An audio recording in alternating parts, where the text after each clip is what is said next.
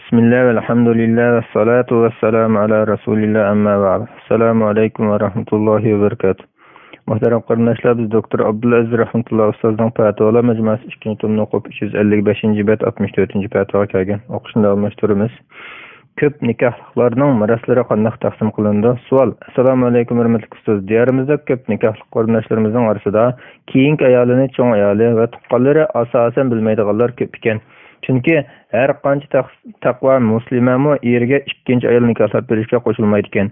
Agar yashir nikoh qilgan er yoki ayoldan biri o'lib ketsa, ularning miraslari qanday taqsim qilindi? Ayolning mili ko'p bo'lishi, mayli er yoki ayol taraf bo'lsin, ularning xotin bolalari u nikohdan xabarsiz tursa, bu masalani kim bir taraf qiladi? Bir taraf qilishga imkon bo'lmasa qanday qilish kerak?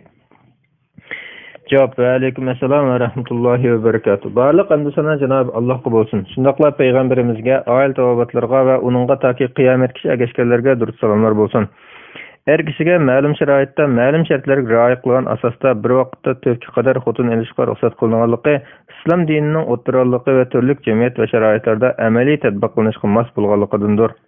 Bu şartlar u ayollarning haq-huquqlarini to'liq kafolatga qilgan bo'lib, er kishi bu shartlarga rioya qila oladigan bo'lsa, birdan ortiq xotin elishga ruxsat qilinganlik qatoriga kiradi. Bo'lmasa ortiq xotin elish cheklanadi. Ko'p nikohliq er hayot vaqtida xotinlarga va u xotinlardan bo'lgan farzandlarga teng barobar muomala qilish shart qilinib, xotin bola chaqalarining haq-huquqi qo'g'dalgandekla, u o'lgandan keyin ularning shariat belgilagan bo'yicha mirosdan bahramand bo'lish haqqi qo'g'dalgan. Etraflı fikir yürütgen kişi insaf bilen qaraydigan bolsa, birden ortiq xotin elish masalasida din düşmanlarının İslam şeriatının tanqidlanishinin o'rinsiz ekanligini osonla aydınlaştırib oladiganligi bir haqiqat bolsa, ko'p nikohliqlarning haq-huquqini qo'llash uchun belgilangan shartlarga musulmonlarning to'liq rioya qilib ketilmayotganligining shar'iy va ijtimoiy jihatlardan nurg'un egizpesliklarni keltirib chiqarayotganligi bir haqiqatdir. İkinci nikah bir neçe guvohchilarning guvohligi bilan shartlar to'liq bo'lgan ahvolda bu nikoh shariatda e'tirof qilingan taqdirdami, uni to'y xati bilan isbotlashning qiyinligi, to'yni jikarlamaslik, burungi xotiniga, bola chaqalariga, ikkinchi xotinning oilasidagilarga uqtirmaslik tufayli nurg'un ziyonlar kelib chiqadi. Masalan, ikkinchi ayolni qo'rsoq ko'tarmaslikka zo'rlash orqali uni farzand ko'rish haqqidan mahrum qilish, qo'rsoq ko'targan ahvolda homilani tushirishga zo'rlash, ikkinchi xotinni yashirganlikdan o'zining ayoliga o'z ega bo'la olmaslik, xotinlari va farzandlariga adolat taqozosi bo'yicha muomala qila olmaslik, ularning o'tirisidagi silarayimni uzib qo'yish, rasmiy to'y xati va nupos ketiga o'rnatilganlikdan keyincha xotin bola chaqalarining nafiqa va miroslarini emas, balki texi ayoli burun to'yib ketsa, o'zining miros haqqini zoya qilish va qazolar. Miras meselesi bunun içindeki en ağır meselelerinin biri. Çünkü İslam şeriatı miras meselesiga alohida ahmiyat bergan ve Allah Taala her bir mirasxo'rning nasibalarini kitobida tafsili bayon qilgan. Mirasni shu bo'yicha taqsim qilish bo'lsa, Allohga va oxirat kuniga ishonadigan har bir musulmonga farz qilinib, bu belgilanmalarni ijro qilishda Allohga osiylik qilib, belgilanmalarga tajovuz qilganlarga do'zaxda mangu azob va'da qilingan. Er o'lib ketsa, ayolining mirosi Qur'on Karimda bunday bekitilgan. Birinci, erining farzandi yo'q bo'lsa, butun mirosning 4dan birini oladi. Ikkinchi, erining farzandi bo'lsa, butun mirosning 8dan birini oladi. Meyitning bir necha ayoli bo'lgan ahvolda yuqorida belgilangan mirosni ular o'zaro teng bo'lishadi. Ayollardan biri tugab ketgan ahvolda ayolining farzandi bo'lsa, eri butun mirosning 4dan birini oladi. Farzandi bo'lmasa, butun mirosning yarmini oladi. Farzandlarning nasibalari har bir o'g'ilga qizning ikkisi o'lishi bo'yicha Qur'onda tafsiliy bekitilgan. Endi sizning savolinizga javob kelsak, er xotinlardan biri tugab ketsa, uning mirosi shariatda bekitgan bo'yicha yuqorqidek bir taraf qilinishi lozim. Ayolning mol-mulki oz bo'lsin, ko'p bo'lsin, o'xshashla eri qoldirgan mirosda uning Alloh bekitgan haqqi bor va uning bu haqqini talab qilish haqqi bor. Shunaqla erning ayoli qoldirgan mirosda haqqi bor. Lekin uning meyitning ayoli yoki eri ekanligini qanday isbotlag'ili bo'ladi? Shariat nikohda eng az deganda ravris ikki er kishi nikohga guvoh bo'lishini, nikohning to'g'ri bo'lishi uchun shart qilgan bo'lg'achqa, keyincha mushundaq isbotlash ehtiyoj ko'rilganda, guvohchilar nikohni isbotlash uchun rolini joriy qildirishi, guvohlikdan o'tishga chaqirilsa bosh tortmaslik lozim. Bosh tortsa gunohkor bo'lish bilan birga boshqalarning haqqini zoya qilayotgan bo'ladi. Buning asosan haq egasi bo'lgan mirosxo'r butun mirosni qo'lida tutib turayotgan boshqa mirosxo'rlardan mirosni talab qilishi lozim. Da'vogar oldi bilan guvohchilar orqali meyit bilan o'zining er-xotinlik yoki farzandlik munosabatini isbotlaydi. Bu ahvolda boshqa mirosxo'rlar ularning mirosxo'rligini e'tirof qilishi va ularning haqqini berishi lozim. Berse berdi, bermese Allohga asilik qilib boshqalarning haqqini yeb olgan bo'ladi va u haq oxiratga qoladi. Haq egisi bo'lgan mirasxo'r mirasni ololmasa, buning sababchisi dastlabida yoshirin nikoh qilgan ayol bo'ladi. Keyin buning gunohi ularning mirasxo'rligi guvohchilar orqali isbotlanganligini ko'rib turib, ularga mirasni bermaganlarga bo'ladi. Agar mirasxo'r o'zining mirasxo'rligini guvohchilar orqali isbotlay olmagan ahvolda, bu oqibatga o'zi va nikohiga guvoh bo'lgan guvohchilar mas'ul bo'ladi. Chunki to'y qiluvchi nikohga guvoh bo'lishga tuzuk guvohchini kelmagan. Guvohchimi guvohlikdan o'tishdek bosh tortishga bo'lmaydigan burchini ado qilmagan. Bu oqibatdan qutulishning shariatga uyg'un bir yo'li shuki, mayli mayli ayol bo'lsin, miros haqqini ololmay qolgan mirasxo'rning shariatda o'ziga tegishli mirosning miqdorini aniq bilgandan keyin, uningdan oz miqdorda pul yoki boshqa mulk olib, o'z roziligi bilan miros haqqidan voz kechishdan iborat sulh qilib, bu da'voni chiroyli bir taraf qilishidir. Bu sulh orqali miros masalasini hal bo'lgan, hammaning gunoh va zulmdan qutulgan bo'ladi. Bu usulni ulamolar miros ilmida muharaja deb ataydi. Bu mirosxo'rlarning ba'zilari birasini ma'lum miqdordagi mulk badaliga mirosdan chiqarishga o'zaro sulh qilish degan ma'noda bo'lib, bu odatda da'vo dasturlarida sulhlashish dairasiga kiradi. Buning joizligida olimlar birdek ittifoq. At-Ta'rifat 1-75 bet, Al-Mudawwana Al-Kubra 11-362 bet, Fathul Bari 4-465 bet, Al-Mughni 4-307 bet, Hashiyat Ibn Abidin 8-261 bet, Ahkamat Tarikat wal Mawaris Abu Zufra Safa 127, Al-Fiqh al-Islami va Adillatu 6-202 bet. Bu sulh to'xtami bitgan taqdirda haqqidan voz kechgan mirosxo'r olgan mol-mulkka ega bo'ladi-da, uning mirosdagi nasibasi so'lilashgan boshqa mirosxo'rlarga o'tib ketib, ularga xuddi hech ish bo'lmagandekla u mirosxo'rning nasibasini umum miros qatorida o'z nasibalari bo'yicha o'zaro taqsim qilindi. Ibn Abbas radhiyallohu anhuma ikki sherik va varislar molni taqsim qilganda o'zaro rozilashib, biri naq bar tovarni elib, yana biri kishilarga qarzni olsa bo'ladi. Agar birining nasibasi alaq bo'lsa, yana biridan to'ltib ola olmaydi degan. Buxoriy avval qilish va avvaldan yenvasi bo'lamdi degan bu.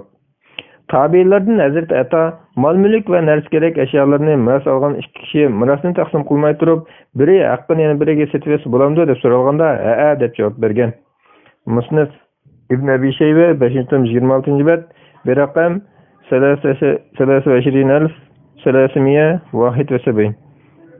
Bunun caizliğinin asas dalili sahabeler devrinde yüz bergen bulup, Abdurrahman ibn Avf radiyallahu anhu vafat buluştun burun, ağrıp yatkan vaxtıda ayali Tumazir binti Asbag'ini talaq qilib etgan va u ayoli iddatki chaqda vafot bo'lgan. Hazrati Osman u ayolga miros bermoqchi bo'lganda, Abdurrahmonning boshqa 3 ayoli u ayol bilan sulhlashib, u ayol oladigan mirosning 4dan biri bo'lgan 83 ming tilla yoki tangini u ayolga berib rozi qilgan. Bu ahvol xalifa Osman roziyallohu anhu davrida yuz bergan bo'lib, buningga sahobalar ijmo qilgandir.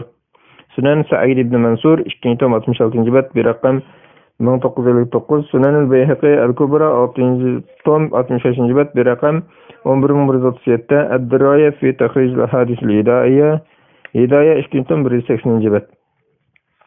Bu tariqada qilingan sulh to'xtami mirosdan chiqib ketgan va qolgan mirosxo'rlarning hammasi rozi bo'lgan ahvolda qulaylashtirish va talash-tortishni hal qilish yo'lidan joiz bo'ladi. Buning joiz bo'lishi uchun tövəndeki shartlar tepilishi kerak. Birinchi, har bir mirosxo'rning balog'at ketgan aqil kishi bo'lishi va o'z irodasi bilan rozi bo'lgan bo'lishi. Agar ularning orasida norasida yoki saran kishi bo'lib qolsa, bu sulh to'g'ri bo'lmaydi. Ikkinchi, bütün mirosning miqdorini belgili bo'lgan bo'lsa, har bir mirosxo'r nasibini aniq bilgan bo'lishi shart. Belgili bo'lgan nasibasini bilmay turib so'ylashga sulh to'g'ri bo'lmaydi. Chunki u nasibasini az o'ylab mirosdan voz kechishga rozi bo'lgani bilan amaliyotda nasibasi ko'p bo'lib qolishi mumkin. Bundoq bo'lganda noma'lumlik va qorong'ulik bo'ladi. Imom Shafiy buni aniq ta'kidlagan va sulh qilguvchi har bir taraf o'zining haqqining qanchalikligini bilmay turib sulh qilgan bo'lsa, sulhi joiz bo'lmaydi degan. Al-Um 221 bet. Qazi Shuray qandaq bir ayol eri qoldirgan miros miqdorini bilmay turib sulh qilgan bo'lsa, bu gumonliq ishdir degan. Musnad Ibn Abi Shayba 4-537 bet bir raqam 22859, Sunan al-Bayhaqi al-Kubra 666 bet. İmam Ahmad Qazi Shurayhning bu so'ziga asoslanib, nesibisini bilib so'ylashni shart qilgan. Al-Mughni 4-318-bet. İmam İbn Azm Qazi Shurayhning ashu so'zini bayon qilgandan keyin, bu so'lashning faqat miqdori aniq bo'lgan haqni iqror qilganda joiz bo'lganligining bayonidir degan. İmam Bayhaqi Hazrat Abdurrahman radhiyallohu anhuning ayolining so'lish vaqaligini bayon qilib, buni u ayol o'zining nesibisini bilib so'lay qilgan deb tushunamiz degan. Al-Muhli 8-61-bet. Sunan al-Bayhaqi al-Kubra 6-65-bet. Ammo butun miros miqdorini bilish mumkin bo'lmaydigan ahvolda nesibisini bilolmagan mirosxo'rning badal elib so'lay qilsa joizligining dalili Imom Abu Davud rivoyat qilgan bu hadisdir. İki kişi Rasulullah sallallahu aleyhi ve sellem'nin huzuriga o'zlarining o'ttirisidagi miros davosini qilib kelgan. U ikkisining hech birining isboti yo'q bo'lg'achqa Rasulullah, sizlar mening oldimga kelib davolashsizlar. Pakitni qo'yishda ba'zilaringlardan gap qistroq bo'lishi mumkin. Shunga men kimga qilinishining haqidan biror narsani buyurib berib hukm qilgan bo'lsam, amaliyotda uning bir parcha o'tni parchalab bergan bo'laman. Shunga uni elib qolmasin dedi. Ular yig'lab ketib, bir-biri mening haqqim sening bo'lsin deydi. Buni ko'rib Rasulullah qilg'uluqni qilib bo'libsizlar. Endi to'g'ri yo'lni bilishga bilishinglar, ondan chektashib halollaşinglar dedi. Abu Davud 3584-hadis, Musnad Ahmad 26760-hadis, Şuayb Arnaut sanad Hasan degan. İmam İbn Abdulbar bu hadisda hakim hukm qilib qo'ymasimi, şeriklar o'zaro bilishuvasi bo'lganligiga, noma'lum bo'lgan haqni o'tib o'tish, uning so'lish va uni berib o'tishning joizligiga dalil bor degan. At-Tamhid Ibn Abdulbar 22-222-bet. Bunun asasen vaqt uzrab ketganlikdan bütün miqdorini aniq bilgili bo'lmagan bo'lsa, bu chog'da nesibisini bilmagan mirosxo'r miqdori ma'lum badal elib haqqidan voz kechsa bo'ladi. 3. Badalning mirosdagi nesibisining miqdori aniq bo'lgandan keyin voz kechgan mirosxo'rning so'lida olgan badali o'z nesibisidan oz bo'lsin yoki ko'p bo'lsin, har ikki ahvolda joiz, lekin miros naqd pul bo'lgan ahvolda badaliga pul olsa, pulni pulga almashtirishda shart qilingan naqd-munaq bo'lishdek shartlarga rioya qilinmasa, jazoning shubhasidan paydo bo'lib qoladi. Tabyinul Haqaiq 5-50-bet, Al-Fiqh al-Islami ve Adillatuh 6-202-bet.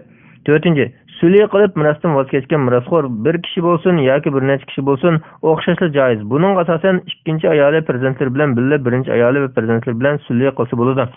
5. Albatta bu süleyni tuzganda miros qoldiruvchi shaxs vafot bo'lgan bo'lishi lozim. Chunki vafot bo'lmagan ahvolda mirosxo'r yoki miros degan narsa mavjud bo'lmaydi.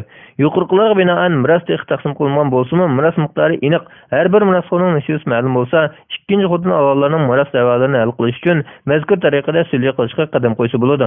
Ammo odatdagi normal ahvollarda belgilangan qoida bo'yicha taqsim qilib, har bir mirosxo'rga taqdim to'liq berish lozim. Bu yerda shuni eslatib qo'yish kerakki, ba'zi mirosxo'rlarning haqqini bermaslik jahiliyatning qoldiqlari bo'lib, o'zini musulmon deb o'ylaydiganlar uchun boshqalarning haqqini yeyishdan, farzandlarga haromni yegizishdan saqlanish intayin zarur. Urf-odatimiz shunday edi deb buning saqlanish bo'lmaydi. Chunki jahiliyat qoldiqlari bo'lgan har qanday odat Allohning belgilamasi va shariatiga zid kelsa, musulmon kishi cho'qim Allohning shariatiga bo'ysunishi lozim. Allohning yo'lida rus mangmay, Allohning belgilamasiga ma'qul demay, Allohning tavhidini ijro qilmay, boshqalarning aqlini bermay, yaqin tuqqanlarga zulm qilib turib, namoz o'qiyman, ro'za tutaman, masjidga chiqaman, tarovih o'qiyman, tabligh anglayman, hajga boraman deb yurganning oxiratda tuzuq qimmati bo'limiz kerak. Tuqqanlarning haqqi, yetimning haqqi oxiratda emas, bu dunyodami haromxo'rlar uchun o't bo'ladi. Ular amaliyotda o'tni yeydi.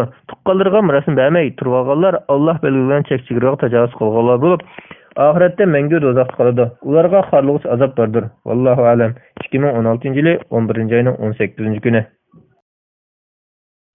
Fatvolar majmuasi 2-tom 363-bet 65-fatvo. Onadan qolgan mol-mulkni qanday taqsim qilamiz? Savol. Assalomu alaykum ustoz. Ota-ona har ikkilisi xizmat qiladi. Yaqinda ona olamda o'tdi. 1.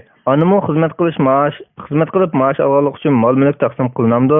Qanday taqsim qilinadi? 2. Onaning shaxsiy mol-mulki bo'lsa, bu qanday taqsim qilinadi? 3.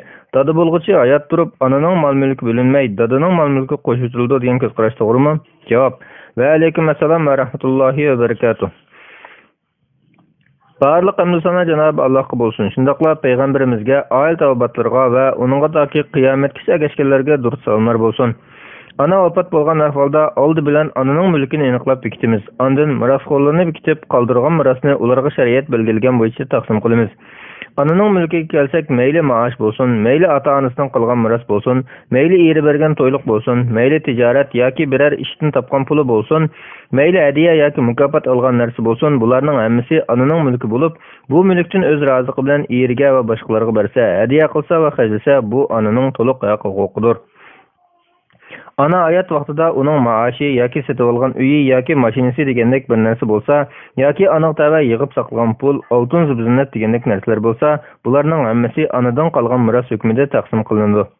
Agar maoshini yoki boshqa mulkini eriga bergan yoki uyga xajlagan bo'lsa, buni tuvandagi turlarning biriga tushiramiz. Birinchi, eriga uyga xajlash yoki tijorat ishlatish uchun qarz qilib berishi. Chunki ayolning uy xarajatini ko'tarish majburiyati yo'q. Agar maoshini yoki boshqa mulkini berganda aniq qilib, bu qarz desa, bu pul erning bo'yniga qarz bo'ladi va ana vafot bo'lganda bu qarz anadan qolgan miros qo'shilib taqsim qilinishi lozim. Lekin Uyg'urlarda odatda bunday qarz berish kam uchraydi. Ikkinchi, yukini yengillatish uchun yordam sifatida o'z roziligi bilan eriga berib o'tish yoki uyga xajlab o'tish. Uyg'ur jamiyatida ayollarning o'z mulkini eriga yoki uyga xajlashi ko'pincha ahvolda mushtarak kiradi. Uyg'urlar odatda xotinchilikdan iborat bu muqaddas rishini qo'g'dab, sening mening deyishmay chiroyli yashaydi. Hatto kerak bo'lib qolsa, ayoli oltin ziynatlarini eriga hadiya beradi. Bu ahvolda ayol tugab ketsa, u pullarni ayolga qaytarmaydi. Chunki natijada bu pul erning mulkiga aylanib ketgan bo'ladi. Shundaqdimi qaytaray desa, bu oliyjanoblik va fazilat doirasiga kiradigan esil axloqdir. Uchinchi, erining besimi qo'rqitishi bilan eriga berib o'tishi yoki uyga xajlab o'tishi. Bu ahvolda rozilik yo'q bo'lg'achqa bu pul ayolga qaytishi lozim. To'rtinchi, biror hunarni qilishda ayol eriga hamkorlashsa yoki do'konda, ishxonada eri bilan ishlashib bergan ahvoldami, yuqorqi turlarning biriga tushiramiz. Agar ayol bu hamkorlikni yordam va fidoyilik deb qilgan bo'lsa, buningdan topgan kirim erning bo'ladi. Menmi sherik deb qilgan bo'lsa, buningdan topgan kirimda eri bilan sherik bo'ladi va to'yib ketsa, u kirimdagi nasibasi ayoldan qolgan mirosga qo'shiladi. Ayol mustaqil ish ovqat qilib topgan pul bo'lsa, bu ayolning mulki bo'lg'achqa miros qoladi.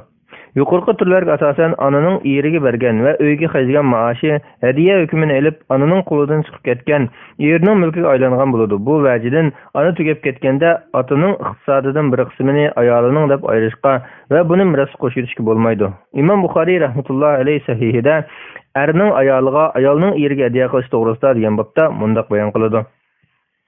Tabiinlardan İbrahim unda qilish durust degan.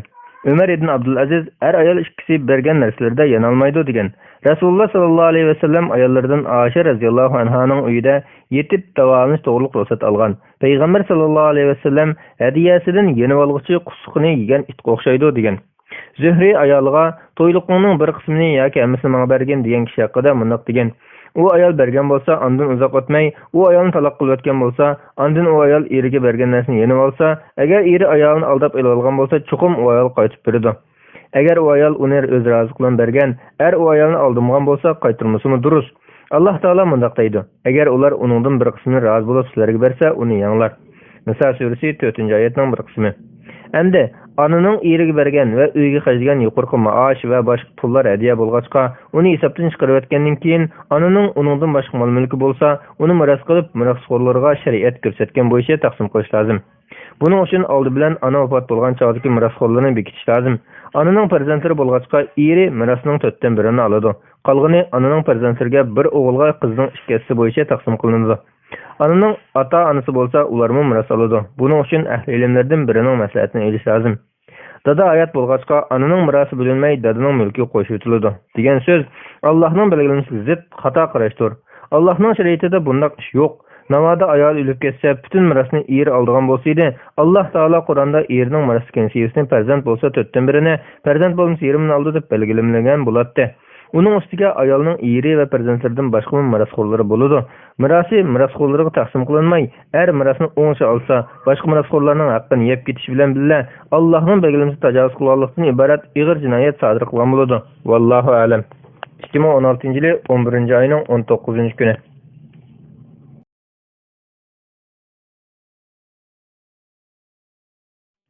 Fatvalar majmuasi 2 tom 366-bet 66 fatva. Bu miras qanday taqsim qilinadi? Savol. Assalomu alaykum ustoz. Miras to'g'riliq fatva so'ramoqchi edim. Oilamiz savdogar oilasi. Biz bir ana, bir dadadan 4 bola, 2 qiz, 2 o'g'il. Bolaning eng cho'ngi o'g'il uylangan, lekin ayrim uy olmagan. Dada bilan bir uyda turdi. Ikkinchisi qiz to'y qilib erining uyida. Uchinchisi qiz to'y qilmagan. To'rtinchisi o'g'il, u mu to'y qilmagan. Anam 8 yil ilgari tugab ketgan. Anam tugab ketib, dadamning salomatligi yaxshi bo'lmay, o'zidan ansirab hayot vaqtimda mirosni ayiribtay deb faqat uy zaminlarini biz 4 bolaga, ma palonchi bolamga, bu pokanch bolamga, palonchiga deb ayirib etgan. Lekin do'kondagi mol va tijoratda aylantirayotgan naqd pullarni ayirmagan. Aradan 2 yildan keyin dadamni o'ylab qo'ydik. U ayoldan bir o'g'il bolasi bor. 4 yoshga kirdi. Jami 5 bo'ldik. Dadammi buni necha oy burun omonat topshirib ketib qoldi. Hozir miras ayirish masalasida qanday ayirishni bilmay qoldik. Qur'onda opat bo'lg'ishning qarzlari to'lanib bo'lgan, vasiyatlar ado qilinib bo'lgandan keyin mirasni ayirish deb bor ekan. Undaqda onam tugab ketgandan keyin dadamning biz 4 bolaga ayirgan zaminlar vasiyat qatori kiramdi. Dadam tugab ketishdan bir necha oy burun meni o'qitayotdi. Kichik deganlikdan Urumchidan mening nomimni biri elib, keyin turmushlik bo'lganda o'ltirsin deb elib qo'ygan. Bu vasiyat kiramdi. Uyni miras deb emas, keyin kichik o'g'il o'ltirsin deb qo'yg'achqa vasiyat qatori kirdi deb ixtilof bo'lib qoldi. Uni vasiyat qatori hisoblamay umumiy miras qo'shib taqsim qilamizmi? Biz 4 bolaga ayirib etgan zaminni qo'shib ayrimdi yoki burun dadamning ayirib etgan vasiyat qatorida biz 4 bola zaminni elib bo'lib qilib qolganini ayrimdik. U chaqda dadamning keyingi ayoldan bo'lgan bola tek tug'ilmagan. Anam tugab ketganda anamning oltin zimnatlari qolgan. Taqsim qilmoqchi ekamiz. Uni qanday ayiramiz? Boshda anamdan qolgan oltinlarni taqsim qilib bo'lib, ondan boshqa mol-mulkni taqsim qilamizmi yoki anamdan qolgan oltinlarni butun mol qo'shib keyin olgan ayoli va 5 bolaga taqsim qilamizmi? Dadamning keyin olgan ayolini qanday rozi qilamiz? Boshqa qarindoshlarga qanday taqsim qilamiz? Tafsiliyroq javob bergan bo'lsa, Alloh rahmat qilsin. Javob: Va alaykum assalom va rahmatullohi va barakatuh. Barliq hamd sana Janob Allohga bo'lsin. Shundaqla payg'ambarimizga, oil tavbatlarga va uningga taki qiyomatgacha ergashganlarga durud salomlar bo'lsin. Oldi bilan ana tugab ketgan bo'lg'achqa, ana tugab ketgan vaqtdagi anadan qolgan zamin va oltin zibzinat qatorliq iqtisodni shu chaqda anadan miras ola oladigan eri va farzandlari qatorliq mirosxo'rlarga shar'iy taqsim qilamiz. Ananing mirosidan oltin zibzinatlar hozir naq bor bo'lsa, uningdan boshqa anadan qolgan mulklarni oltin qitib taqsim qilamiz. Mazkur ananing ota-onasi hayot bo'lmagan taqdirda otaga mirosning 4dan biri, qolgani ashu ananing o'zining 4 farzandiga 6 ulush qilinib, har bir o'g'ilga 2 ulush, har bir qizga 1 ulushdan taqsim qilinadi. Bu hisob bo'yicha taqsim qilib bo'lganimizda ananing mirosini taqsim qilish ishi tugagan bo'ldi. Buning asosan yuqori mirosxo'rlar har biri haqqini olishi lozim. Atımı ayoldan olgan 4dan birini olgan bo'ldi. Undan keyin otaning qoldirgan mirosini va mirosxo'rlarni bekitish ishiga kelamiz. Oldi bilan otaning mirosi qanchalik deb mirosni bekitayli. Albatta, otaning ayolidan olgan mirosi va undan boshqa mol-mulki hammasi miros doirasiga kiradi. Hayot vaqtida farzandlik taqsim qilayotgan miroschi ota hayot vaqtida taqsimot qilgan miros kichik ega emas, chunki miros o'lgandan keyin taqsim qilinadi. Hayat chog'da miros degan narsa mavjud bo'lmaydi. Natijada hayot vaqtida taqsim qilgan u zamin mulklar otadan qolgan miros bo'lib shar'iy taqsim qilinadi. Agar uni mirosimni taqsim qildim demay, har bir farzandiga birdan uy yoki bir parchadan zamin hadiya bergan bo'lsa edi, bu hadiyani o'g'illar qo'llariga topshirib olgan bo'lsa, hadiya uylar shu farzandlarning mulki bo'lib ketadi. Lekin bu yerda uni miros deb taqsim qilgan va o'z zaminlarni har bir farzand qo'liga topshirib elib o'zining mulki qilib tasarruf qilmagan. Undaq bo'lgan ekan, bu zaminlarmi otadan qolgan miros bo'ladi. Kichik o'g'liga elib bergan uymi miros bo'lib shar'iy taqsim qilinadi. Chunki u kichik o'g'liga elib berganga o'xshash boshqa o'g'illarga elib bermagan bo'lg'achqa, bu hadiya kichik ega emas. Shundaqla uni vasiyat qatorida hisoblamay, umumiy miros qo'shib taqsim qilamiz. Chunki ota men o'lib ketsam yoki mendan keyin qolsa kichik o'g'lim o'ltirsin deb vasiyat qilmagan. Vasiyat qilgan taqdirdami mirosxo'rlarga vasiyat qilishga bo'lmaydi. Barliq mirosxo'rlar rozi bo'lgan ahvolda ondan u vasiyat ijro qilinadi. Undaq bo'lgan ekan, uni vasiyat deyishga bo'lmaydi. Miros bo'ladi va taqsim qilinadi. Natijada otaning butun mulki miros, buning ichida hayotida burun ayoldan bo'lgan farzandlarga miros deb taqsim qilgan uy zamin, kichik o'g'liga olib bergan uy va ayolidan u kishiga tegishli bo'lgan miros hammasi bu kishidan qolgan mirosida jami 5 farzandga va keyin olgan ayoliga taqsim qilinadi. Undan keyin otaning mirosxo'rlarini bekitish ishiga kelamiz. Demak, otaning mirosxo'rlari burungi 4 farzandi, keyingi ayoldan bo'lgan 1 farzandi va keyin olgan ayolidan iborat. Agar otaning otasi yoki onasi hayot bo'lsa, ularning mirosxo'rlari qatoriga kiradi. Ulardan birer hayat bulunsa şeriat boyunca keyin algan ayali bütün mirasning 8'ten birini aladi. Eş kalan kısmını 8 ülüşke ayırıp 5 balaga taksim kılındı. Her bir oğul 2 ülüş, bir kız 1 ülüş alıdı. Vallahu alem. 2016 yılı 8. ayının 6. günü.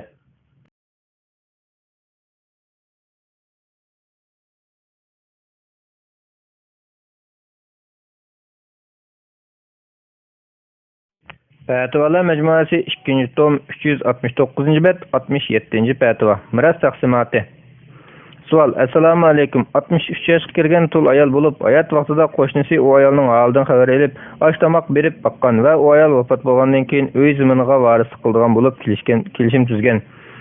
Hozir o ayol o'lib ketdi. U ayolning to'y qilgan bir o'gay qizi, bir ochisi va bir akasi bor. Bu mirosga kim varis qilsa bo'ladi? Javob. Va alaykum assalom va rahmatullohi va barakatuh. Barliq hamd sana Janob Allohga bo'lsin. Shundoqla payg'ambarimizga, oil tavobatlarga va uningga toki qiyomatgacha ergashganlarga durud salomlar bo'lsin. Agar ahvol suolda bayon qilingandek bo'lib, bir aka bir ochidan boshqa ya farzand, ya ota-ona, ya cho'ngdida yoki cho'ngona qatorliq mirosxo'rlar topilgan taqdirda miros tövendikidek taqsim qilinadi. O'gay qiziga miros tegmaydi, chunki u mirosxo'rlardan emas. Qo'shnisiga miros tegmaydi, chunki qo'shniga miros qoldirish kelishimi shariatga xilof, chunki shariatda qo'shniga miros tegmaydi. Mirosni xizmatini qilib berish, qilib beqish ish haqi degilim bo'lmaydi, chunki buningda beqish muddat noma'lum. Miras to'xtamini faqatla vasiyat deb qarashga bo'ladi. Chunki shariatda meyitning mirosining 3dan 1 miqdorda vasiyat qilish huquqi bo'lib, buningga asosan to'xtamning shariatga uyg'un bo'lgan qismlar kuchga ega bo'ladi. Ya'ni qo'shnisiga mirosning 3dan 1 vasiyat sifatida tegadi. Qolgan 3dan 2 qismini ochisi bilan aksi bir o'g'ilga 2 qiz nasibasi bo'yicha oladi. Ya'ni vasiyatdan oshgan qismini 3 ga bo'lib, 2 qismini aksi, 1 qismini ochisi oladi. Allah Taala Qur'on Karimda munaq degan: "Senden fatva so'rashdi. Aytqinki, Alloh onasi va balasi yo'q meyitning mirosi to'g'riliq munaq fatva berdi. Agar bir kishi vafot bo'lib, balasi bo'lmasa, faqat bir hemshirasi bo'lsa, u tarakining yerimini oladi. Agar hemshirasining balasi bo'lmasa, har bir tuqqani uning varisi bo'ladi. Agar u er kishining 2 hemshirasi bo'lsa, ularga tarakining 3dan 2si tegadi. Agar varislar hem er hem ayol bir tuqqanlar bo'lsa, bir erga 2 ayolning hissasi beriladi. Adashmasliqlar uchun Alloh sizlarga bayon qilib berdi. Alloh hamma narsani bilgichdir. Vallohu alam. 2014-yili 11-oyning 22-kuni. Bismillah, alhamdulillah, vassalatu vassalamu ala rasulillah, amma ba'd. Assalomu alaykum va rahmatullohi va barakatuh. Muhtaram qarindoshlar, biz doktor Abdulaziz rahmatulloh ustozning Fatvalar Majmuasi 2-tomni o'qib, So'd muomala va hunar kesib babiga kelgan o'qishni davomlashtiramiz. 68 fatva. Oltin zibzinat tijoratida nesi qilishning hukmi. Savol. Assalomu alaykum hurmatli ustoz. Oltin zibzinat tijoratchilari odatda do'koniga mol to'liqlash jarayonida top mol chiqargan o'rinlardan do'koniga kerakli mollarni tanlab, grammlab bo'lgandan keyin buni ashu kunning oltin bahsi bo'yicha hisoblatadi. Lekin alg'uchi va sotuvchi ikkalarining cho'pqatlik va tijoratga hamkorlik munosabati bo'lg'achqa, oltinning pulini shu chog'da naqd bermay elib ketib, bir qismini setib yoki sotgan sira kunlik savdo qarab berishga hamkorlik o'rnatadi. Muddat ba'zida oz deganda shu kuni kech tarafda yoki o'zini 10-15 kunga cho'zilgan bo'ladi. Ishqilib, alg'uchi taraf buni o'z ustiga oladi, bergich taraf suylaydi. Mushundoq davomlashadi. Hatto ba'zida bu ikkalarining o'rtasida ilm berim oyoqlashmaydi. Balki hisobot orqali davomlashib aylanib turadi. Bu savdoning shariatga hukmi nima? Yana bir xil usuli olg'uchi taraf oltinni grammlab oladi, lekin bu oltinni shu kunning oltin bahsi bo'yicha hisob qilmaydi. Balki mancha gram oltin olg'uchiga o'tdi degan to'xtam bo'yicha hisoblaydi. Ondan ixtiyor olg'uchiga o'tgan bo'ladi. Olg'uchi oltinning o'sib tushish ahvoli va o'zining oltin zapasining ahvolini chiqish qilgan asosda yangi oltin o'rniga grammlab ko'na oltin beradi. Yangi ko'nliq farqi ish haqi deganlarni ayrim berdi yoki xohlagan bir kuni shu xohlagan kunlik oltin bahsi bo'yicha pul sundirib pul berdi. Demak, A taraf bilan B tarafning hisoboti oltinning grammlik sonida bo'ladi. Buningdimi ikki tarafning hamkorlik munosabati qo'yib bo'lg'achqa ilm berim naq bo'lmasdan hisobot daftar orqali bo'ladi. Bu xultik savdoning islomdagi hukmi nima? Alloh rozi bo'lsin. Javob. Va alaykum assalom va rahmatullohi va barakatuh. Barliq hamd sana Janob Allohga bo'lsin. Shundaqla payg'ambarimizga, oil tavobatlarga va uningga toki qiyomatgacha ergashganlarga durud salomlar bo'lsin. Savolda bayon qilingan har ikki xil savdo turi shariat to'g'ri bo'lmagan savdolar bo'lib, mazkur ahvollarda savdo harom bo'lish bilan birga jazoni shakllanadi. Chunki oltin bilan kumushni elishishda odatdagi savdoda shart qilingan shartlardan boshqa bir necha alohida shart topilishi kerak. Bularning eng muhimi tövandagi ikki shart. Biri, oltin bilan kumushni o'zlariga setishda, ya'ni oltinni oltinga, kumushni kumushga setishda nahmu-naq va ig'iliqi tang-tang bo'lishi shart. Bu shartga rioya qilinmagan ahvolda jazoni shakllanadi. Abu Said Xudri radhiyallohu anhu rivoyat qiladi-ki, Rasululloh sallallohu alayhi va sallam mundaq degan: "Oltinni oltinga tang-tang bo'lmasa sotmanglar, birini yana biridan ortiq qilmanglar. Kumushni kumushga tang-tang bo'lmasa sotmanglar, birini yana biridan ortiq qilmanglar. Uning nisisini naqd sotmanglar." Sayyin Buxoriy 2177-hadis, Muslim 1584-hadis. Ikkinchi, oltin bilan kumushni boshqa bir turga, ya'ni oltinni kumushga sotganda naq-naq bo'lishi shart. Ig'iliq tang bo'lishi shart emas. Bu haqda olimlarning ijmosi bor. Buningga munosabat hadislarni tuvanda bayon qilamiz. Yuqorqi ikki shart tepilmasa jazoni shakllanadi. Mazkur ikki savdo usulida bu shartlar tepilmagan bo'lib qolmay, ikkinchi xil usulda oltinga to'lamoqchi bo'lgan narsa oltinmi yoki pulmi muayyan bekitilmagan. Pul bo'lsa grammi qanchadan bo'lishi qatorliqlarning noma'lumligi bilan savdoning haromligini, botilligini texnik ig'irlashtiradi. Yana olimlar sahih hadislarga tayanib birdek ijmo qilib muayyanlashtirganligi, savdo setiq va jazo mahkamlarida oltin kumushning sutining yuqori tevalliki shundaqla ko'nyangligi e'tiborga ilinmaydi. Natijada sifatlikini nachirga, ko'nisini yangisiga birini ig'irroq qilib yoki yangi ko'nlik farqi ishaq uchun pul berib sodlasa to'g'ri bo'lmaydi. Balki ko'n oltinni setib pulini hisoblab olib, ondan yangi oltinning sodasini qilib, uning pulini naqd berish lozim. Buni aniq qilib bayon qilgan hadislardan misol olsak, Abu Said Xudri bilan Abu Hurayra radhiyallohu anhu ikkalan rivoyat qiladi-ki, Rasululloh sallallohu alayhi va sallam ansorlardan Bani Adi jamoatidan bir kishini amaldor qilib Xaybarga avatib ishlatgan edi. U kishi Rasulullohga yaxshi xurmlarni olib kelganda Rasululloh undan Xaybarning xurmasining hammasi mushundaqmi deb so'radi. U, "Yo'q ey Rasululloh, Alloh bilan qasamki, biz bu xurmdan bir soni aralash xurmdan 2 sog' olamiz" dedi. Rasululloh "Undaq qilmanglar, lekin tangi-tang tegishsanglar bo'ladi, yoki ma'un acharlarini tangilarga setib, uning puliga mundaq yaxshilarini setilinglar. Tarozi bilan setiladigan narsalarmi shuningga o'xshash" dedi. Buxoriy 7350-7351 hadislar, Muslim 1593 hadis. Yana Abu Said Xudri radhiyallohu anhu rivoyat qiladi-ki, Payg'ambar sallallohu alayhi va sallam mundaq degan: "Oltinni oltinga, kumushni kumushga, bug'doyni bug'doyga, arpini arpiga, xurmini xurmiga, tuzni tuzga tang-tang va qo'lma-qo'l tegish lozim. Kimki ortiq bersa yoki ortiq olishni talab qilsa, olg'uchimi, berguchimi o'xshash jazoni qilgan bo'ladi." Muslim 1584-hadis. Ubada ibn Samit radhiyallohu anhu rivoyat qiladi-ki, Payg'ambar sallallohu alayhi va sallam mundaq degan: "Oltinga oltinni, kumushga kumushni, bug'doyni bug'doyga, arpini arpiga, xurmini xurmiga, tuzni tuzga o'xshash tang-tang va qo'lma-qo'l naq deyish lozim. Mubada bu turlar farqli bo'lsa, naq bo'lgan taqdirda xohlagan bo'yicha setinglar." Muslim 1587-hadis. İmam Navaviy oxir hadisni sharhlab mundaq deydi: "Olimlar bu hadis oltin kumushning sifatligi, sifatsizi, siqi, sunuqi, zibizinati, kipiki va undan boshqa barliq turlarini o'z ichiga oladi. Sap bo'lsin, boshqa narsaga aralashgan bo'lsin o'xshash. Bularning hammasi ijmo qilingandir." Sharh Navaviy ala Sahih Muslim 11-tom 10-bet. İmam Sarxasiymi yuqorqi hadislarga asosan mundaq deydi: "Bir kishi bir tillani uningdan 1% yaxshiroq bir tillaga sotib olmoqchi bo'lsa, vazni tang-tang bo'lmasa to'g'ri bo'lmaydi." Biz rivoyat qilgan hadislarga asosan uning yaxshisi, nachiri, zibzina shakldagisi, kipiki, iqi va qarisi bu vaqtda barobar. Chunki shariat elib kelguvchi zot sallallohu alayhi va sallam u hadislarda kumushni kumush qarisida tilga olgan. Kumush ismi yuqorqi turlarning hammasini o'z ichiga oladi. Oltinni oltinga sotganda shundoq. Yaxshisi, nachiri, kipiki va zibzina shakldagisi bozorda pul qatorida ishlatilsin yoki ishlatilmasin, hammasi barobar. Chunki ularni o'z turiga almashtirganda sifatning yaxshiligi yoki hunar qatilganligining qimmati bo'lmaydi. Demak, uning barligi yo'qligiga o'xshash. Biz yuqorida to'xtam so'rinda ikki taraf badalni qo'lga topshirib berish vojib deb bayon qilganimizdek, uningda ozgina muddat belgilasimi bo'lmaydi. Ikki badalni to'xtam so'rinda topshirib olmaslik to'xtamni batil qilib o'tadi. Shundoq bo'ladi ekan, badalni kichiktirish Aşı to'xtam taqozosiga zid keladi. To'xtam taqozosiga zid keladigan bir narsani shart qilish bo'lsa, to'xtamni batil qilib o'tadi. Al-Mabsut Lis-Sarxasi 14-tom 11-bet. Davrimizki qog'oz va shuningga o'xshagan oltin kumushdan boshqa pullar oltin bilan kumushning o'rnida turadi. Natijada qog'oz pulni qog'oz pulga almashtirishda oltin bilan kumushga o'xshash yuqorqi ikki shart tepilishi lozim. Bo'lmasa jazoniga aylanadi. Islom fiqh akademiyasi Makka mukarramadagi 5-navbatli qurultayida shunday qaror chiqargan.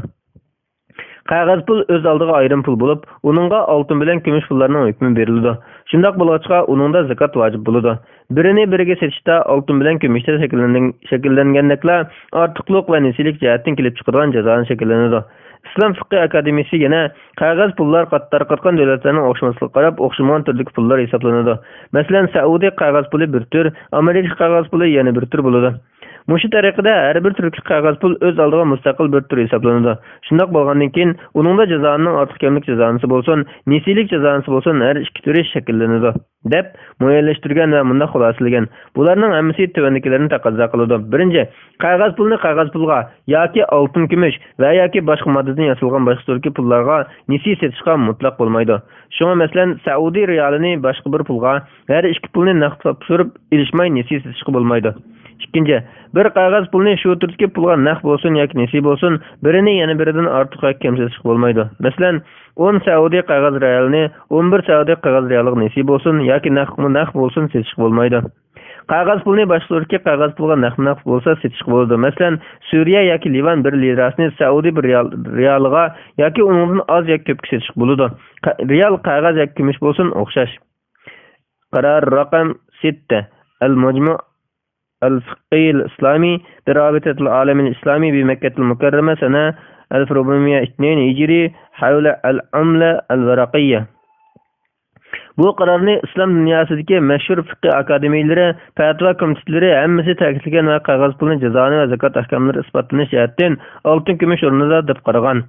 Fatvo Mujamma al-Buhus al-Islamiyya bil Qoira am 1385 يجري مجمع الفقه الإسلامي التابع لمنطقة المؤتمر الإسلامي 1907 يجري قرار رقم 21 جزء 9 رقم صف الثالث فتوى مجمع الفقه الإسلامي بالهند 1410 يجري قرار رقم 3 توسية الندوة الفقهية الأولى لبيت المال الكويتي سنة 1407 يجري توسيع المؤتمر الثاني للمصرف الإسلامي بالكويت عام 1403 قرار هيئة الكبار العلماء رقم 10 وتاريخ 1393 17/4 يجري.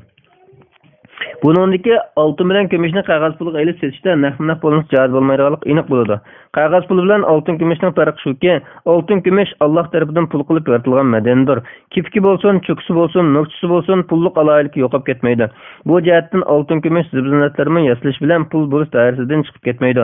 Ammo hozirgi qog'oz pullar bo'lsa, davlatlar tomonidan tovar ashyolarining bahsi qilib bekitilgan bo'lg'achqa, bu davlatlarning yiqilishi yoki amaldan qoldirilishi bilan pullik sutini yo'qtadi. Yuqorilardan ko'rilishga bo'ladiki, kepki bo'lsin yoki cho'kisi bo'lsin, yoki nuqtasi bo'lsin, so'qilgan tangi tillasi bo'lsin, yoki zibzinat shaklida yasalgan bo'lsin, har qanday oltin kumushga yoki qog'oz pulga almashtirish shariatga pul savdosi sarf doirasiga kiradi va bu savdo harom savdoga jazoniga aylanmaslik uchun ikki taraf badalni to'liqi bilan shu so'rinning o'zini naqd qo'liga topshirib olgan bo'lishi shart. Buningda boshqa qarash yo'q. Imom Ibn Munzirmi bu vaqtga ijmoni shunday naql qilgan. İmam İbnül Munzirmi bu vaqtki ijmoni shundoq naql qilgan. Men qarashlarini as tutgan ahli ilmlarning hammasi ijmo qilganki, pulni pulga almashtirgan ikki taraf pulni qo'liga topshirib olishdan burun bir-biridan ayrilib ketsa, bu pul almashtirish savdosi batildir. Musnaf Abdulrazzoq 869-bet bir raqam 19344 19347 Al-Istizkar 6347 Al-Ixtiyorat Fiqhiyya 112-bet Al-Fatuvatul Kubra 473-bet I'lamul Muvaqqa'in 260-bet. Ilgirki olimlar ana shundoq ijmo qilgan bo'lsa-mu, keyingi davr olimlaridan Imom Ibn Taymiyya rahmatullohi alayhi bilan shogirdi Imom Ibn Qayyim rahmatullohi alayhilar bu ijmodan boshqa qarashni o'tirib qo'ygan va oltin kumush zibzinat odatda pul qatorida ishlatilgan taqdirda uni o'z turi bo'lgan oltinga kumushga tegishganda tangma-tang bo'lish shart emas, ortiq qismi yo'nar ishaq uchun hisob bo'ladi deb qaragan. Bu qarash Muaviya radhiyallohu anhuga va Hasan Basri, Ibrohim Naxai va Sha'bi qatorliq ba'zi tabi'larga mansub qilingan. Al-Ijma 1-tom 92-bet bir raqam 488.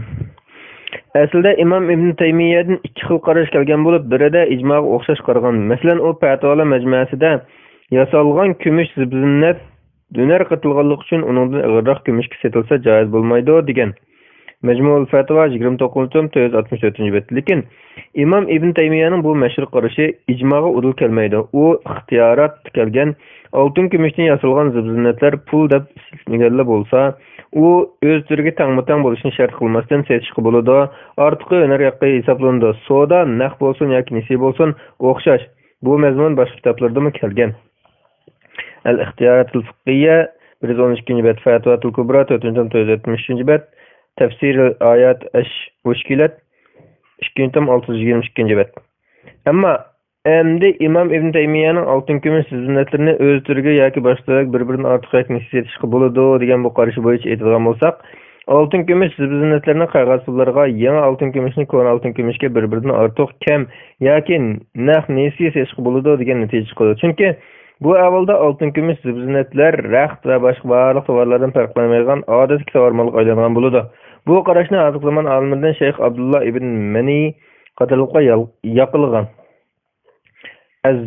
الذهب في بعض خصائصه وأحكامه الشيخ ابن المنع بحث المنشور في مجلة مجمع الفقه الإسلامي 93 bet 93 yılı 1-9 gün 94 insan. Lekin bu qarash ilgirki Almanning ijmosi qarshi bo'lishi bilan birga sahih hadislarga zid keladigan intayin ojiz qarashdir. İcmaga zid deyishimizda bu vaqtda ilgirkilar ijmoga kelgan. Yuqorqi İmam İbnul Munzir, İmam Navaviylardan boshqa Qozi Iyaz, İmam İbn Abdulbar va İmam İbn Hajar qatorliq ko'p sonliq olimlar bu vaqtdagi ijmoni naql qilgan. Islom fiqh akademiyasi qatorliq hozirgi zamon fatvo organlaridami shunday qaror chiqargan. İkmalul Muallim 5-tom 262-bet, El-Kafi İbn Abdulbar 1-tom 303-bet, El-İstizkar 6-tom 347-bet, El-Ifsah 1-tom 212-bet, Fethul Bari 4-tom 380-bet, Qarar Mujamma al-Fiqh al-Islami 84-numar.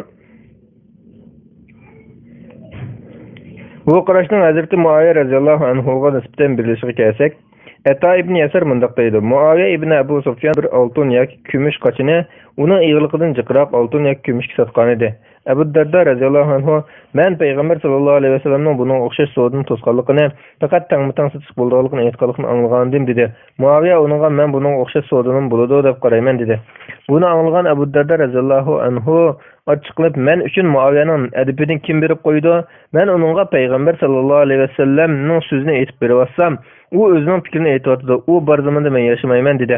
Ondan Xalifa Ömer ibn Xattab radhiyallohu anhuning qishiga kelib, ahvolni uning aytgan edi. U Muaviya radhiyallohu anhuga unda qilmaslikni, faqat tangmitang ig'liq setishni chegilab maktub yozdi. Abu Darda radhiyallohu anhuning bu voqeaga san'at jihatdan ojiz bo'lsa-mu, lekin buning yana bir varianti Sahih Muslimda Ubada radhiyallohu anhudan sahih holat kelgan. Muvatta 1302 hadis, sanada ojiz. Muslim 1587 hadis. Ubada radhiyallohu anhuning bu hadisi kumushni kumushga ortiq kam qilib setishni cheklashda Rasululloh sallallohu alayhi vasallamning kumushni kumushga tangmitang bo'lmas setishni cheklaganligini dalil qilishi ijmoning bir dalili bo'lishi bilan birga Muaviya radhiyallohu anhuning bu vaqtga hadisdan xabarsiz qolganlikdan o'z ijtihodi bo'yicha fatvo berganligi va boshqa sahobalarning unga tanbeh berganligini aniq ko'rsatdi. Yana bir tarafdan bu hadisdan Muaviya radhiyallohu anhuning bu masalada nisi setishni durust deb qaraydiganligini aniq va konkret qilib isbotlash tez. Undaq bo'lgan ekan, buning asosini sahobalarning ijmosini yo'q chiqarishga bo'lmaydi.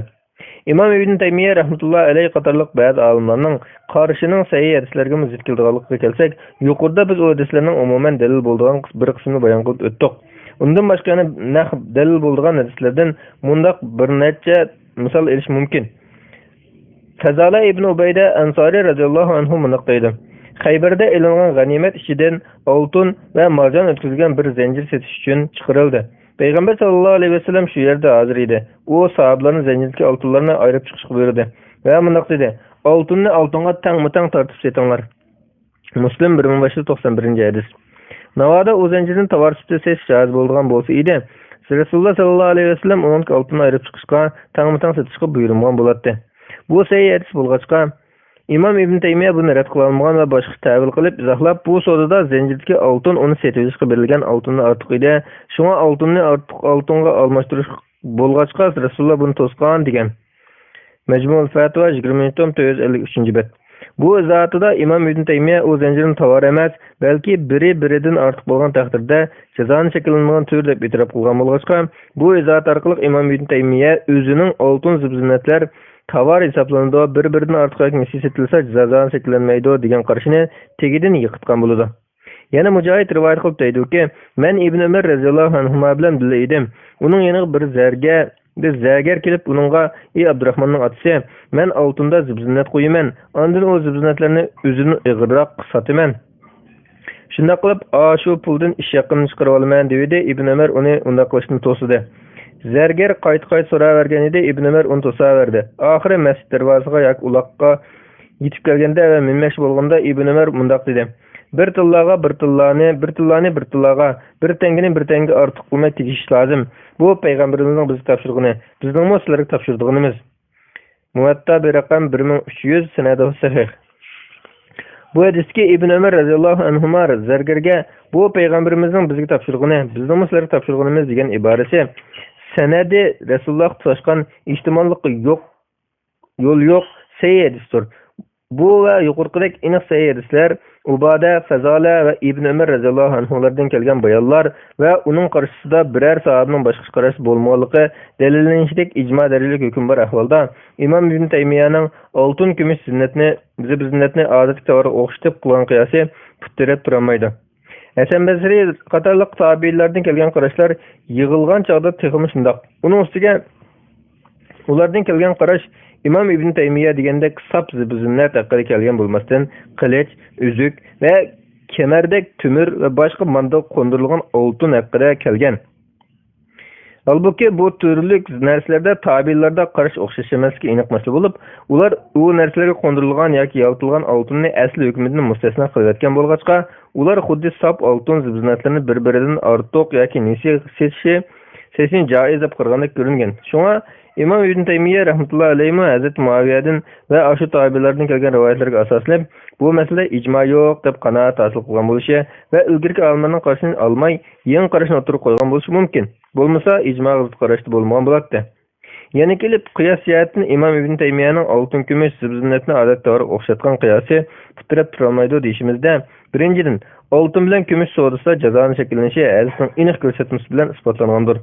Buningdagi illat hukm chiqarishda ta'sir ko'rsatgan sifatni pul bo'lganligi deb bekitish bo'lsa, ijtihod yakunidir. Olimlarimizmi yakunlangan illatning oyat va hadisning aniq ko'rsatmasi bo'yicha isbotlangan hukmni bekor qilib o'tilmaydiganligini muayyanlashtirgan. Chunki oyat va hadisning aniq ko'rsatmasining dalolati keskin, ijtihod yakunining dalolati bo'lsa keskin emasdir. Yana bir tarafdan Imom Ibn Taymiya rahmatullohi alayhining qiyosi bo'yicha kesak yoki chuka va nuqcha oltinlarni pulliq sutini yo'qotgan taqdirda uningda jazoni shakllanmasligi kerak bo'ladi. Halbuki Imom Ibn Taymiya uningda jazoni shakllandi deydi. Hukmul awraqul naqdiyya bahsul lajnat doima manshuran fi majalatil buhus al-islamiyya al-adad al-awwal. Demak, biz bu nuqtadan Imom Ibn Taymiya va shu qarashdagi ba'zi olimlar o'tirib qo'ygan asosiy dalillarga isbot qilib radiya bergan bo'ldik. Aslida bu aniq masala bo'lib, bu qadar uzun to'xtalish hojasiz edi. Biroq Imom Ibn Taymiya va shogirdi Imom Ibn Qayyim rahmatullohi alayhilar bilimi mo'l, qalami kuchli katta muhaqqiq olimlardan bo'lg'achqa, bularning ashu ojiz qarashni yoqalab qilishi uni kuchli qarashda ko'rsatib qo'ygan. Natijada ilm ahllaridan bu vaqtda ikkilanish paydo bo'lib qolgan. Bu sababdan bu qarashning ojizligini ko'rsatib qo'yishni loyiq ko'rdim. Ijmoni tutgan hozirgi davrda ko'pchilik olimlarning qarashini tarjih qilishning yana bir sababi shuki, jazoni barliq samoviy shariatlarda harom qilingan bo'lib, shariatimizda aloq qilg'uchi cho'ng gunohlar qatoridan sanalgan. Alloh taolo Qur'onda jazoni yegishiga jang e'lon qilgan va bilib turib jazoni muomala qilganlarni do'zaxda mangu qoldirganlar qatoridan sanab, jazonidan kelgan kirimdan barakatni ko'taradiganligini bayon qilgan. Payg'ambarimiz hadislarda jazoni yeguchi va yegizguchiga la'nat qilgan. Jazona bu qadar ig'ir va cho'ng gunoh bo'lgandan keyin ijmo va sahih hadislar ko'rsatgan qarashni tutish taqvodalik izlaydigan har bir musulmonga loyiq ishdir. Alloh taolo mundaq deydi: jazoni yeydiganlar qiyomatda sarong'likdan shayton so'qiyotgan odamlardek qopidi. Bu ularning ilm setim jazoning o'xshash deganligidandir. Alloh ilm setimni halol qilib, jazoni harom qildi. Shunga kimki Parvardigor tomonidan vaz nasihat kelgandan keyin bo'ldi qilsa, burun olg'ini o'zining bo'ladi. Uning ishi Alloh qiladi. Kimki jazoni qilishga qaytadi ekan, ana shular do'zax ahli bo'lib, ular uningda mangu qolg'ishlardir degan. Baqara surasi 275-oyat. Xulosa: birinchi, oltin kumushni oltinga yoki kumushga yoki qog'oz bo'lib sotishda har ikki taraf shu so'rindan ayrilishdan burun badalni qo'liga naq va to'liq topshirib elishi shart. Nisi qolsa jazoni shakllanadi. Ikkinchi, ko'na oltinni yangisiga kipak yoki tilla yoki cho'k oltinni ziynat oltinga almashtirishda cho'qim grami tang barobar bo'lishi, naq bo'lishi lozim. Kumushmi shundoq, almashtirishda nisi qolsa jazoni shakllanadi. Uchinchi, oltin kumushning sifatining yuqori tubanligi shundoqla ko'n yangilikqa e'tiborga ilinmaydi. Natijada sifatlikini nachirga, ko'nisini yangisiga birini ig'irroq qilib yoki yangi ko'nlik farqi ishaq uchun pul berib sodalash to'g'ri bo'lmaydi. Balki ko'n oltinni setib pulini hisoblab naq ilib, ondan yangi oltinning sodasini qilib, uning pulini naq berish lozim. Vallohu alam. 2016-yili 10-oyning 18-kuni. Fatvalar majmuasi 2-tom 384-bet 69-fatva. Saksini ayırmaydiganlardan qarz elish. Savol: Assalomu alaykum. Bir musulmon pulga ehtiyojli bo'lib, atrofidagi yaxshi musulmonlarda pul yo'q yoki bo'lgan taqdirdami, ulardan qarz so'ray olmaydi. Bundaq ahvolda namozini to'liq o'qib ketmaydigan, pul molning zakasini qat'iy ayirmaydigan kishidan pul qarz olib ishlasa bo'lamdi? Javob: Va alaykum assalom va rahmatullohi va barakatuh. Barliq hamd sana Cenab-ı Allah'a bo'lsin. Shunaqla payg'ambarimizga, oil tavobatlarga va uningga toki qiyomatgacha ergashganlarga durust salomlar bo'lsin. O'zini musulmon sanab turib, mol mulkining zakatini ayirmaydiganlarning musulmondarchiligi kemtik bo'lib, bundaq kishilar qiyomat kuni alamlik azobga qoladi. Alloh taolo mundaq deydi: Oltin kumush yig'ib, uni Allohning yo'lida sarf qilmaydiganlarga alamlik azob bilan bisharat bergan. U kunda boyliqlar jahannamning o'tida qizitilib, uning bilan ularning peshonalari, yonlari va dumbillari dog'lanadi. Ularga bu sizlarning o'zinglar uchun yiqqan boyliqinglarning obolini tetinglar deyiladi. Tavba surasi 34-35-oyat. Abu Hurayra radhiyallohu anhu rivoyat qiladi-ki, Rasululloh sallallohu alayhi vasallam mundaq degan: Qiyomat kuni tuga burunqi angsimiz zotida egisining yoniga keladi.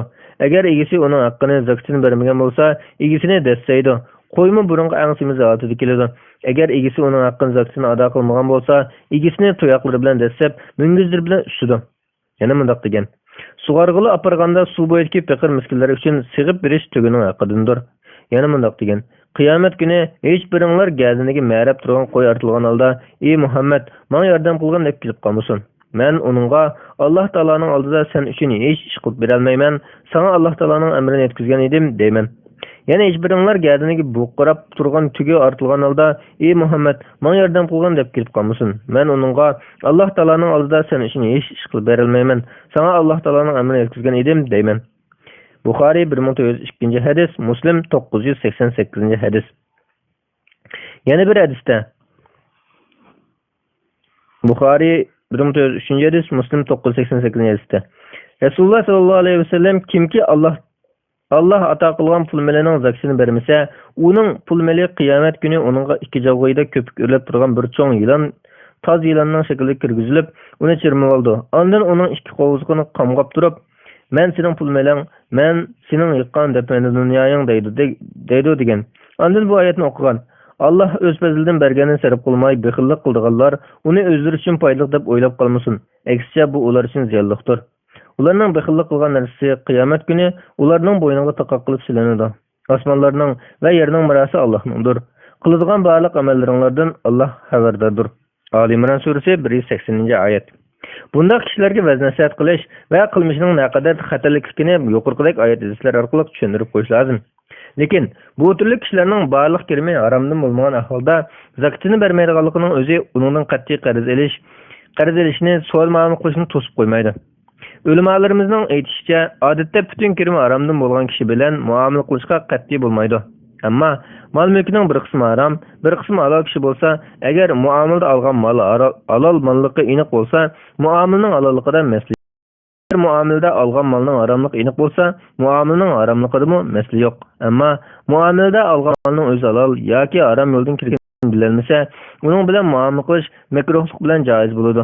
Bu yerdagi makruhlik harom molga uchrab qolishdan ansirganlikdan kelgan bo'lib, bu yerdagi shubha yoki ansirash harom kirimning oz ko'pligiga qarab ojiz yoki kuchli bo'ladi.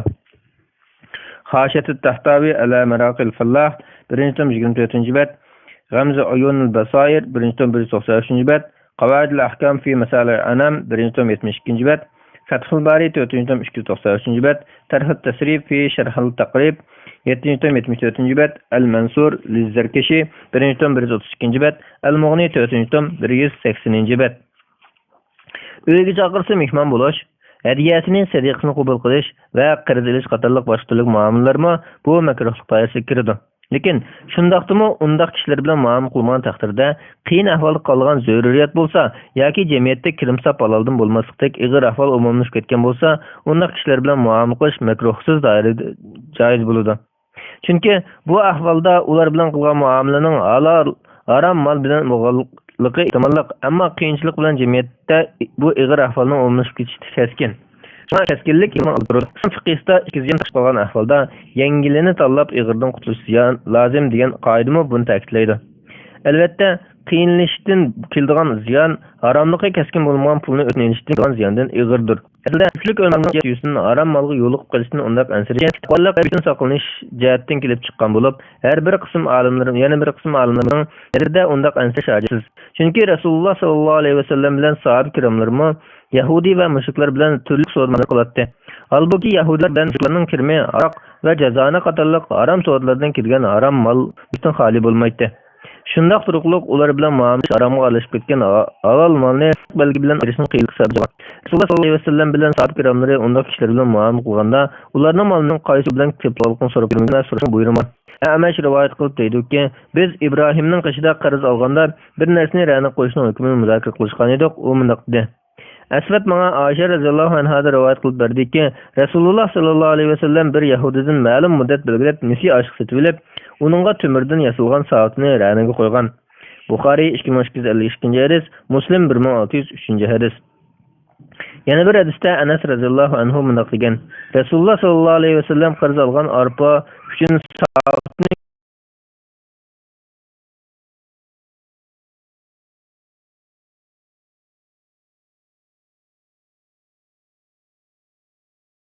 görüp qo'ygan. Men Rasululloh sallallohu alayhi vasallamga arpineni bilan purqa o'zgarib qolgan qo'ymayda mehmon qilish taklifini elib borgan.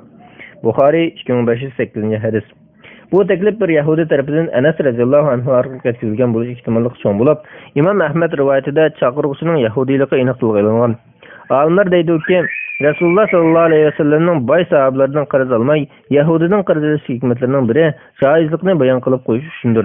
Chunki Rasululloh sallallohu alayhi vasallamning Yahudilarning mol-mulkining ko'p qismi aroq, cho'shqa va cheklangan so'zlardan kelganligini, ularning to'xtamay harom yeb turganligini bilib turib, Yahudi bilan muomala qilganligi va ulardan jizya olganligi mol-mulkining ko'p qismi haromdan kelgan kishi bilan muomala qilsa joizlikni ko'rsatadi. Fathul Bari 3. tom 338 bet, 5. tom 141 bet. Yana Abu Hurayra radhiyallohu anhu Rasululloh sallallohu alayhi vasallamdan bunday rivoyat qilgan. İbrahim alayhissalom ayoli Sara bilan hijrat qilib, bir podshoh yoki bir zolim bir shaharga kirdi. Keyin podshoh uningga Saraga Hajarni biringlar deb buyurdi. Yana Rasululloh sallallohu alayhi vasallamga zaharlangan bir qo'y go'shti so'qilgan. Yana Abu Umayd radhiyallohu anhu bunday rivoyat qilgan. Aylaning podshohi Rasululloh sallallohu alayhi vasallamga bir oq qachirni hadiya qildi. Rasululloh uningga bir ton kiygizib, uning ziminiga chiqilmaydiganligini bildirib, ahdam etib berdi. Buxoriy mushriklardan hadiya qabul qilish to'g'risida degan bu. Buning asosan ulamolar Yahudi, Nasralar va mulkining ko'p qismi harom kishilar bilan muomala qilsa, hadiyasini qabul qilsa bo'ladi deb yakunlagan. Al-Fatwa al-Fiqhiyya al-Kubra Ibn Hajar al-Haytami 2. tom 233 bet. Salaflardan Makhul, Zuhri, Sa'id ibn Jubayr, Hasan Basri, Muvarriq al-Ajli, İbrahim Naxai va Ibn Sirin qatorliq ba'zilar agar shu narsaning o'zining haromda ekanligini aniq bilingan ahvolda kirimga harom aralashgan kishining mulkidan bir narsasi bo'ladi deb qaragan. Fuzayl ibn Iyazdan shunday rivoyat qilingan. Ibn Mas'ud radhiyallohu anhudan kelgan sahih rivoyatda uningdan ochiq oshkor jazoni yeydigan, harom mol tepishda hech qanday siqilish his qilmaydigan kishi qo'shnisini tamoq chaqirsa qanday qiladi deb so'ralganda, u beringlar, haloli sizlarga, gunohi o'ziga deb javob bergan. Bu rivoyatni Imom Ahmad Sa'id deb qaragan. Hazrat Ali Salman radhiyallohu anhulardan mushundaq mazmun rivoyat qilingan. Ibn Sirindan jazonidan qimordan topgan pulda qarzni to'lasa olsa bo'ladi deganligini halol sahih sanad bilan rivoyat qilgan. Albatta, majbur bo'lmasa unda kishidan pul olish bo'lmaydi degan ilgirki qarashmi salaflarning ba'zilaridan kelgan. Jamiul Ulum va Hikam 1. tom 70-71 betlar. Yig'ib aytsak, zakatini ayırmaydigan kişinin mal-mülkü bilen halal bilen haram aralashib ketgan mal-mülk bo'lg'achqa, imkon bar zakat ayıradigan, halal kirim qiladiganlardan qarz pul topqani afzal. Agar zakat ayıradigan, halal kirim qiladiganlardan qarz pul topolmagan yoki ba'ziblar tufayli qarz so'rayolmagan ahvolda zakatini ayırmaydigan kishilardan qarz olsa makruhlik bo'lmaydi. Vallohu a'lam. 2016-yili 12-oyning 1-kuni. Bismillah, elhamdülillah ve salatu ve selamu ala Resulillah, amma ba'd. Assalamu alaikum ve rahmetullahi ve berekatuhu. Muhterem qardoshlar, biz Doktor Abdulaziz rahmetullah ustozning fatvolar majmuasi 2-tomni o'qib 389-bet 70-bet kelgan o'qishni davomlashtiramiz. Taksida yat ayolni yolg'iz so'rashning hukmi. Savol. Assalomu alaykum ustoz.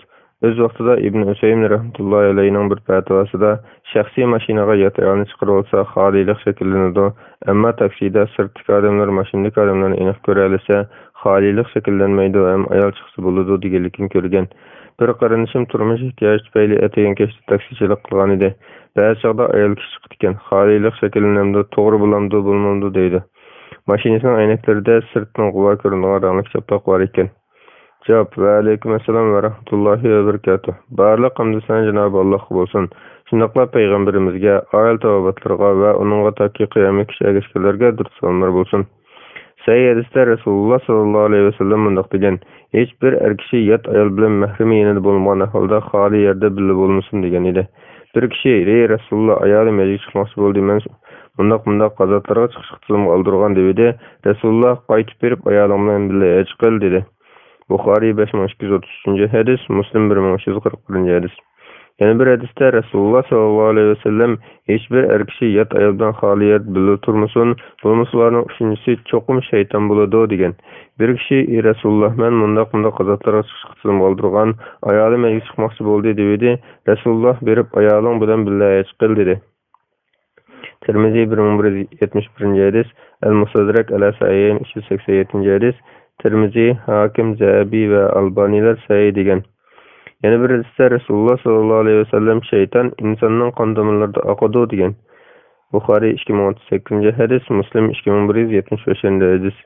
Hadislardagi xoli yerda bo'lish er kishining yat ayol bilan ularni berkim ko'rmaydigan yerda yolg'iz turishidir. Al-Mawsu'atul Fiqhiyya al-Kuvaytiyya Madadatul Khuluwa. Ahli ilmlarmi agar er kishi yat bir ayol bilan xoli yerda turishni harom deb ijmo qilib kelgan. İmam Nevevi rahmetullohi alayhi yuqorqi hadis sharhida bundoq deydi: yat ayol yat er bilan xoli bo'lgan ahvolda ular bilan uchinchi bir aylan bo'lmasa, barliq olimlarning birdek ittifoqi bilan haromdir. Shunaqla u aylan bilan billa uningdan oyoq qilinmaydigan 2-3 yoshlik bolalar va shularga o'xshagan bo'lsin baribir. Chunki ularning billa bo'lishi yo'qning o'rnida. Shunaqla bir necha er kishi yat bir ayol bilan xoli jam bo'lsin, harom bo'ladi. Ammo bir er yat bir qancha ayol bilan xoli jam bo'lsa, to'g'ri qarashda joiz bo'ladi. Sharh-un Navaviy ala Sahih Muslim 9-109-bet. Allama Sheyx Muhammad Salih al-Usaymin rahmetullohi alayhi shunaqla Bin Baz rahmetullohi alayhi qatorliq bir bilak olimlar ayol kishining yolg'iz holatda yat shofir bilan bir mashinaga chiqishni harom deb qaragan va sirtkilar taksining ishini aniq ko'rgan bo'lsa yoki shahar ichi ko'chalarda ma'sur ruxsat deb qayd qilmagan. Chunki bu olimlarning qarshida yolg'iz ayolning yat shofiri bilan mashina xoli o'ldirishi hadis cheklangan xuluvat joyda nomahram o'ldirish. Bu olimlar yana bundoq degan: shariatda harom qilingan xoli yerda birga turishdan er kishining nomahram bilan birga ishdan ko'zni qilishlar maqsad emas. Balki mashina bilan bo'lsin, boshqalar bo'lsin, kishilar tursin, boshqalar ularning paramaydiganmi uchun. Chunki oliy bo'lgan bir sabab bo'lishi shunga mushu mazmun kimlarda tepilsa, ular kishilarning ko'zlarini yiroq qilib turgan hukmida bo'ladi.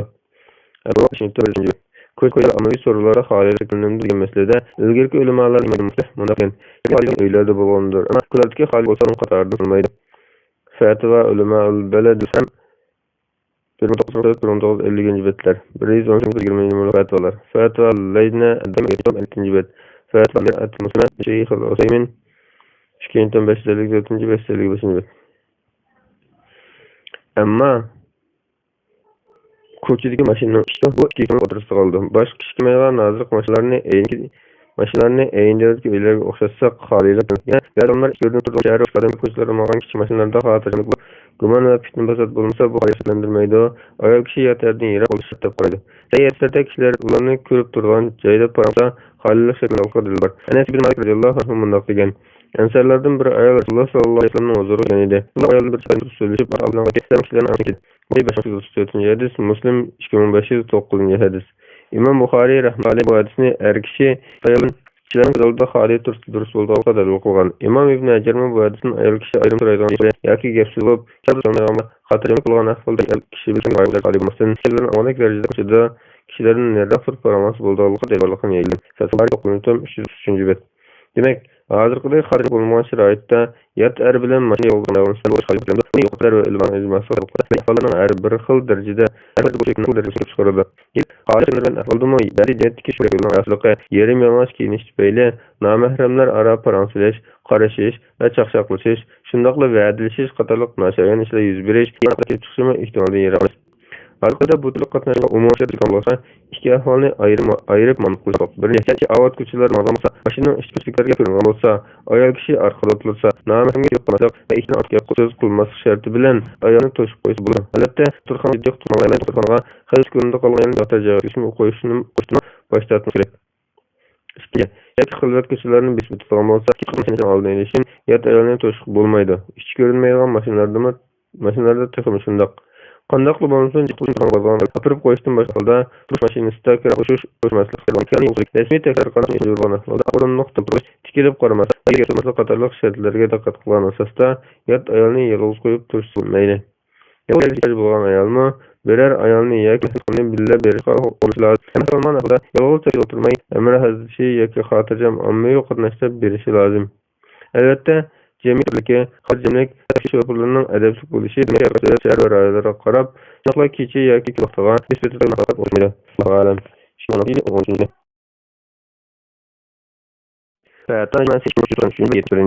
Mecburi soğutuğa suçlarını koşmak. Assalamu alaikum. Ben Ambulat telefon metroda dükkan açımen. Dükkanğa ikamet telefon numarası teşkil. Sorgun bilip ben. Her ikamet hizmet kolları çoğum davanı soğursa iliş gerek. Biz azrıkça soğursa neçbul olsa bu hiç faydalanmaz oturup verdik. Hem özümüzden soğurun işleken vaktimizi tutup işyakmıga soğurt basa onu iradın sağlandığı yaki biz soğurt alıqlarını talep kılma itibar edip soğurt şirketin üniversite meyalım muhtarda aylık pul talep kılsa yaki bir aylık maçlık tutmayışını talep kıldı. Bunun karşıyla cevap verişlerini ümit kılayım. Allah razı olsun. Cevap ve aleykümselam ve rahmetullahi ve berekatuhu. Bağırlık emri sana Cenab-ı Allah olsun. Şundakla peygamberimizge, aile tavabatlarına ve onunla tavsiyelerine durursan olsun. Bundan faaliyet elip atkan hazırkı soğut şirketleri cahil kadar şahslar ve şirketler uçurulup durulan ot ketiş, garık bolup ketiş, soğulup ketiş, yaşanıp keliş, ağırıp keliş hatta ölüm katılacak keşitlik olan şirketler kadar için payda bulgan. Soğut şirketiga bir ay ödelenip hayafaylarında soğut katnaşıkçıga ma'lum miqdarda to'lam yoki imtiyozlarni taqdim qilishlar.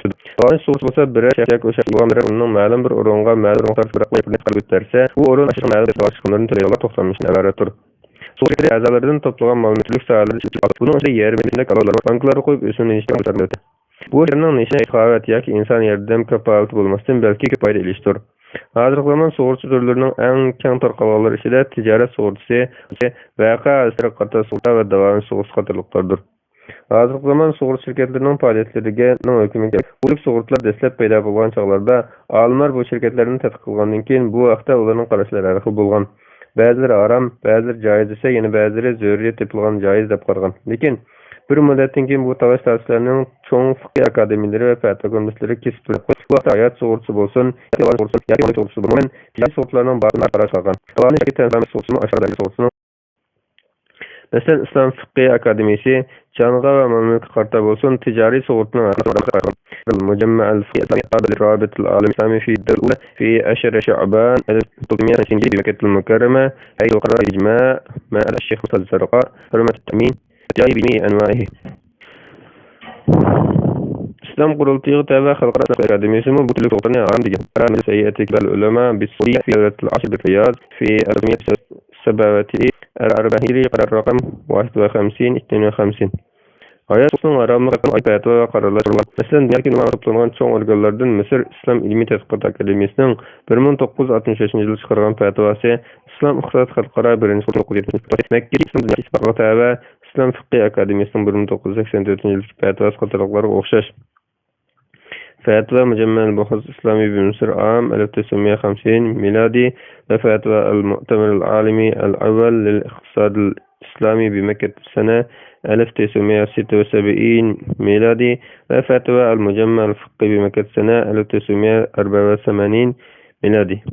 Chunki bu türlük sug'urtalar ig'ir darajada noma'lumlik va qorong'ulik, qimorni, dot kishini jazoni ortiq qilish va nisiy qilishdan iborat har ikki turini boshqalarning mol-mulkini badalsiz yavish qatorliqlarni o'z ichiga olgan. التأمين الإسلامي دراسة فقهية تأصيلية مقارنة بالتأمين التجاري مع التطبيقات العلمية على محي الدين قرة ضاغي صفحة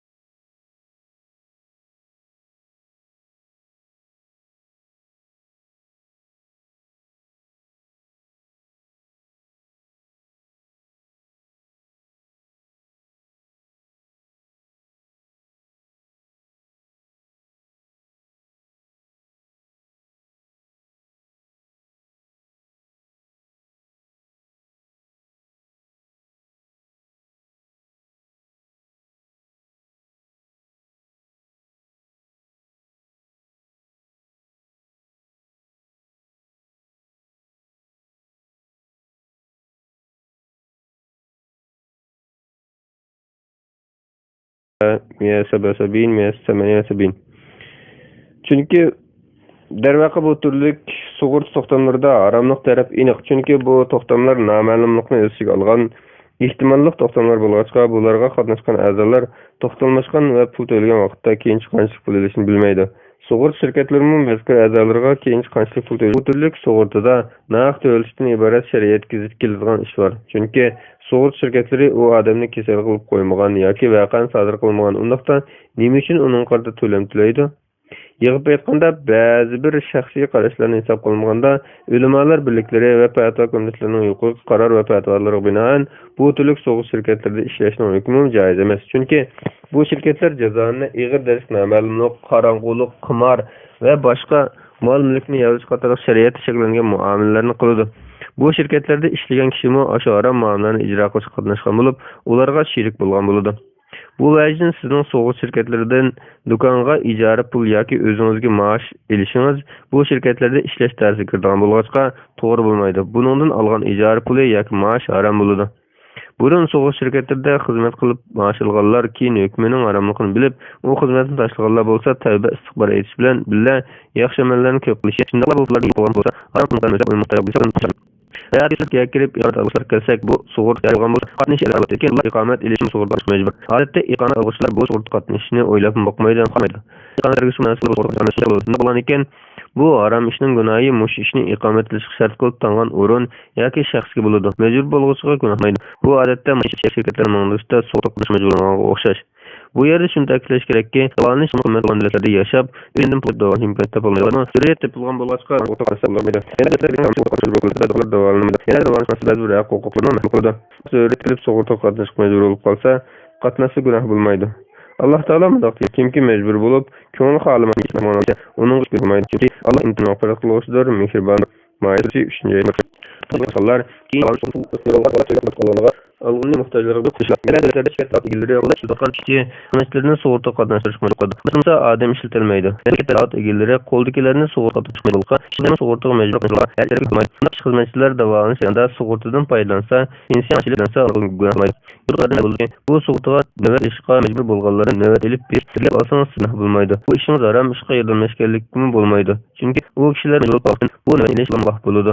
Bu yetishga tar aqzg'alar haq ishga halol bo'ladi. Majbur bo'lib qolmaga yordam qilib, bu ishingiz hayotda qatori. Agar yurib qolmaganlarni bilib bersangiz, ularning bo'lgan arvochqa sizga gunoh bo'ladi va kirmang bo'ladi. Alloh taolo sizga barkamlarda hayot tahminini qilgan uchun o'zi qudratga ato qilgay. Cenab-ı Allah hamimizni Allah'a ilgan en güzel teşekkür kılıyoruz. Qiyin kunlarda onunla iltica kıldığanlardan 2016 10 6. günü.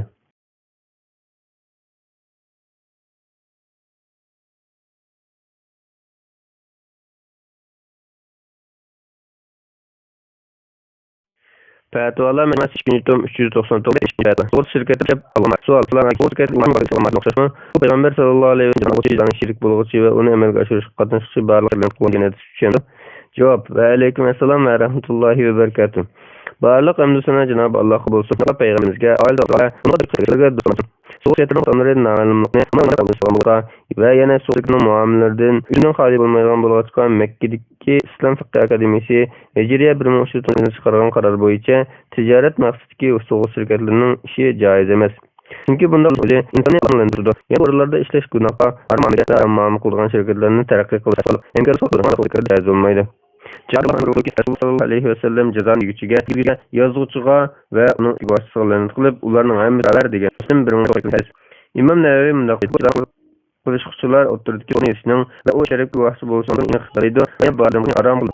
Muslim bin Nevevi yoki guvohchi bo'lg'uchilarla emas, balki asosiy ishi jazoni ustiga qurilib ishlaydigan barcha xizmatchilar. Bunday shirkatlarda ular shubhasiz boshqalarga Cenab-ı Hak mustakim iymon Allah'tan so'zlarni bilinglarki Allah yana uning o'ylagan yerdan bir rizq berdi. Allah süresi 2. ayetler. Bu tür şeyler yaşamak için kulaş yapılmalı buludu. Bu onların imzini okşayıştılar. Allah ilim setini alıp haram kıldı. Çünkü perverdigarda destekleyen keyin boldu qılsa, burunu alğını özünün buludu. Onu Allah qala kimki cezanı qilish qayken ashlar dozaqasli bo'lib, ular uningda yo'qsidir. Ba'zi olimlar agar ishtiqomat tartib qilib turmushda qilinib qolsa, boshqa bir aloq tepib bo'lguncha vaqtli ishlar bo'ladi. Va buni qanday ko'chirib turgan o'xshash so'ylab qilmasa, ochmas qilishni yaxshi qiladi. Alloh ayning 14.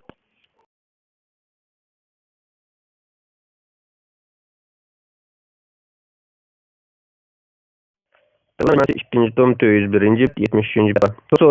Sual. Assalamu alaykum ve rahmetullahi ve berekatuh. Bu sosyal varlık adılmak şekillendi ve nevi soğudu adılmak şekillendi. Ben dönüp alki soğudu şekillendi. Bir soğudu şekillendi. Ben kıskat təhvesini sorayım. Aldı bilen tavba toriki soğudu cereyanı kısıkçılık edeyim. Birinci. Aldı bilen tavba toruğa çıkıp özümüzün lazımlık meselesini izleyimiz. Anne profesörler söndürüş belirtlerimiz. Et meselesi bahsi çöndürülüşü, aylık setiliş mağarı, tezerden baklıkla seti olmamız. Ata torik ticarette atalığı var bulup, bu yanın soğudu. Müştevganın soğudu yuqorida aytganda xaridorlar mahsulot bezi kirgan keyin muhim bir kisallik ma'lumot bor. Biri oylik sotish miqdori, ikkinchisi bo'lsa xaridor bilan bahsi. Chunki ajab qancha ko'p yig'ilish qiladi. Asosan ketdi. Shuni tavsiyalar yolg'ondan so'z cheklari va xaridor bahsini xaridorlarning kunga nima olma shu shuni qo'lini chiqarib agar bir so'z qilishni to'g'rilsa, to'g'ri so'z qilib qo'ysa, yana qiladi. So'zlar va lekin Alloh bo'lsin. Devrimizdeki to'g'ri alg'an nazar ag'darganimizda taraqqiyotdagi ilgirlashning g'oyat zo'r bo'layotganligini, kimga yuksalayotganligini, jizm taraqqiyotning tijorat va so'z sohalariga ilgirlashlari Ma'lumot va kompyuter sohasidagi munosabatlar natijasida to'r savdosi qo'yilib, intayin tez suratda keng ko'lamda tarqalish qildi. To'r tijoratchilarga to'g'ri va do'kon ichish avvalgi qutishdan boshqa vaqt va pul ko'p xiyarga mos etish va qanday qatorliq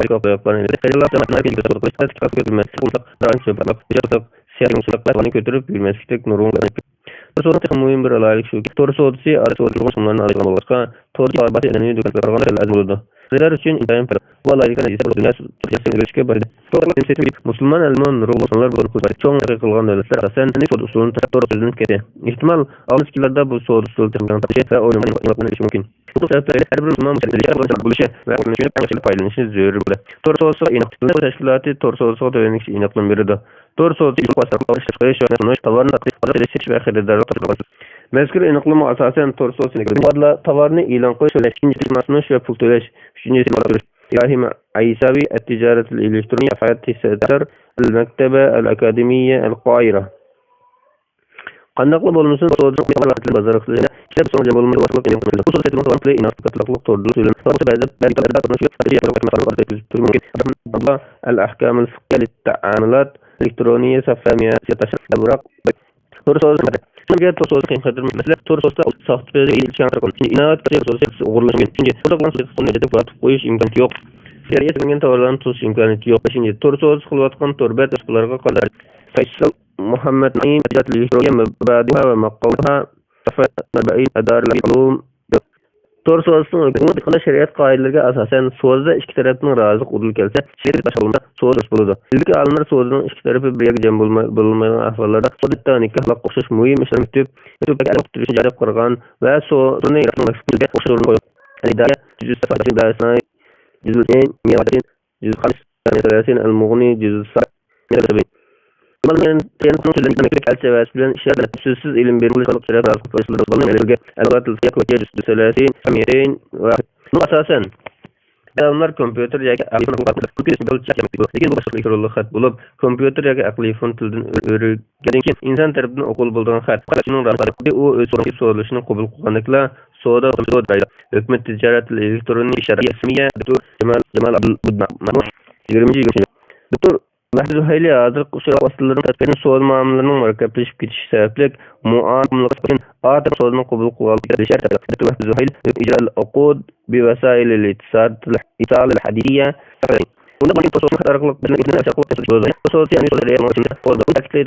İslam şeriati her zaman ve her makanda u muomalada shart o'lchamga qilib kelgan birinchi boshqalarning aql almaslik, ikkinchi oldimaslik qilmaslik yolg'on bo'lsa jazo tovar va xizmat obyekti sifatdan xoli bo'lish, beshinchi tovar nazar bo'lsa, oltinchi qarta qo'yish bo'lish, yettinchi tovarda ayib topilsa qarutish yoki qilish haqqi bo'lish. Bu shart joiz bo'ldi. Shunday topilmasa to'g'ri. Asosiy qarorimizda ularning shart o'lchamlariga rioya qilishi yetarli emas. Rioya qilgan qonun yetarli emas. Oltinchi durust bo'lmaydi. To'rda oltinchi so'zlardan sababi ularning narxi Bara ibn Azib radhiyallahu anhuma bilan radhiyallahu anhu biz Rasululloh sallallohu alayhi vasallam zamonida tijorat yo'q. Sonra Rasululloh sallallohu alayhi vasallam Buxoriy 2061 hadis. Hozir vatan to'r oltin kumush qo'lida yo'q narsani setish, qarzning qarzga setishdan iborat. Sotuvchining qo'lida yoki yo'q hisobida qarz bor. Demak, bu savdolar faqatla qarz pulni qarz pul almashtirib, o'zini kumush edib qatlandirib, mahum niyatlar. Texnik tafsilot uchun Patola majmuasi birinchi qarang. Aksiya bizda pay chekish tijorat, lekin shirkat bo'ladi. Masalan, pay tavaqqiat amaliyotda mavjud shirkat bilan va chiqish bilan to'lgan shart. Boshqa halol aram ishlar aralashganlarning payini elisi.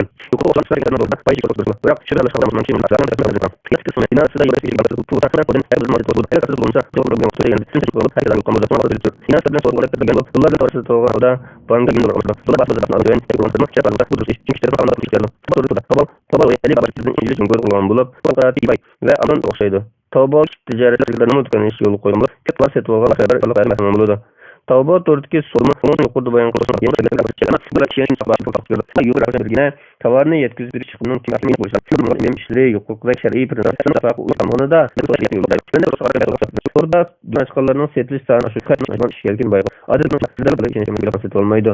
Bunday qilish to'g'rimi? Javob: yolg'ondan savdo shakllantirib, xaridor bog'iga kirib, bu vaqtliq albatta kirdi. Savol. Hozir undar va tavba qilmoqga qilmoqga ulardan bo'lsin. Buni o'rgandan keyin ular qo'ymoqda. Ba'zi unda qilmaydi. Mushunda qo'shiq va sadaqat qilishdi. Bundan xudo uchun o'tib pastal chiqmasa, ayollarning keyin tortdi. Ularning bir so'zdan mushunda qo'shdi. Savol. Bunga umrga bayonot patildi. Eng so'ng so'zdan tavba bo'lishga mumkin bo'lmaydi bo'lsa, shunda bir narsa bo'lamdi. Yo'q, ularning bayonot patildi. Savol. Vaqtida vaqtlarni bundan ba'zini tushirib satdi. Ma'lum arasini chiqardi. Aytgan vaqtni belgilab, vaqtning jamashdan bo'ldi. Naqd bayonot. Musulmon setilishini ba'zi algan paymandan deydi. Yo'q, sanlardan bir kun başlasa alsa buludu. Vallahi 15-yili 6-yili. Bismillahirrahmanirrahim. Assalamu ala rasulillah amma ba'd. Assalomu alaykum va rahmatullohi va barakatuh. Merhaba doktor Abdulaziz rahmatullohi ustozdan qadam majmuasi yo'q. 74 fatva kelgan. O'shunda almashtiramiz. Vakalatni to'p berib. Assalomu alaykum ustoz. Alloh ko'p savob ato qilsin. Bir ayol kasallik bilan ayrilib qoldi. Arining hujayrasini ilib yo'q. To'brukida ishtirib shukirlarda vakolatni to'g'ib berishga aloqador ishlar bilan shug'ullanadigan vosita shirkatlar bor bo'lib, ularga pulla bersak doktorimiz xandim ayollar uchun endi bo'lgan to'g'ri ishlarni kerakmi? Va bolaning antonimi bu masalaga miras masalasida masalalar chiqadi. Kishi durustlar bo'lsin. Janobi Alloh insoniyat neslini damishini gullanishi qatorliq maqsadlar uchun to'y qilishni qo'ygandir. Alloh taolo insonni yaratib qadrdir. Furqon Sizlarga o'z jiplar yaratib, aranglarda mehr-muhabbat o'rnatganligi, uning kamoli qudratini ko'rsatgan dalillardir. Fikr yurgizgan qavm uchun shak shubhasizki, buningda nurg'un dalillar bor. Rum surasi 21-oyat. Allah sizlarga o'z sonlardan jiplar qilib berdi.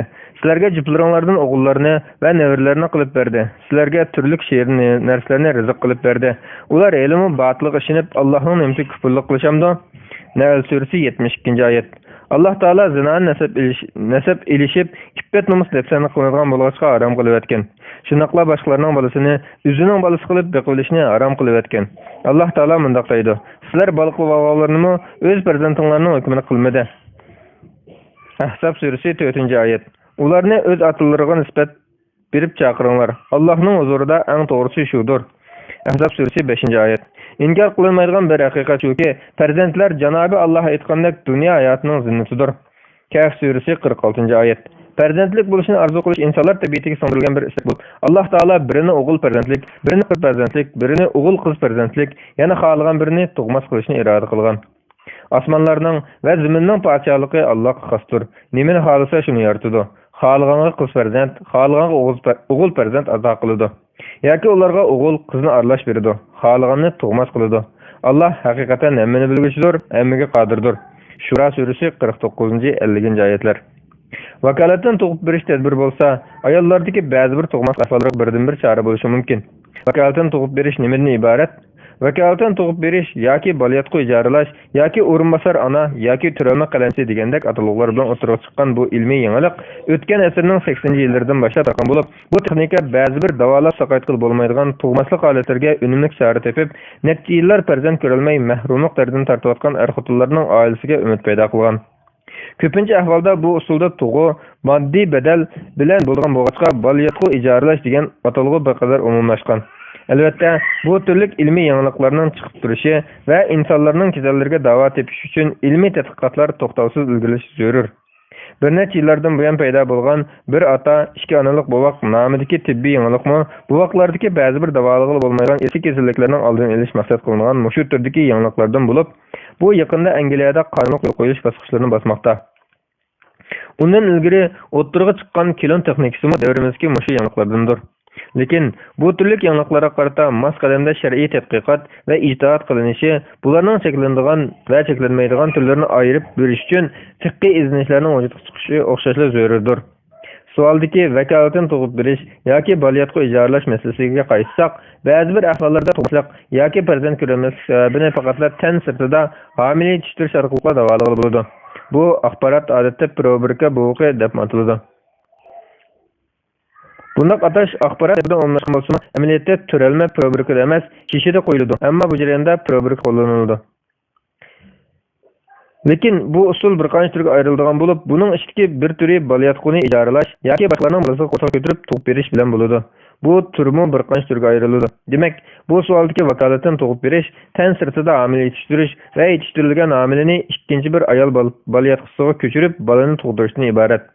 Bu ishni ba'zilar moddiy badalsiz qilib, ko'pinchalar haqilib qiladi. Natijada bu ijoralash va yollashqima chetiladi. Tan sirtida hamile yetishtirishdan iborat bu yangilik ko'p sondagi kishilarning turmushiga munosib bo'lg'achqa, islom shariatidagi har davr va har makonga yaraydigan alaylikni chiqish qilgan asosda davrimizdagi tunilgan ijtihod qonunlar bu masalani shariatning maqsad nishonlarini ko'z oldiga qo'yib turib, tadqiq va tahlil qilish orqali hukmini bayon qilib berishga tirishgan. Tan sirtida hamile yetishtirishning aniqlamasi.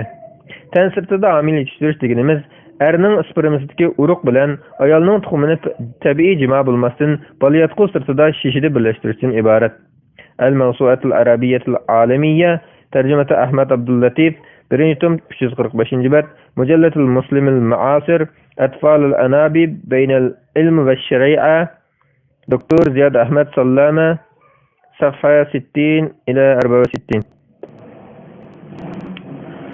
Tallanğın bir qismini ayırıp 2 yıl olgan arka dolar. Bilatlar başlayanda törəmələrin ən spesifik bağlı. Artıq törəmələr keyinci faydalanış üçün alayət atqı salınır. Öndə törəmüşdürüb, ya ayağını yaxşı bildirib, müsbət toxtulaydı. Balığı yarı adır qılınanlar var. Bu vaxtda birər hökm qılmalı. Görmələr bu xilyanlarının hər xilləri hükmə ayırmaq qılında bu əsərlər qılsın. Bununla bəzi türlərin bağlamları bir qolsu bəzi arasışır. Cəllal Mucəmmati Əl-Əlbani bin Tüqrəblər bir Mesela aynı şey içmiş türleri her birinin hükümleri ve her ayın tutumunu şişi ve oturalma. Özgür ayın rekla küçülüp bu vak olup bitdi. Ağlınan aylar asasen bu konuşuluyor zörür ahvallar tolunda bir şartlardan ki bu xil turuk kuşlarının yerini bu erin ayak konusunun avruda çürülen şer'i inikalite. Kiyin türevi bağlayıp ben ayağını bağlayıp. Bu xil ayakın içerisinde bir taraf anlaşılır. Fotolardaki bazı bir uruklanmasılık ahvallarının da var. Bu xil usulünü koşulup toğulgan bu vakın erin işgələrinin kayıp edilir. Adayat Cemaat Birleşik Kanun Camiyeler 1-tom 308-bet Karar li Mucemma'il في منطقة الاسمية السمية أنا ترى أنك سيدك وأنا رقمي يا طالب يا طالب عملي يا شخص من مناسب إبلغ إيران بريش كريشن ولا شيء بالله على وان ترى ما مزبوط ما يخصي بقول بيلقى مجال المسلم المعاصر أفضل بين العلم والشريعة دكتور زياد أحمد سلف السبعين Şəriətin talaq qılınan ayol üzül kisil talaq qılınan əhvalda bu qeyrinin uruqu bilan uruqlandırılan tuxumni balıqsı olsa caiz olmaydı. Çünki bu əhvalda ər xotulluq münasibət ötküzülgən buludu. Amma talaqda uruqlandıran tuxumni balıqsı olsa caiz buludu. Çünki rəci talaq iddeti mezgilida ər xotulluq münasibət təxit üzülməyən buludu. Şundaqla erinin uruqu bilan uruqlandırılğan tuxumni er ölüb ketgəndən keyin balıqsı olsa caiz olmaydı. Çünki er xotulluq münasibət buludu. Bu əhvalda bəlanlar bunu ayaqlayıb qoymaq ya muasara kilit şəriə və qanun. Şərh 1-tom 328-bet El-Fiqhul İslami və Ədillatu və 581-bet. Şimdi ərinin ağlam uruq şəpsqiliş iqtidar bolmadan yaxın uruqlar ayalının tuxum bilir o ayrı kişidir. Çünki uruqlar tuxumu yak kişilərdə erinib kişilərdə sakırdı bu bilmə. Tuxumның eşi bolmagan başqa bir ayalının balayatqısı köçürülüb, boğaq olub yetilib doğuludu. Bu türünü türəlmə setiviliş deb ataş muvafiq. Çünki buningda türəlmə setivilenidi. Eğer tuğup bolganda haq elib bu vaqtni 3-nji bir aylık beribse, bu bir tarafdan balayatqı ijarlash, yana bir tarafdan türelme setilish boludu. Bu xil usulmu aniq aram. Çünki uruq egisi bu ayılga yat kishidir. Qadaya fiqhiyya muasara kulliyat şeriya ve kanun Camiatul Azhar 1-tom 315-bet El-Fiqhul İslami ve Adillatu Doktor Vahvatuz Zuhayli 7-tom 5181-bet. 4-nji türü erning uruqi yat bir ayolning tuxumi bilan birlashtirilib, türelme şu erning ayolining balayatqisiga ko'chiriladi. Bu tuxum setilish bo'ladi. Ta'jirul arham fil fiqh al-islami Doktor Hindil Khawli Kulliyat Şeri'a Camiat Dimashq 281-bet. Bu usulmi joiz emas. Chunki ayol yat, u uruqning yat ayolning tuxumi bilan uruqlanishi cheklanish bilan birga, yat ayolning tuxumi bilan uruqlangan türelmeni balayatqisiga silishmi cheklanadigan ish. Bu orqali türelmening nasabi ergimi ayolgimi isbotlanmaydi. Balki u nasabi valadi zina haramdan bo'lgan o'xshash qo'rsoq ko'targan anaga mansub qilindi. Qadaya fiqhiyya muasara kulliyat shariya va qonun Jamiatul Azhar 1-tom 309-310-betlar. 5-nji türü erning uruqi yat bir ayolning tuxumi bilan birlashtirilib, türelme yana bir yat ayolning balayatqisiga ko'chiriladi. Ya'ni bu 3 taraf bir-biridan yat odamlar bo'ladi. Mujallatul Muslimil Muasir Atfalul Anabib Baynal Ilm ve Şeri'a Doktor Ziyad Ahmed Salama 97-bet التقليح الصنائي وأطفال الأنابيب ببحث مقدم لمؤتمر المجمع الفقهي مجمع الفقه الإسلامي في دورة السابع بمكة المكرمة لعام 1404 299 bet. Bu usulmu aram elbette. Çünkü uruk egisi, tuxum egisi ve qo'rsaq ko'targich 3 taraf bir-biridan yat. Belki tehi bu 3 kishi törelmeni mazkur tariqa yetildirib bola tug'ilgandan keyin bu vaqtni farzand yuz ko'rmagan boshqa bir oilaga setib berishi mumkin. Ular bu vaqtni setib olib o'zining bolasi sifatida nupus qoldiradi. Bu ahvolda islom harom qilayotgan beqilingan bolani o'zining qilib olish masalasi bu ishga chetiladi. Qadaya fiqhiyya muasara kulliyat shariat va qonun jamiyat azhar 1-tom 313-314 bet. 6-turi u bo'lsa suoldagi vakolatni to'g'ib berish turi bo'lib, buningda erning urug'i bilan ayolning tuxumini shishib birlashtirishni opirib bo'lgan turama, yot bir ayolning baliq qusuvi ko'chirilib, buvoq bo'lib yetilib tug'iladi. Qo'rsoq ko'tarib bergan ayol buni ya fidokorlik qilib, ya aql qilishi mumkin. Haq olsa baliqni ijarallash bo'ladi. Ba'zi erning ikkinchi ayolining baliq qusuvi ko'chirilishi mumkin. Hozir Yevropa g'arblarida kasallik sababini emas, ba'zi boy tabiqalardagi ayollar tug'u jabosini tortmaslik uchun baliq qo'yadigan ahvollarmi ko'payib boshlagan. Amerika va boshqa joylardagi Storkes qatorliq maxsus baliyat qo'yallash shirkati qurilmoqda. To'xtam bo'yicha ayollar tug'ib bo'lib, bu vaqtni birinchi ayolga yoki pul to'laganlarga topshirib o'z yo'liga mangadi. Bu ishlar islom dunyosining yoshirin elib berilishga boshladi. Mujallatul Mujamma al-Fiqhi al-Adad as-Sani juz'ul awwal safha 247 juz'ul awwal safha 292. Bu usulda vakolatni tug'ib berish shar'iy jihatdan harom. Bu asosan ko'pchilik olimlarning chiqargan hukmi bo'lib, joiz emasligiga islom dunyosi ittifoqiga va Tava Islom fiqh akademiyasi, Islom qurultiyiga Tava Islom fiqh akademiyasi va yana Islom tadqiqot akademiyasi qatorliq islom dunyosidagi eng oliy fatvo organlari qaror chiqargan. Qaram deb qarorlar ichida Imom Yusuf Qadavi, Dr. Mustafa Zarqo va Dr. Muhammad Rafat Osman qatorliq nurg'un olimlar bor. Islom tadqiqot akademiyasi buningga mundaq sabab ko'rsatgan. Qo'rsoq ko'tarish ishida 3 bir tarafni ishlatish harom bo'lgan. Buningdagi narsa sperm bo'lsin, yoki tuxum bo'lsin, yoki turan bo'lsin o'xshash. Shundaqla 3-chi taraf yo'llangan bo'lsin, yoki adam qilgan bo'lsin o'xshash.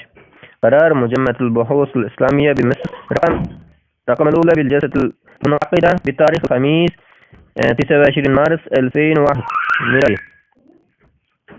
Jaiz bo'lmaydiganlikning sabablari: birinchi, bir erning bir ayoldan farzand ko'rish uchun ikkalan o'rtasida shartlari to'liq va to'g'ri er-xotinlik holati bo'lishi shart. Mazkur ahvolda sperm egasi bilan qo'rsoq ko'tarish o'rtasida er-xotinlik munosabat yo'q. Bunday bo'lgan ekan, boshqaning birinchi ayolning eri tarafidan urug'langan tuxumni qo'rsoqda ko'tarishi shariatga zid va cheklangan yo'l bilan amil bo'lgan bo'ladi. Ikkinchi, ma'lum bir baliyatqudan farzand ko'rish haqqi va shu baliyatqu egasidan jinsiy bahra olish haqqi bilan shu ishning joiz bo'lishi o'rtasida shar'iy bog'lanish bor. Buni mundaq shaklda ifodalash mumkin. Bir ayoldan jinsiy bahra olish haqqi bor kishining u ayolni homildor qilib, uningdan farzand ko'rish haqqi bor. Bir ayoldan jinsiy bahra olish haqqi yo'q kishining u ayolni homildor qilib, uningdan farzand ko'rish haqqi yo'q. Uchinchi, baliyatquni berib turishga bo'lmaydi. Jinsiy bahra olish uchun jismini setish, ijaraga berish. Uchinchi, baliyatquni berib turish bo'lmaydi. Xuddi jinsiy bahra olish uchun jismini setish, ijaraga berish, hadiya qilish to'g'ri bo'lmagandekla, baliyatquni ariyatga va ijaraga berish bo'lmaydi. Jinsiy bahra olishdan amillar qilish kelib chiqadigan bo'lg'achqa, bu ish shu ayolning eridan boshqalariga harom qilingan. Undaq bo'lgan ekan, ayol kishi faqat erining bolasiga qo'rsoq ko'tarsa bo'ladi. Undaq bo'lmaganida nasablar alishib ketadi. Zinoning harom qilinganligi buning dalil bo'la oladi. 4. Shariat insonlar o'rtasida talash-tartishib olib boradigan ishlarni harom qilib o'tgan. Rasululloh sallallohu alayhi vasallam sudida talash-tartishga sabab bo'lgan har qanday noma'lumlikdan to'sgan. Muslim 1513-hadis. Baliyatquni ijaralashmi ikki ayol o'rtasida talash-tartishib olib boradi. Qaysi ana, tuxum egisimi yoki baliyatqu egisimi? Balki texi bu talash-tartish doirasi balaning nasabi o'ziga isbotlanishdan foydalangan boshqa taraflarga kengayish ehtimoli uchun. Bo'libmi balaning miras yoki boshqa shaklda moddiy haq-huquqli bo'lgan taqdirda texmi shundoq. Shariatning nishonlaridan biri bo'lsa, jamiyatdagi insonlar o'rtasida nizo paydo qilgan ishlarning yo'lini taqash bo'lib, nizoga olib boradigan bu turdagi ishlar shariatda joiz bo'lmaydi. 5.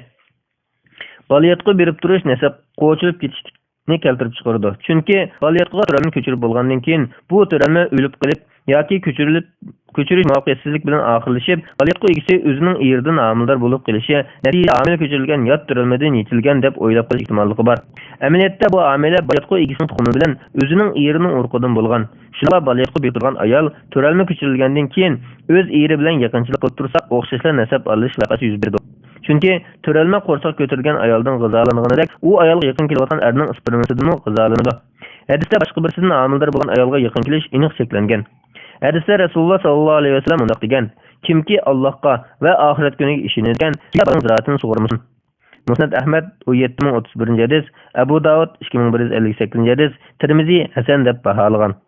Ya'ni boshqa biridan amildor bo'lgan ayolga yaqin kelmasin demoqchi. Abu Said Xudri radhiyallohu anhu payg'ambar sallallohu alayhi vasallamning Avtas kuni asirga tushgan dedeklar haqida maqtalganini rivoyat qildi. Bularning sutga amildor ayollarga tug'ib bo'lmoqcha, amildor emaslarga bir qatim meyiz ko'rib bo'lmoqcha yaqin kelmanglar.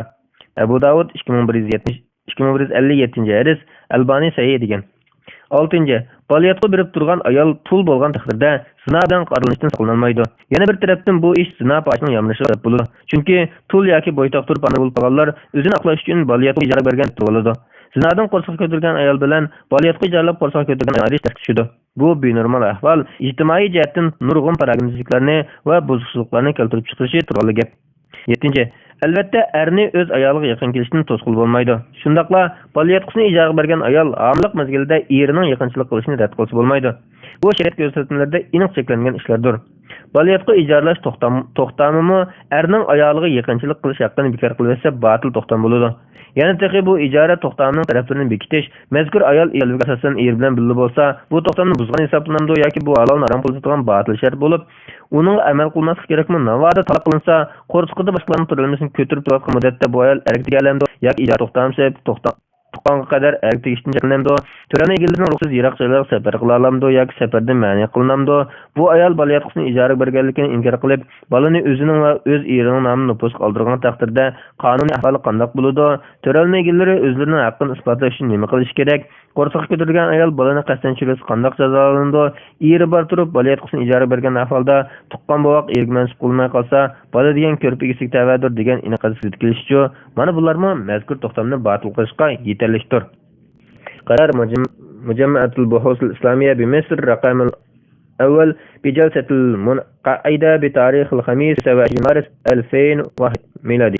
8. Baliyatqa ijaralashni harom deyishning yana bir sababi bu ishdan kelib chiqqan salbiy oqibatlarining ko'pligidir. Masalan, Alloh yaratgan insoniyat tungan anliqini tijorat tavriga aylantirish. Hozir g'arb ellarida nurg'un shirkatlar qurilib, nomrod ayollarning baliyat qullarini ijaralab, tug'ut jafosi tatmayla balga ega bo'lishni xohlaydigan boylarga xizmat qilmoqda.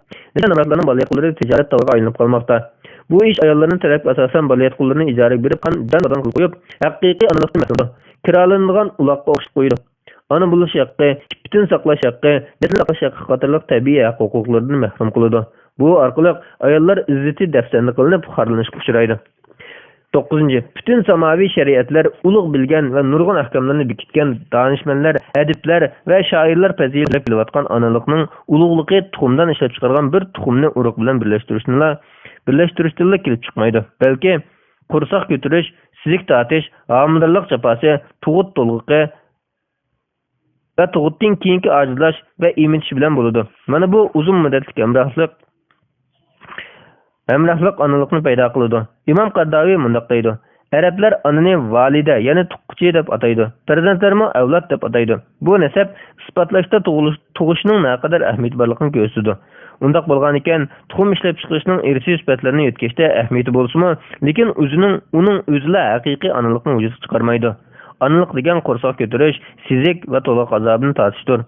Tuxum egisi farzand uchun jafo tortmagan, bir ish qilmagan tursa, 9 oy aram yashab kelibla, bolani qiyna bilan g'azarlanib, vujudining ichiga ketgan va tuqqan nomrat joyga borib tortib bo'lib, haqiqiy ona kim bu aqli qilmaydi, jafoni bilan aralashib, uni tasavvur qiladi. G'udda Yusuf al-Qarar hamsatul vahda.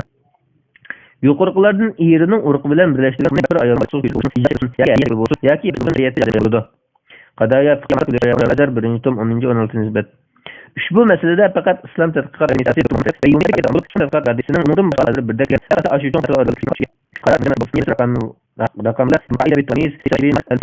yana bir qism ulamolar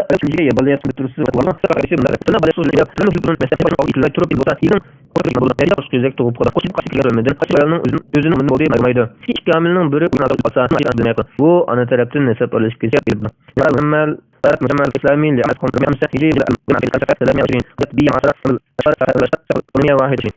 ويطلع الاشتراك مثلا وقت وصلنا ليش يبرب برضو والله تقدر كنا سابقين قبل قالوا من ذلك وانا ورق يكون انا قبل وتقدر قال ان وصلوا نفس جاي إذا الشدات كلنا ويا تاثر بالمده çünkü balayatqo bir makanda ikkinchi qarash agar balayatqo egisi bo'lgan ayol eri bir ayol bo'lsa bu vaqt qana ayoldan shu ayolning eriga mansub bo'ladi Bunun ta'siri bexşaqqa va mahramlik qatorliq masalalarga ko'tariladi. Ikkinchi, qo'rsoq ko'targan ayolning nafiqasi. Imom Qardaviy mundaq deydi: qo'rsoq ko'targan ayolning nafiqasi bolaning otasiga yuklanadi. Chunki baliyatqa ikki turalmining qini bilan g'izolantirib beradi. Bu sababdan nafiq ilishi lazim. Bu ayolning nafiqasi homiladorlik va nifosdorlik muddati oqlashqichi bo'ladi. قضايا علمية تنتظر أحكامها الشرعية. دكتور يوسف قرضاوي، مجلة العربي، العدد 232 صفحة 48. Miras va ota-ona munosabat masalalar. Buningga miras, mahramlik, qisoslik haqqi yoki to'lamalish haqqi, valilik masalasi, nafiqa va sila-rahim qatorliq masalalar chetiladi. 4. Ruhiy paragandichilik. Bu vaqtning tug'utdan keyin ikki ona o'rtasidagi tanglik sababidan tortilgan ruhiy azobimi uni bearam qiladi. Ikki onaning boladan ayrilib qolgani bir turlik mahrumlikdir. Bola qo'rsoq ko'targan ayol 9 oy qo'rsoq ko'tarib tug'ib onalik his qilganda, bu voqeani boshqa bir ayol ilib ketsa, bu uningga intayin og'ir zarba bo'ladi. Boshqa bir ayol qo'rsoq ko'tarib tuqqan bolani boshqa bir ayolning beqishi oson tushmaydi. U ona haqiqiy onalik his qilmaydi. Chunki tuqqan ona bilan bu o'rtasida ma'lum rish paydo bo'lib, ikkisi o'rtasida ona bolalik mehr bo'ladi. Keyin boshqa ayol bilan ona bolalik rishsi qo'yish ta'sir tushadi. 5. Baliyatqa berib turgan tuxum egisining onasi, hamkirisi yoki qizi bo'lgan taqdirda natija qanday bo'ladi? Amniyatda Janubiy Afrikada ona qiz uchun baliyatqasini berib turib, qizining bolasini tug'ib bergan. Italiyada qizi onasiga baliyatqasini berib turib, onasining bolasini tug'ib bergan. Yuqorqi ikki ayol qo'shqizaklarni tuqqan. Agarda ba'zi onlar joiz deb qaraganda kundishiga baliyatqasini berib tursa bo'ladi degan qarash bo'yicha e'lon etgan. Kundishiga osa qo'rsoqqa ko'tarib bergan natija qanday bo'ladi? 6. Baliyatqasini berib turgan ayolning eri bu vaqtning dadasi bo'lamdi yoki urug'ning egisi bolaning dadasi bo'lamdi degan masalada olimlar ikki xil qarash bo'lgan. Birinchi qarab urug'ning egisi vaqtning dadasi bo'ladi. Baliyatqasini berib turgan ayolning eri dadasi bo'lmaydi. Bu Imom Qardaviy Islom fiqh akademiyasining qarashidir.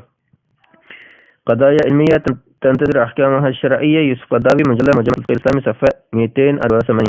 Bunun asasen baliyatqasini berib qo'rsoq ko'targan ayolning eri bolani o'zining bolasi tutib to'msildirib, o'zining qilsa harom bo'ladi. Chunki u bolaning o'zining molini inib bo'ladi. Balki uni bolam asab tinishi vojib bo'ladi. Xulosa: tan sirtla uruqlantirish ishida faqatla erning uruqi bilan ayolning tuxumini uruqlantirib, ayolning baliyatqasiga ko'chirib ba'zi bir shartlarga rioya qilgan ahvolda joiz. Boshqa usullarning hammasi harom. Mümin kishi Allohning butkuniga sabr qiladi, rozi bo'ladi. Sinoq va musibatlarda ilohiy rahmatni ko'ralaydi. Hadis kelgandek ajrning kattaligi sizning ig'ilqiga ko'ra bo'ladi. Haqiqatan Alloh bir qavmni yaxshi ko'rsa, ularni turli musibatlar bilan sinaydi. Rozi bo'lganlar rozilikqa, norozi bo'lganlar norozilikqa erishadi. Ibn Majah 31-hadis. Albani hasanab bo'lgan. Shariat yo'l qo'ygan ikkinchi ayolning nikohga ilishni qanotirmaslikning ziyni, g'arib paydo qilgan bu avachlikning ziyni yengil bo'lishi aniq. Yetim bolani qo'yishmi, buni hal qilishning bir savob sarfisi albatta. Allohu a'lam. 2015-3 oyning 4-kuni.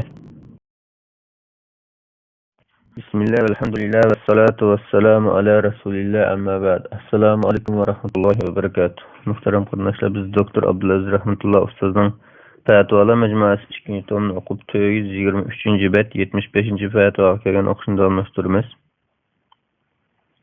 Ayol kishining chechini setish to'g'rimi? Savol. Assalomu alaykum. Ayol kishining chechini tarash jarayonida tushgan yoki kesgan chechini satsa bo'lamdi. Mahallamizdagi ba'zi ayollar satsa bo'lmaydi deb madaraga turib ko'maydi. Ba'zilari chachalg'i kelganlarga das, chilak degandek narsalar bilan tegishadi. Bu masala qanday qilsa to'g'ri bo'ladi? Javob: Va alaykum assalom va rahmatullohi va barakatuh. Ba'li hamdu sana Janob Allohga bo'lsin. Shundoqla payg'ambarimizga, oil tavobatlarga va uningga toki qiyomatgacha erishganlarga salomlar bo'lsin. Ba'li qonunlar odamzod chechini setish va ishlashning joiz bo'lmaganligini isbot. Chunki odamzod izzatga sazovor maxluqdir. Alloh taolo shak shubhasizki biz odam bolalarini hurmatlik qildik degan. Sura 70. Bunda qolgan insonning partisi setilgan tovar sifatida xo'rlansa bo'lmaydi. Al-Masuatul Fiqhiyya 31-56. 31-56. Yana bir tarafdan odamzod chechini ishlashning haromligiga ayrim bir cheklim kelgan. Abu Hurayra radhiyallohu anhu rivoyat qiladi-ki, Rasululloh sallallohu alayhi vasallam mundaq degan: Alloh chach ulab qo'yg'ichi va ulatqichi ayollarga, gul chekchi va chektirguchi ayollarga la'nat qilgan. Buxoriy 5933-hadis, Muslim 2122-hadis. Abu Bakr radhiyallohu anhuning qizi Asma radhiyallohu anha mundaq deydi: Rasululloh sallallohu alayhi vasallam ulab qo'yg'ichi va ulatqichi ayollarga la'nat qilgan. Buxoriy 5936-hadis, Muslim 2122-hadis. Chashni ulab paylanmaslik, ulg'an taqdirda la'nat kuchirash bo'lsa, uningdan paylanmaslik uni setish bo'lmaydigini bildirdi. Yana bir hadisda buni saxtlik deb biladi. Chunki chashni setish va setilish chach ulash va kemchash yasash uchun bo'ladi. Said ibn Musayyib rivoyat qilmoqda. Muaviya ibn Abi Sufyan radhiyallohu anhu Madinaga oxirgi qitim kelganda bizga qo'shildi dedi. U bir o'rim chashni ilib ko'rsib turib mundaq dedi: Men yahudilardan boshqalarning mundaq ishni qilar qo'ymaydim. Rasululloh sallallohu alayhi vasallam bundaq ishni chach ulashni saxtlik deb atagan. Buxoriy 5938-hadis, Muslim 2127-hadis. Yana bir rivoyatda Muaviya radhiyallohu anhu "Ey Madina xalqi, sizlarning olimlaringlar qayerga ketdi? Men payg'ambar sallallohu alayhi vasallamning soch silishini man qilganligini va Isroil avlodi ularning ayollarining yolg'on soch sababidan halok bo'lgan deganligini anglagan edim" degan. Buxoriy 3968-hadis, Muslim 2327-hadis. Kasallik sababidan chetib tushib ketgan ahvolda soch ulashqa, kiyim chechkishga ruxsat qilinmagan. Abu Bakr radhiyallohu anhuning qizi Asma radhiyallohu anha so'zlab berdiki, bir ayol Rasululloh sallallohu alayhi vasallamning yanına kelib, "Men qizimni nikohlab qilgan edim. Keyin uningga kasal tegib, chochlari tushib ketdi. Eri meni uni tezroq ko'tkab opirib qo'yishga qoldirdi. Shunga men uningga choch ulab qo'ysam bo'lamdi" deydi. Rasululloh sallallohu alayhi vasallam choch ulab qo'ydi va uloqchi ayollarga la'nat qildi. Buxoriy 5935-hadis, Muslim 2122-hadis. Aisha radhiyallohu anha rivoyat qiladi-ki, ansarlardan bir qizchaq yotib qolganda u og'rib qolib tushib ketdi. Shuning bilan oilasi unga choch ulab qo'ymoqchi bo'lib, Rasululloh sallallohu alayhi vasallamdan so'radi. Rasululloh "Alloh choch ulab qo'yg'uvchi uloqchilarga la'nat qilgan" dedi. Buxoriy 5934-hadis, Muslim 2122-hadis. Lekin sochning kiyimicha va choch ulashga ishlatishining haromligi erga tegish va erini ulash qator ahvollarga xos bo'lmasdan, balki umumiy qaror qilmadir. Chunki tuvandagi hadisda eri choch ulashga buyurgan ayol haqida la'nat qilinganlik kelgan. Safiya Aisha radhiyallohu anha rivoyat qildi-ki, bir ansari ayol qizini yotib qilganda uning chechi tushib ketdi. Shuning bilan bu ayol Rasululloh sallallohu alayhi vasallamning huzuriga kelib, uningga bu ahvolni aytib, "Qizimning yo'lchi mening qizimning chechini ulab qo'yib degan edi." Rasululloh "Yo'q, bo'lmaydi, choch ulashga la'nat qilingan" dedi. Buxoriy 5205-hadis, Muslim 2123-hadis. Mana bu hadisda Rasululloh sallallohu alayhi vasallam to'y qilmagan qizni emas, kasal sababli chetishib ketgan ayolni eri soch ulashga buyurgan bo'lsa-mu, erining buyrug'ini qilishni to'sgan. Halbuki ahvolda eri bilgan bo'lg'achqa eriga nisbatan saqtlik qo'llash bo'lmaydi. Lekin bu ahvolda eriga qarata saqtlik bo'lmagani bilan umum musulmonlar qarata bir saqtlik va boshqa ko'rinish bo'lganligi inson hurmati dafsanlik qilinganligi. Yo'q sabablar tufayli olimlarimiz choch setishni va chochdan foydalanishni harom deb qaragan va buning hikmatini insonning o'zini dafsanlik qilganlik deb ko'rsatgan. Hanafiy mazhab anlar bunday deydi. Odamzodning chechini setishga va undan foydalanish bo'lmaydi. Chunki inson izzat ikrom bilan hurmatlangan, shunga uning biror parchasi xorlansa bo'lmaydi. Chochni setish va ishiltish uni xorlashdir. Choch ulug'chi va ulatuvchilar izzatlangan insonning xorlaganligi, ishlasi bo'lmaydigan narsadan foydalanganligi uchun la'natga uchragan. Fathul Qadir 6-3-6-bet, Tabyinul Haqa'iq 4-51-bet. Imom Malik mashhuriyatdan chochni setishni yomon ko'rgan. Haşiyat-ı Dusuqi 1-49-bet, El-Kafi Ibn Abdülber 1-328-bet. İmam Nevevi mundaq deydi. İmamlarımız deydi ki, er bolsun yoki ayol bolsun, mahrum bolsun yoki eri yoki yetlarning bolsun, odamlarning chechini ulab olgan bu amallarning qashida haramdir. Chunki choch ulug'chi ulatuvchiga la'nat qilgan sayyidlar buni umumiylik cheklagan. Buning ustiga odamlar chechi va boshqa barcha parchalardan foydalanish odamlarning izzatiga taqishadigan bo'lg'achqa harom bo'ladi. Al-Majmu' 3-145-bet. İmam Bahuti mundaq deydi. Odamlarning hurmati bo'lg'achqa chechini ishlatishga bo'lmaydi. Keşşaful Qanna 1-57-bet. Yuqorida bu vaqtda kelgan dalillarni va ulamalarimizning qarashlarini bayon qilib o'tdik. Xulosatan odamlar chechini setish va ishiltish harom. Chunki bunday qilsa insonning hurmatini dafsanlik qilish bor bo'lib, insonning chechini ishlatmasligi haqida ayrim cheklam kelgan. Choch ulmas haqida ayrim cheklamlar bayon kelgan. Allohning yaratganini o'zgartirgan ayollarga la'nat qilingan. Bir narsani ishiltish harom qilinadigan, uni setib, buni haydashni harom qilinadi. Uning ustiga diyorimizda chochlar kofirlarga setiladi. Ular yasal chochlarni qimmatbaho setib, nurg'un foyda oladi. Bu jihatdan chochni setish saqliq va harom ishga imkoniyatlik bo'lmasdan, kofirlarni beyitishmi bo'ladi. Halbuki Alloh taolo gunoh haqida tajovuzchilikqa imkoniyatmanglar deb buyurgan. Maida surasi 2-oyatning bir qismi. Muaviya radhiyallohu anhu choch ulashdan kiyim chechkishni yahudlarning ishi deb qaragan. Endi kesiltilgan chochlarni qanday bir taraf qilish masalasiga kelsak, ahli ilmlarimiz choch tirnoqlarini ko'maytirish afzal va mustahab deb qaragan. Ba'zi sahobalardan shunday qilgan kelgan. Olimlar imkoniyat bo'lsa chesh va choch tirnoqlarini ko'maytirishni mustahab, xolijalarga asl qillarga qo'shilishni to'g'ri. Imom Ahmad rahimahulloh biz o'zimizni diğer mutlaqlar qon tarix makina ularni naqladi. Zabatum 320. Qanday mundaq deydi. Tirik olamdan ajragan choch va tirnoq qatorliq ko'mishlardi. Aldanlarni ko'maytirdi. Tabiin 2-bet. Ibn Jurayj Rasululloh sallallohu alayhi vasallam ko'maytirish buyurdi. Bundan bir kishi choch tirnoqlarini olganda uni ko'rsatib so'rasam o'ydi. Bu vaqt o'ziga ko'rsatdimi deb so'rasam, u demak, inson badanidan chiqqan narsalarni ko'maytirish, insonni izzat muhit bulg'anishining kesib qo'shniga cheklangan sohalarda ishlatilmasligining oldini olish uchundir. Algan tirnoqlarni tushirgan chochlarni ko'mitish kerak, tashlashmi mayli. Hacı Takvi 349. bet. Yukarılara asasen çat çeki kemçe sıtırgılı teşhidat kudalı cennet alım konu ilan. Bunun arasında bölünme bu ticaret tapın bolsa da bu ticaret tapın bulan olması var. Sert koy. O yüzden çok hatta marketin başa ticaret konusu buldu. Hala. Şimdi bu diye işkince Pərdəmə 429 met 70 Autonomiya dərsiga qatnaşış və cəsədin ayvallar material qıldı. Söhbət kesib də oxuydu. Ayvalların təcrübə bilan mən toşan ayıqlanı cəsədə cəsəd və ayvallar ikən ayvalların bəzi ayvallar nasıl kesken ayvallarga aldılan saqlıkən əgər xarasını qılınsa ölüb mü qalır ikən İslamda cəsədlərini və ayvalların müşnaq təcrübə material qılışını hükmünümə yol göstərən bolsanız yana bir savol men ishkilda daimiy mektab o'qituvchisi mektebni yerib erlarni elib dars o'tadi. Bunga memnun qatnashman. Bu dinimiz uyg'unmi? Yana bir savol. Kelinkida o'qiyotganlarning odamlarning ayollarning avtonomiya dars o'qishini hukmimi? Javob: Alaykum assalom va rahmatullohi va barakatuh. Barliq hamdusana Janob Allohga bo'lsin. Shunaqla payg'ambarimizga, oil to'g'rilarga va uningga taqiq qiyamchi agashlarga durud salomlar bo'lsin. Tibbiy maqsad elib berilgan jasad yerish, avtonomiya klublardan andilarni inaqash kasallik davolash, üktish va o'lik yoki tirik yana bir insonning tini va organlaridan foydalanish qiliqlar ko'zda tutiladi.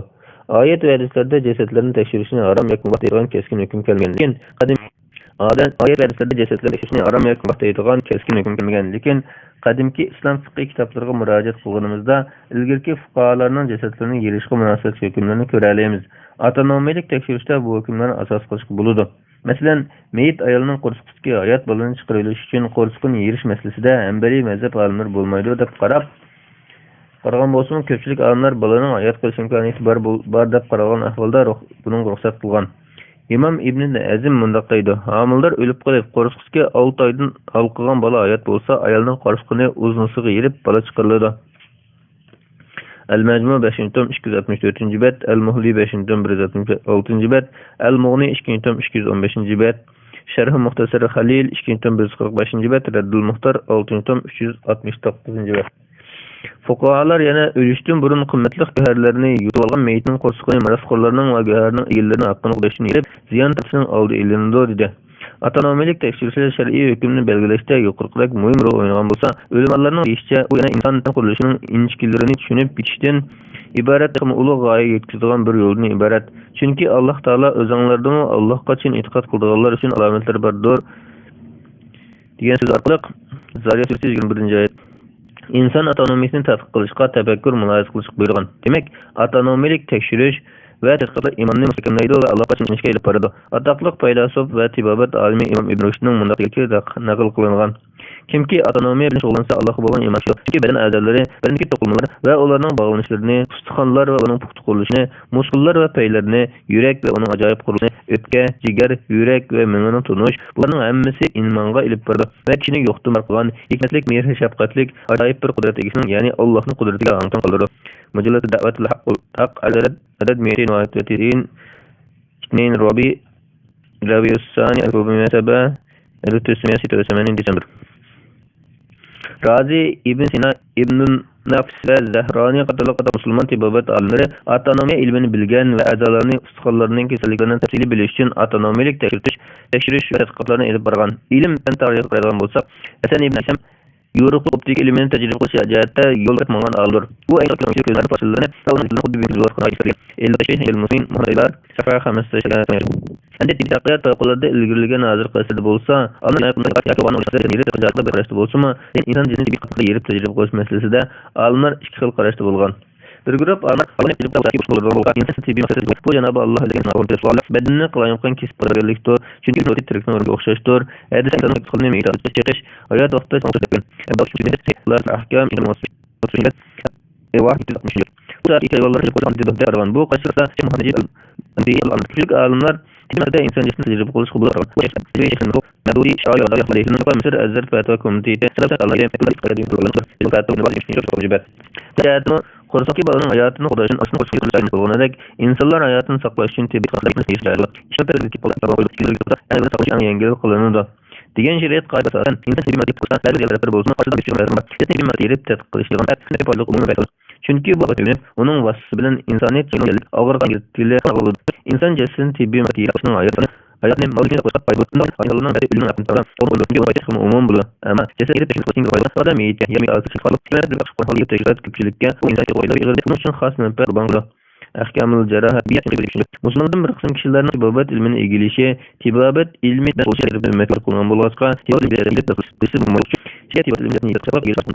doktorlarning ta'kidlashicha, doktorlar berib so'ramaydi. Chunki mujallatul buhus al-islamiyya al-rabi' bir kata ceset gelip tadqiq qilish insonning izzat hurmatini dafn qilib bo'lmaydi. Ama cesetni tadqiq qilishda bir ishqa tibbiy taraqqiyot uchun haqiqiy ehtiyojdan ishlar shaklida. Shunaqa cesetni xalashni shaklida. Hayvonlarning tajribasi asli kelsak, islom dini hayvonlarga mehr shafqat bilan muomala qilishga buyurgan. Qiynab, urib azoblashni mekardan o'ldirishdan to'sgan. Tibbiy sari ta'sirini bilish va operatsiyalar muvaffaqiyatli kelib kelsa, odatda chaqan va shunga munosib hayvonlar tajriba qilindi. Hayvonlarimiz dunyodagi ilk madaniyat taqdirlari qatorliq bog'liqlarga o'xshash Alloh tarafidan insonlarning foyda va xizmat uchun yaratilgan bo'lsa, zaruriyat tufayli hayvonlarning insonlar manfaati uchun foydasi bo'ladi.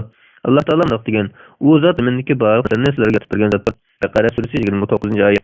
İnsanların kasallarını davalash, kasalliklarni oldini olish, hayotini qutqizish, hayvonlardan tibbiy tajribalarni foydalanish haqida qilgan bo'lsa, hayvonlardan turli tibbiy tajribalarni elib berishda foydalanishga bo'ladi.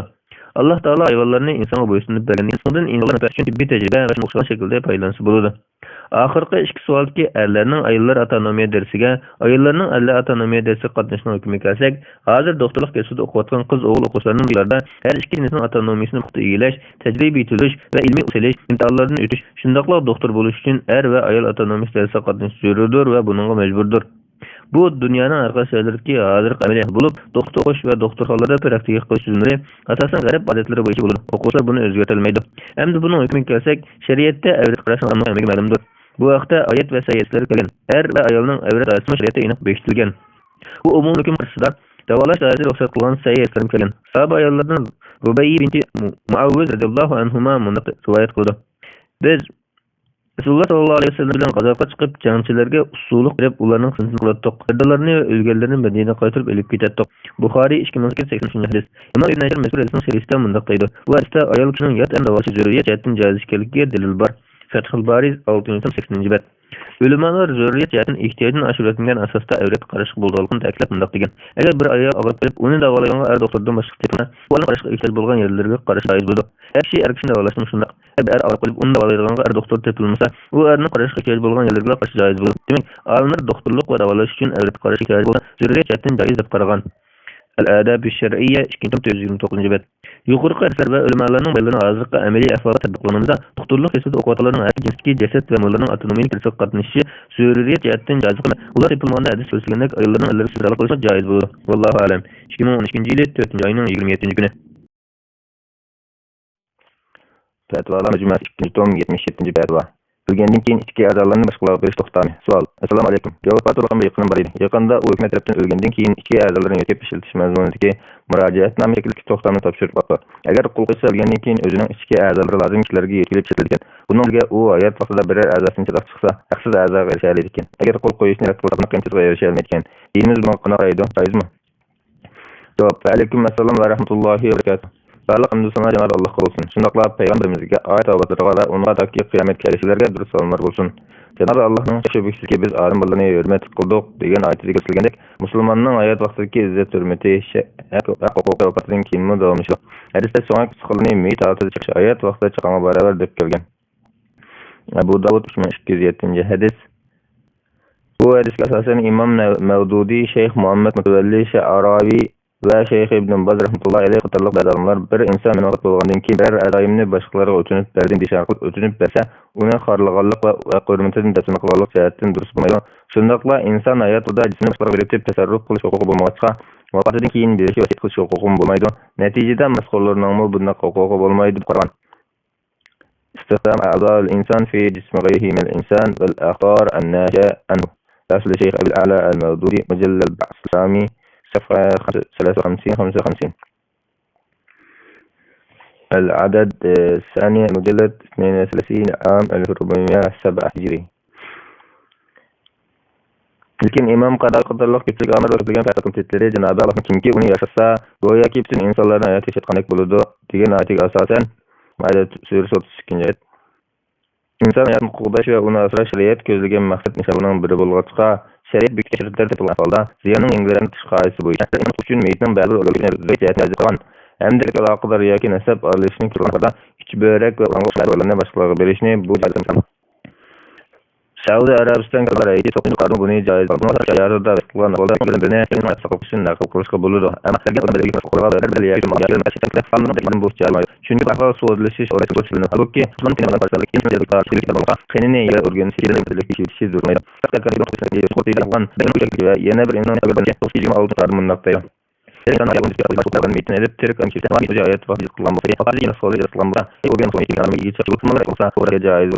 bir Şununla da organ köçürüşünü caiz deyişte birlik kelingen şart kılıngan ki organın sirkülasyon yürümesi gerek. Çünkü her birinin soğuda uçursa qat'iy bolmaydi. Mesela kişi töylegen kölünce bazı nalmelerge beriş ibaret bolsa ki bu e'lon qilingan olqinda sirlar bo'lgan noqtada endi so'ram bo'lgan noqtada tayinlangan va 2016 ayning 20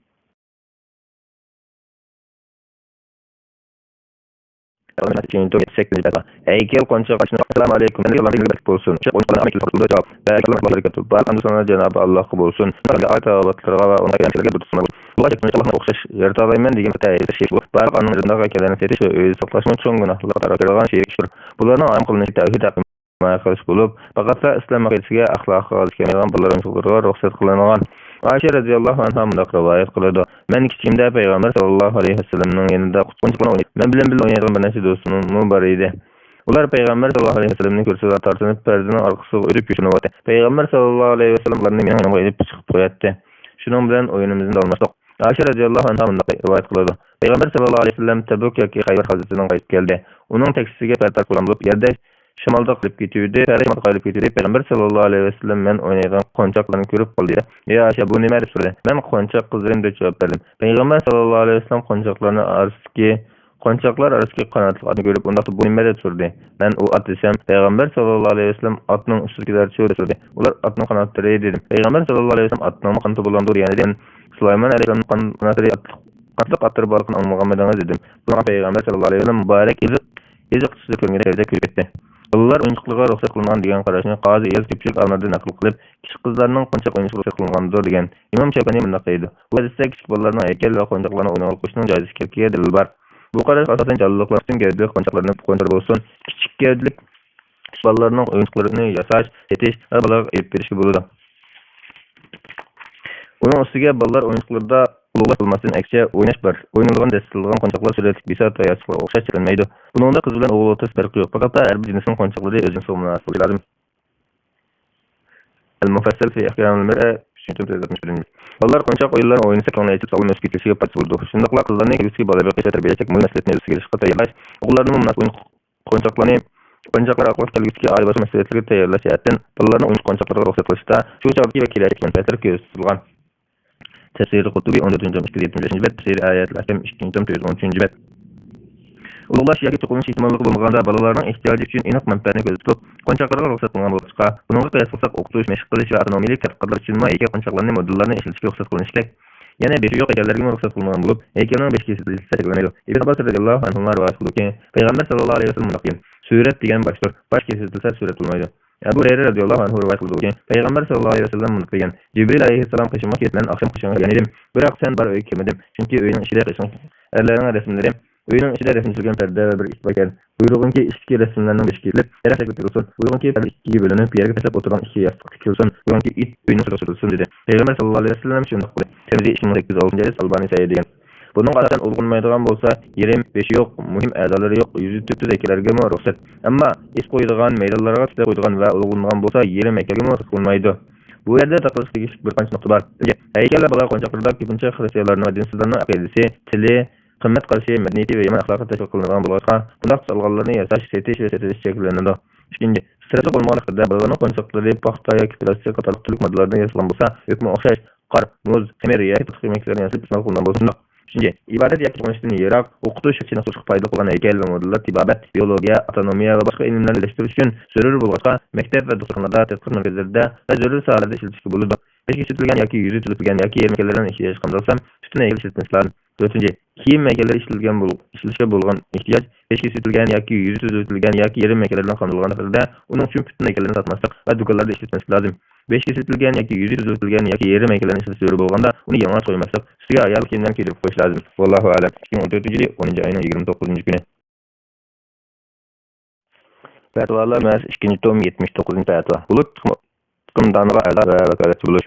Savol: Assalomu alaykum ustoz. Tövende bulut chiqimdoniga a'zo vakolatchi bo'lib, so'ra qilish bir qarasa shaxsiy so'z o'xshaydi ekan. Ba'zi yerler o'xshaydi ekan. Bo'libmi naqd pulga, ya'ni 100 yoki 1000 ko'ygan askar yoki mashina sotib olsak, pulumizning 85% qismini muddatga berib, o'zimizga qaytarib beradi ekan. Bunun qarindoshlar bu shirkatga a'zo bo'ladi. Ba'zilari vayros bilan, ba'zilari o'limadan so'q deyapti. Ammo u o'limadan ko'chirib so'rasak, shariy qoida asos qilmay, aql asos qilib hukm qilgan ahvol ekan. Bu xil a'zolik so'ra qilish usul to'g'rimi? Shu bulut chiqimdoniga a'zo vakolatchi bo'lgan qilinishning bayoni. Bulut chiqimdoniga 3 xil shaklda a'zo bo'lar ekan. Birinchi xilda a'zo bo'luvchi uchun a'zolik pulini talab qilmaydi ekan. Ammo pulsiz a'zo bo'lgan kishining a'zo qabul qilish huquqi to'g'rida do'konish huquqi bo'lmaydi. Lekin o'zi a'zo bo'lgandan keyin shu bulut chiqimdoniga nasib kerak va mashina sotib olsa, pulning 88% qismini muddatga beradi ekan. İkinci xildagi a'zo bo'lish shakli bo'lsa, pulliq a'zo bo'lish. Agar birisi 100 yillik a'zo bo'lsa, a'zo bo'lsa a'zo qabul qilish huquqi bor ekan. To'g'ri do'konish huquqi bo'lmaydi ekan. Pulliq a'zo qabul qilsa, a'zolik pulining 45% qismi a'zo qabul qiluvchiga beriladi ekan. Uchinchi xildagi a'zo bo'lish shakli bo'lsa, 1000 yillik a'zo bo'lish. Agar birisi 1000 yillik a'zo bo'lsa, uning a'zo qabul qilish huquqi bor ekan. Pulliq a'zo bo'lgan kishining a'zolik pulining 45% qismi shu a'zo qabul qilgan kishiga beriladi ekan. To'g'ri do'konish huquqi bo'lar ekan. Vakolatchi bo'lish shakli. Birisi bir viloyatdagi qanday vakolatchilikni 50 million yoki 100 million sotib olsa, shu vakolatchilikni sotib olgan pulni muddatga bo'lib qaytarib beradi ekan. Vakolatchilikka e'lon rayonida qaysi shu bo'lish qimdanini ishlatib, narsa kerak mashina sotib olsa, shu narsa kerak sotib olgan pulning 3% qismi shu vakolatchiga beriladi ekan. Javob: Alaykum assalom va rahmatullohi va barakatuh. Barliq hamd sana Janob Alloh bo'lsin.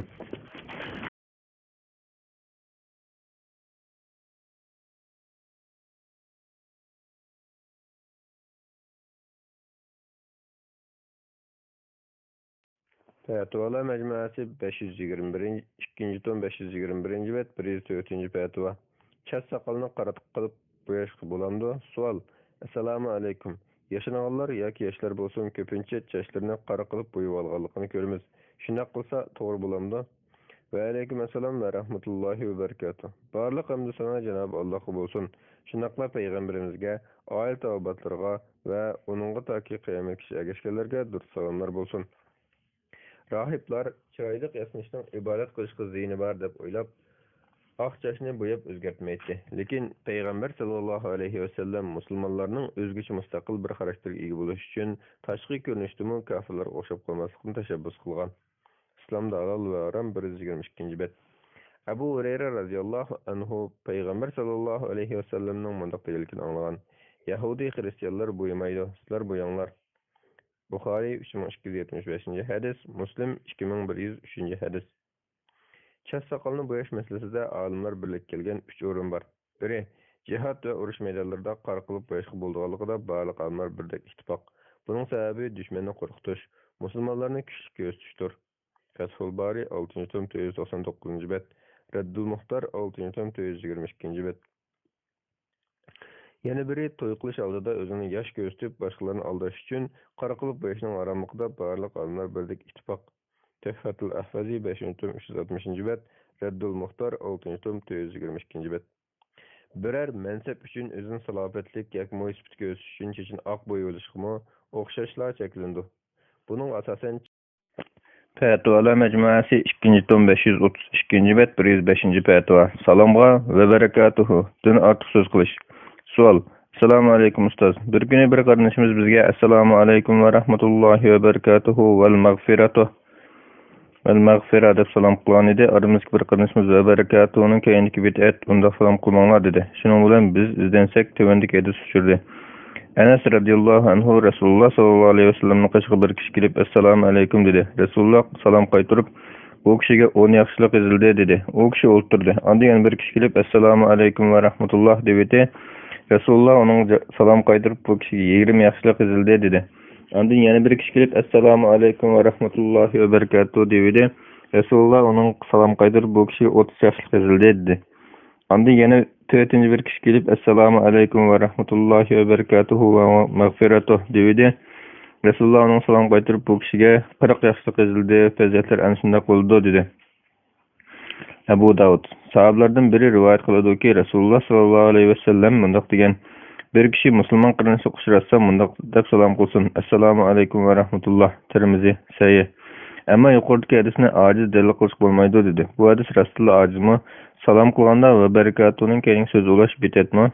Javob: Va alaykum assalom va rahmatullohi va barakatuh. Barliq hamd sana Cenab-ı Allah'a bo'lsin. Shuningdek payg'ambarimizga, oil tavobatlariga va uningga taki qiyomatgacha ergashganlarga durust salomlar bo'lsin. Salomlanishning ijtimoiy roli intayin cho'ng. Alloh taolo bizga salom qilish qoidasini va uning munosabatlik barliq ahkomlarini Qur'on va hadislarda aniq bayon qilib bergan.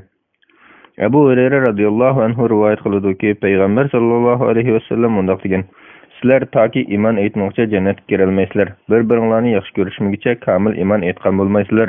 Sizlarga bir-biringlarni yaxshi ko'rishga sabab bo'lgan bir ishni deb beraymi? Oranglarda salomlashishni qanot yaydiringlar. Muslim 203-hadis. Qur'on va hadisda ko'rsatilgan salom qilish qoidasi assalomu alaykum yoki salomun alaykumdan iborat bo'lib, uningga va rahmatullohi va yana va barakatuh qitilsa texmo mukammal bo'ladi. Abu Hurayra radhiyallohu anhu rivoyat qiladi-ki, payg'ambar sallallohu alayhi va sallam mundaq degan: Alloh taolo Odam alayhisalomni shu shaklda, ya'ni Odam alayhisalomni yaratishda bo'yi 60 ket qilib yaratgan. Ammo uning avlodlarini bo'lsa, abi ma'ni, uyulqon, bir tishlam go'sht va buvoqliq, sabiylik qatorliq bir necha bosqichda cho'ng inson qilib yaratgan. Umdatul Qari 22-tom 229-bet. Bo'yini 60 kez uzunlik yaratdi. Uni yaratib bo'lib, uningga berib a'vo farishtalarga salom bergan va ularning salomiga nima deb javob berishiga quloq solgan. Bu sen va sening avlodlaring qo'lma salomdir dedi.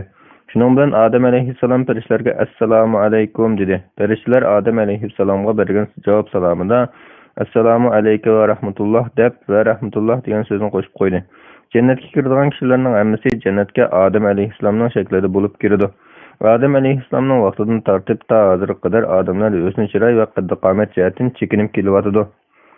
Sahih Buxoriy 6227-hadis, Muslim 2841-hadis.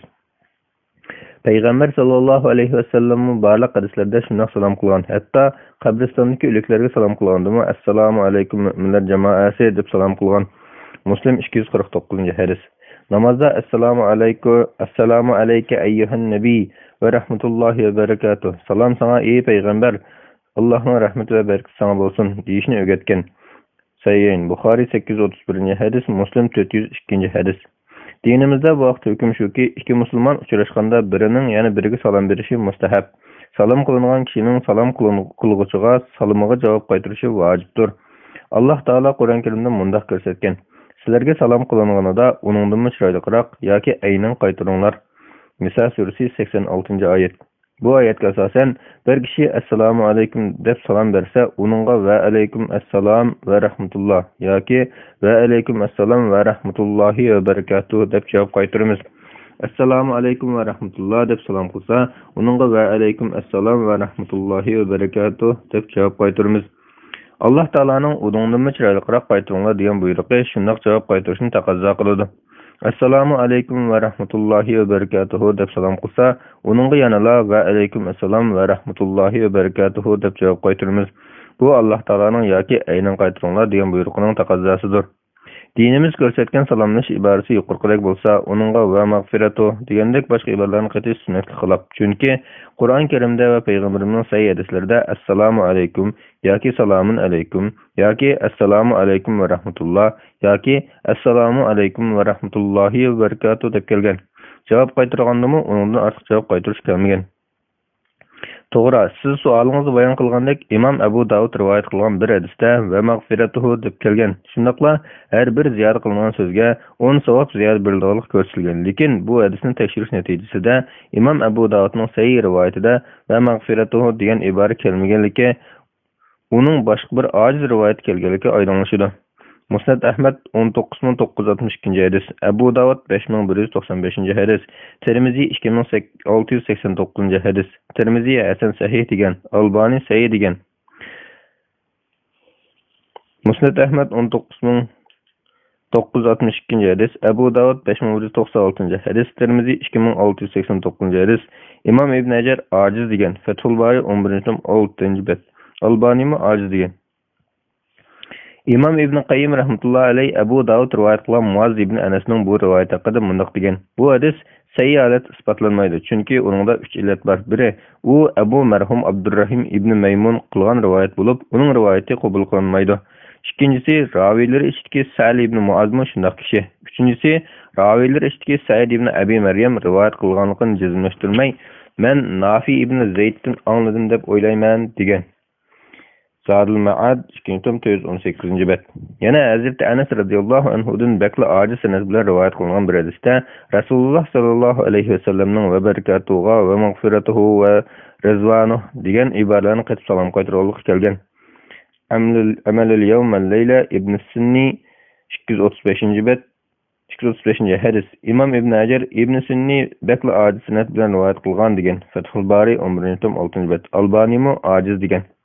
Demek sahih hadislarda ve berekatuhudan başka ibaret kelmegen. Onun üstüne sahabe kiramlarının ve berekatuhudan artık sözler bilen salam kılışını yaman körgelliki sahih adet isbotlangan bulup, bundak meselelerde sahabeler hergizmi öz rayi bilen söz kılmaydı.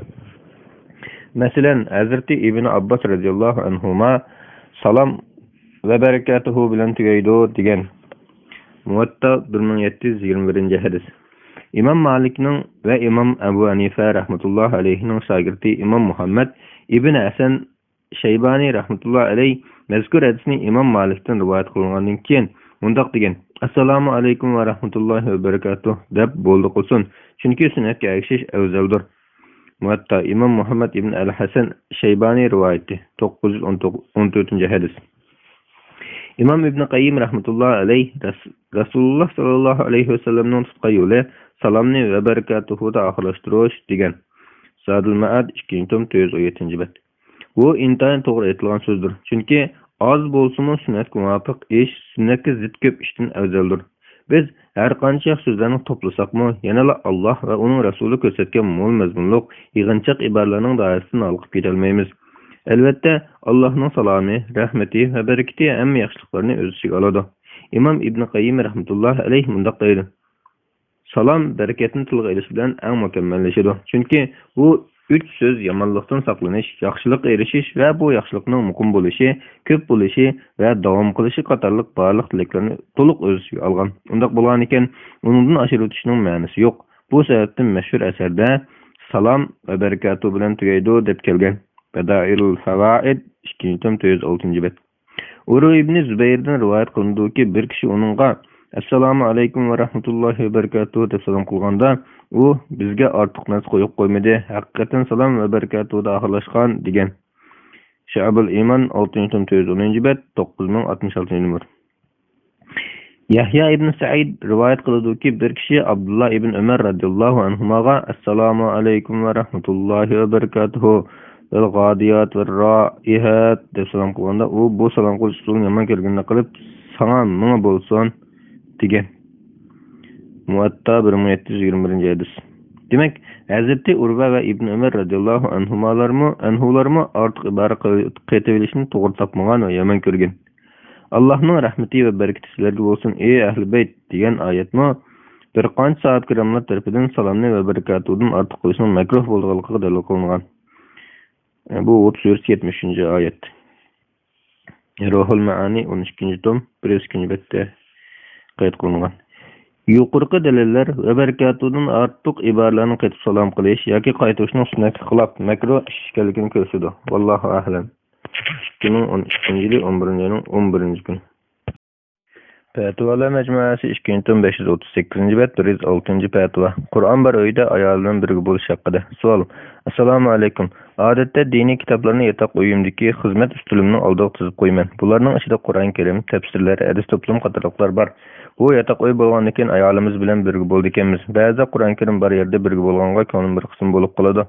Ba'zi boshqa uyga olib chiqib qo'yaman, lekin davomli undaq qilib bo'lg'ili bo'lmaydi ekan. Şuna Qur'on ve hadis kitaplarını yatak uyumdan ep çıkıp yetişim gerekmi yoki qo'yib qo'ysam bo'laveramdi? Javob: Va alaykum assalom va rahmatullohi va barakatuh. Barliq hamd sana Janob Allohga bo'lsin.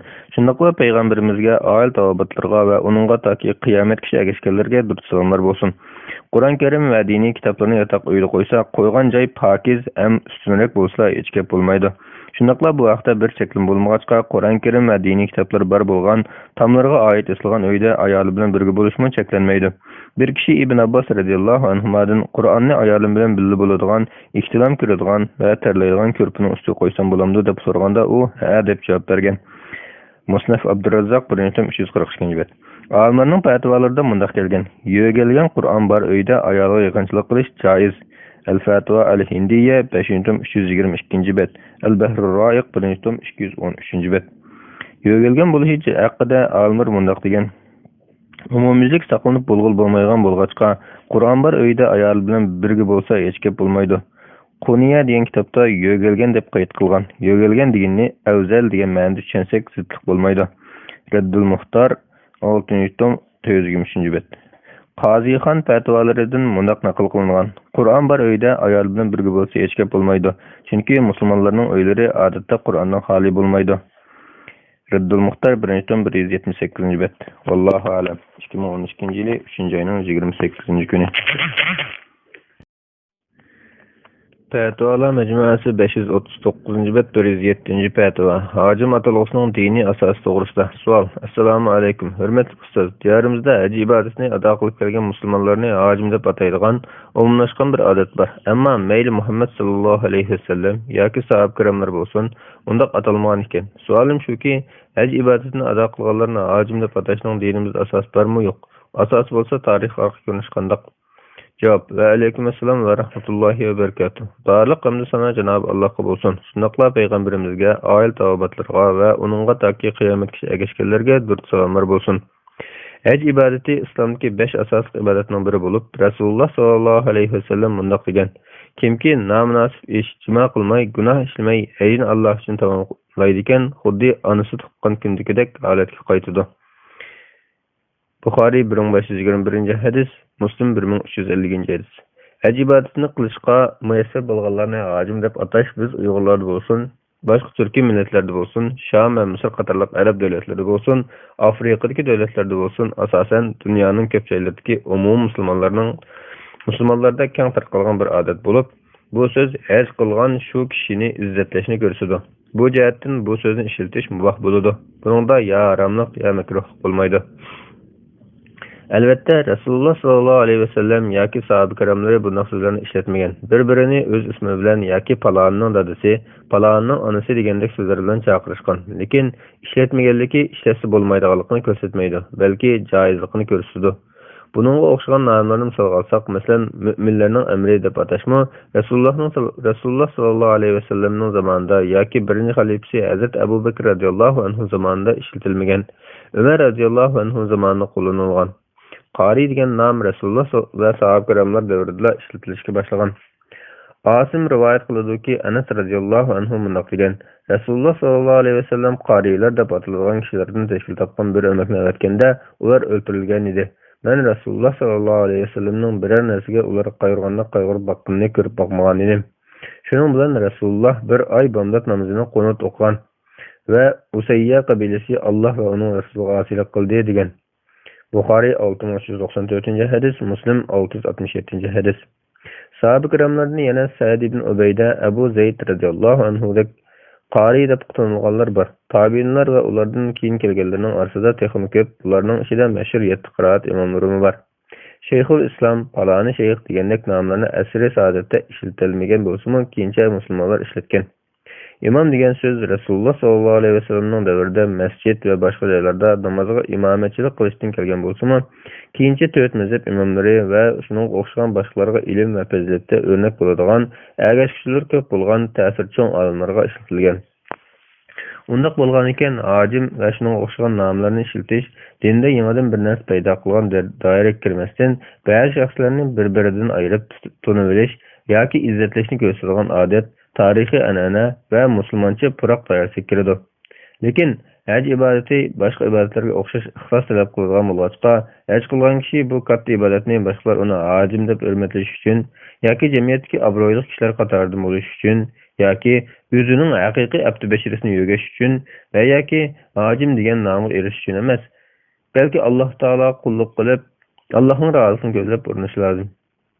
Chunki Allohga ixlos bilan ibodat qilgan kishi bu ibodatning mukofotini faqatla Allohdan kutadi. Alloh taolo bundoq degan: Albuki ular dinni Allohga xolis qilgan, haq dinga e'tiqod qilgan holda bir Allohga ibodat qilishga va yana namozni arkonlari bilan o'qishga, zakot berishga buyurilgan. Ana shular to'g'ri dindir. Bayyina surasi 5-oyat. Yana bundoq deydi: Kimki Rabbiga muloqot bo'lishni umid qiladi ekan, yaxshi ish qilsin. Rabbiga qiladigan ibodatga hech kimni sherik qilmasin. Kahf surasi oxirgi oyatning bir qismi. Buning asosan boshqalar meni hojim desin deb shu maqsadda haj qiladigan kishi Allohga to'liq ixlos bilan haj qilmagan bo'ladi. Balki texriyaxorlik yoki nomushin qilgan bu ibodat kishini do'zaxga tashlatadi. Janobi Alloh bundoq degan: Kimki faqat dunyoviy hayotni va uning zibu-zinatini xohlaydi ekan, amallarining natijasini dunyoda ularga to'liq beramiz. Ularga u yerda kam berilmaydi. Ana shular oxiratda ularga do'zaxdan boshqa narsa yo'q. Do'zaxdan boshqa narsa yo'q kishilardir. Ularning qilgan ishlari u yerda bekor bo'lib ketadi. Ular qilgan ishlar aslida bekor edi. Hud surasi 15-16-oyatlar. Hadisda qiyomat kuni eng maslab hukm qilingan shahid, qori va sahibay qatorli riyokor 3 kishining birinchisiga Alloh taolo kishilar jasur desin deb urushgan eding. Shundoq deyilib bo'ldi deydi. Ondan buyruq tushirilib, u dum holatda so'rilib do'zaxga tashlanadi. Ilm o'rganib, ilm o'qitib, Qur'on o'qigan kishiga lekin sen olim değilsin deb ilm olgan, qori değilsin deb Qur'on o'qigan, shundoq deyilib bo'ldi deydi. Ondan buyruq tushirilib, u dum holatda so'rilib do'zaxga tashlanadi. Sehiylik qilgan boyga lekin sen sehiy değilsin deb shundoq qilgan, shundoq deyilib bo'ldi deydi. Ondan buyruq tushirilib, u dum holatda so'rilib do'zaxga tashlanadi. Muslim 1905-hadis. Demek yuqorqi oyat hadisdan hojim degan nomga erishish uchun haj qilishning ixlos taqishadiganligi, oqibati yomon bo'lganligi chiqadi. Shunga musulmon kishi hajning savobini Allohdan kutishi, hojim demay qolsa xafa bo'lib ketmaslikka parvo qilmaslik lozim. Niyatini xolis qilib haj qilgandan keyin boshqalar uni jamiyatdagi odat bo'yicha hojim deb izzatlab chaqirgan ahvolda buningga e'tiroz bildirish hojatsiz. Chunki niyatlarini Alloh biladi. Kishilarning shundoq chaqirishi bilan buning niyati xolis emas bo'lib qolmaydi. Balki hojim degan bu so'z uni umr bo'yi shu nomga loyiq yurtirishga, haj qilishga va islom axloqi bilan zinnatlashda boshqalarga ulgu bo'lishga, ilgirgi qilmishlarini tashlab yangi bir hayotga qadam qo'yishga chaqirib turgandek bo'lishi mumkin. Chunki burun ba'zi bir gunohlarni qilsaganlar Arafat turib mag'firat tilab, hojim bo'lish nimmatiga muyassar bo'lgandan keyin normal turmushga qaytgan chog'da shu gunohlarni qilib solsa, texim ayiblik bo'ladi. Vallohu alam. 2012-yili 3-oyning 23-kuni.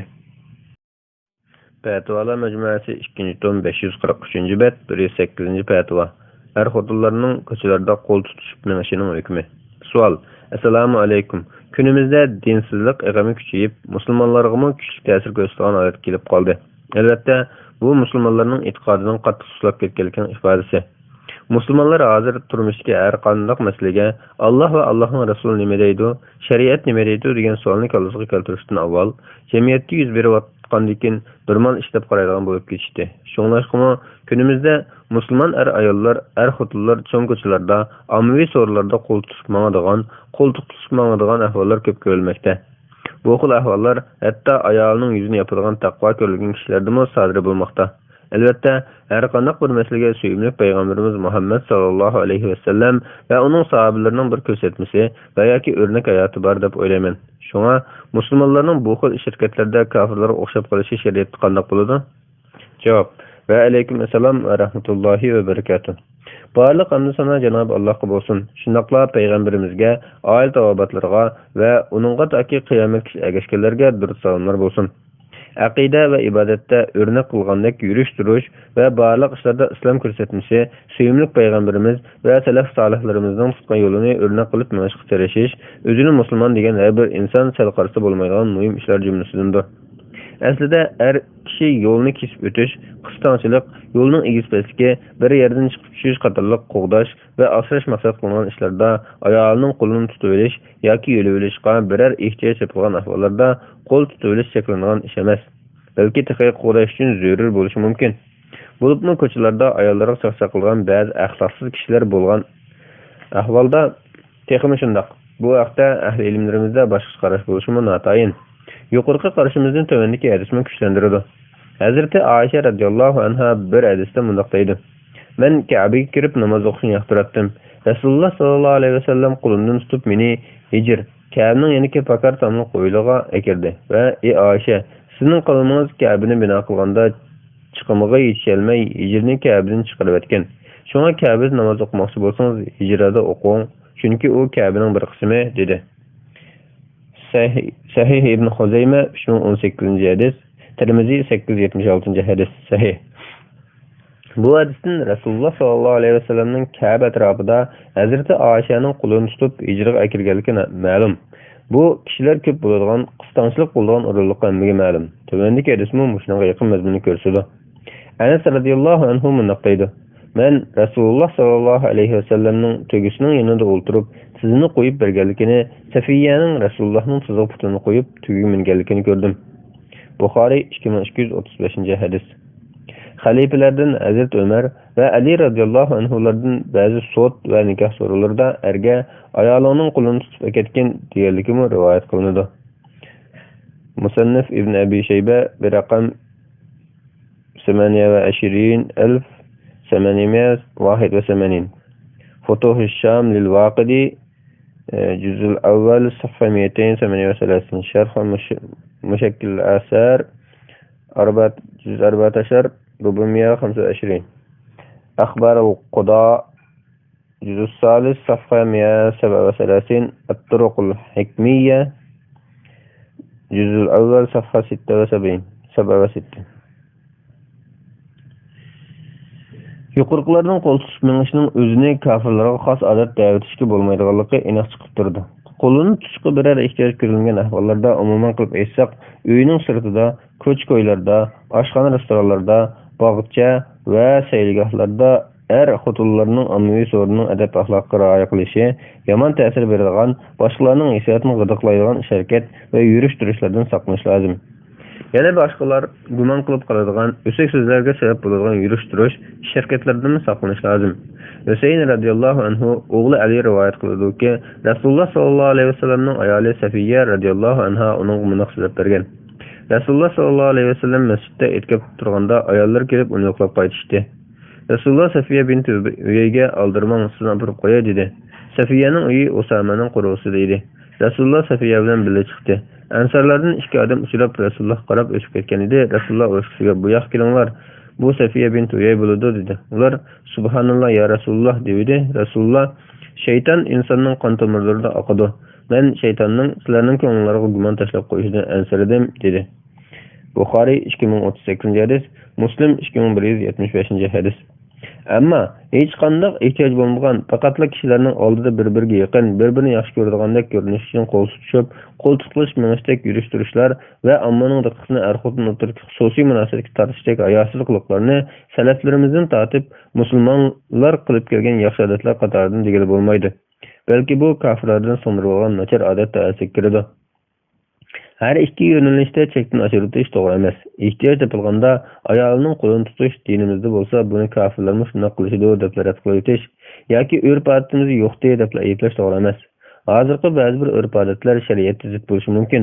To'g'risi, oldi bilan din ko'rsatmalariga qarab, cheklanmagan ish bo'lsa, ondan jamiyatdagi an'anaviy usul urf odatga va odamgarchilikka, adab qoidalarga rioya qilgan asosda o'zining to'pig munosib ish tutish oqilanlikdir.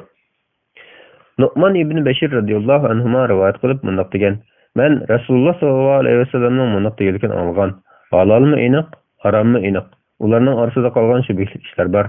U ishlarning hukmini nurg'un odamlar bilmaydi. Shubhli ishlardan nazar qilgan odam dinini va obro'yini pok tutgan bo'ladi. Shubhli ishlarni qilgan odam chegara cho'risida pada boqilgan cho'ponga o'xshaydi. Pada chegaraga kirib qolishi mumkin. Har podshoning bir chegarasi bo'ladi.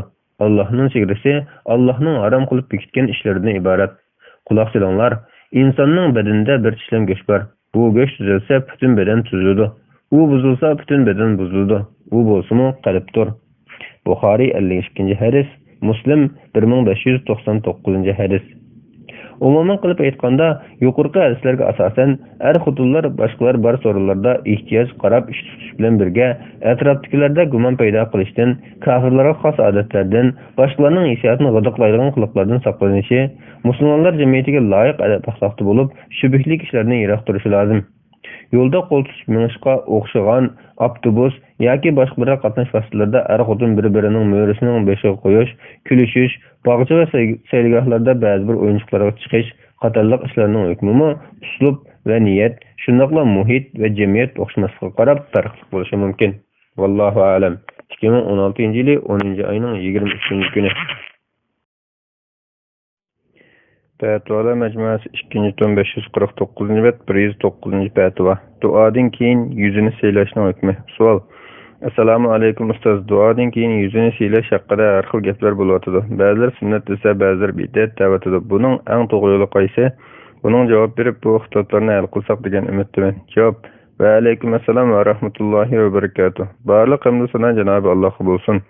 Shunaqla payg'ambarimizga, oil tavobatlarga va uningga toki qiyomatgacha ergashganlarga durud salomlar bo'lsin. Duoda qo'l ko'tarish duoning adab qoidalari qatoridagi sunnat va mustahab ishlardan bo'lib, duodan keyin yuzini siylash olimlar o'rtasida qarash o'xshash bo'lmagan masalalardandir. Birinchi qarash, duodan keyin yuzini siylash cheklanadi. Bu qarashdagi ulamolarga Imom Sufyon Savriy, Izziddin Abdussalom, Ibn Taymiyya rahmatullohi alayhilar vakillik qiladi. Shunaqla bu Hanafi mazhabidagi bir qarashdir. Bular cheklashni yo'l qo'yilmagan ibodat, makruh, bid'at degandek so'zlar bilan ifodalaydi. Chunki bu vaqtda Rasululloh sollallohu alayhi vasallamning sahih hadis kelmagan. Imom Izziddin Abdussalom duodan keyin faqat nodon kishilar yuzini siylaydi degan. Fatva al-Izz ibn Abdussalom safha 740. İmam İbn Taymiyya rahmetullah alayhi mundaq deydi. Rasulullohning duoda qo'llarini ko'targanligi haqida ko'plagan hadislar kelgan, ammo yuzini qo'llari bilan surtish haqida dalil bo'lmaydigan bir yoki ikki hadisdan boshqa hadis yo'qdir. Vallohu a'lam. Majmuul Fatva 22-tom 519-bet, Muxtasar Kitabul Vitr 1-tom 152-bet, Al-Fatva al-Indiyya 5-tom 318-bet, Ad-Durrul Muxtar 1-tom 507-bet. Saudiya Arabiston Fatva komitetining mushqarashni tutgan va mundaq degan. Duo degan yo'l qo'yilgan bir ibodat bo'lib, uning keyindilla alqallar bilan yuzini siylash to'g'risi ya og'zaki ya amaliy sunnat isbotlanmagan, balki ojiz yo'llardan rivoyatlar kelgan. Shunlashqa duodan keyin yuzini siylash yo'l qo'yilmagandir. Fatva al-Lajna ad-Daima lil-Buhus al-Ilmiyya wal-Ifta 24-tom 215-bet. İkinci qarash, bu vaqtda sahih hadis bo'lmasa-mu, ojiz hadislardan bir nechtasi kelgan va bu hadislar bir-birini kuchlantirib, hasan darajasiga yetadi. Natijada duodan keyin yuzini silash sunnat va yoki mustahab bo'ladi.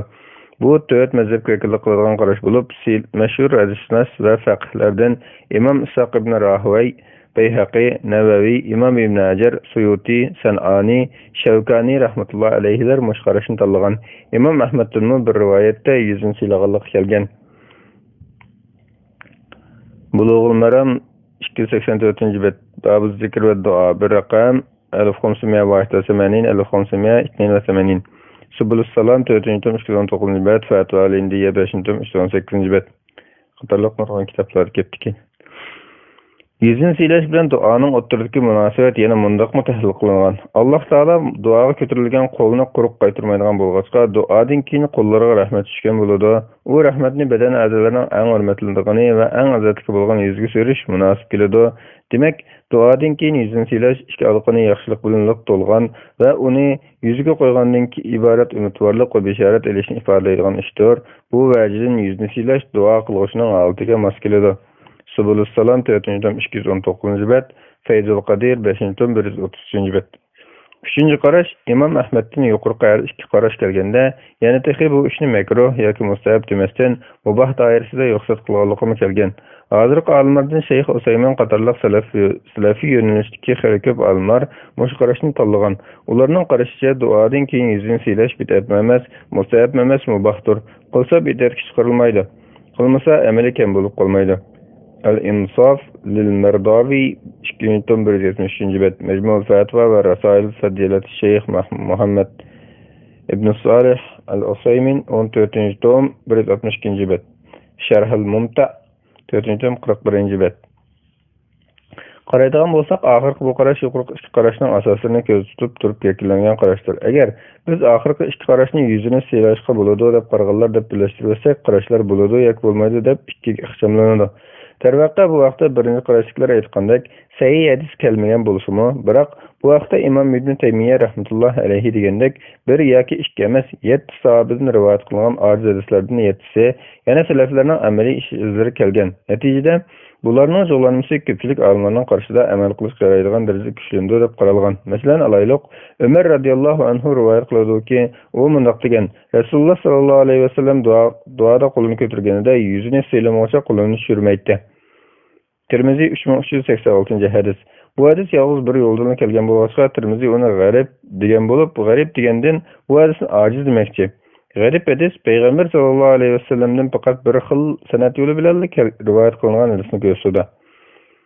Sunan Tirmiziyning ba'zi nusullarida sahih degan bo'lsa-mu, ammo mazkur ba'zi Sunan Tirmiziyning to'g'ri nusullarida yo'q. Nasbur rivoya 3-52-ci bət. Qandaqlı bo'lmasin, buni dalil qilganlar bu hadisning ojizligida birdek ittifoq. Imom Ibn Hajar bu hadis haqida bu vaqtda kelgan hadisni Tirmiziy rivoyat qilgan bo'lib, Abu Davud va boshqalar rivoyat qilgan Ibn Abbas radhiyallohu anhuning hadisi u hadisni kuchlantiruvchi rivoyatlarning biridir. Bularning zo'lanmasi u hadisning hasan darajada ekanligini taqozo qiladi degan. Hasan hadis as tutish va hadisni pishiq bilishda raviylari sahih hadisning raviylarining darajasiga yetmasa-mu, rostchil va ishonchli raviylar rivoyat qilgan hadisni ko'rsatadi. Buluğul Maram saf 284-ci bət Bab-ı Zikr və Dua bir rəqam 1582.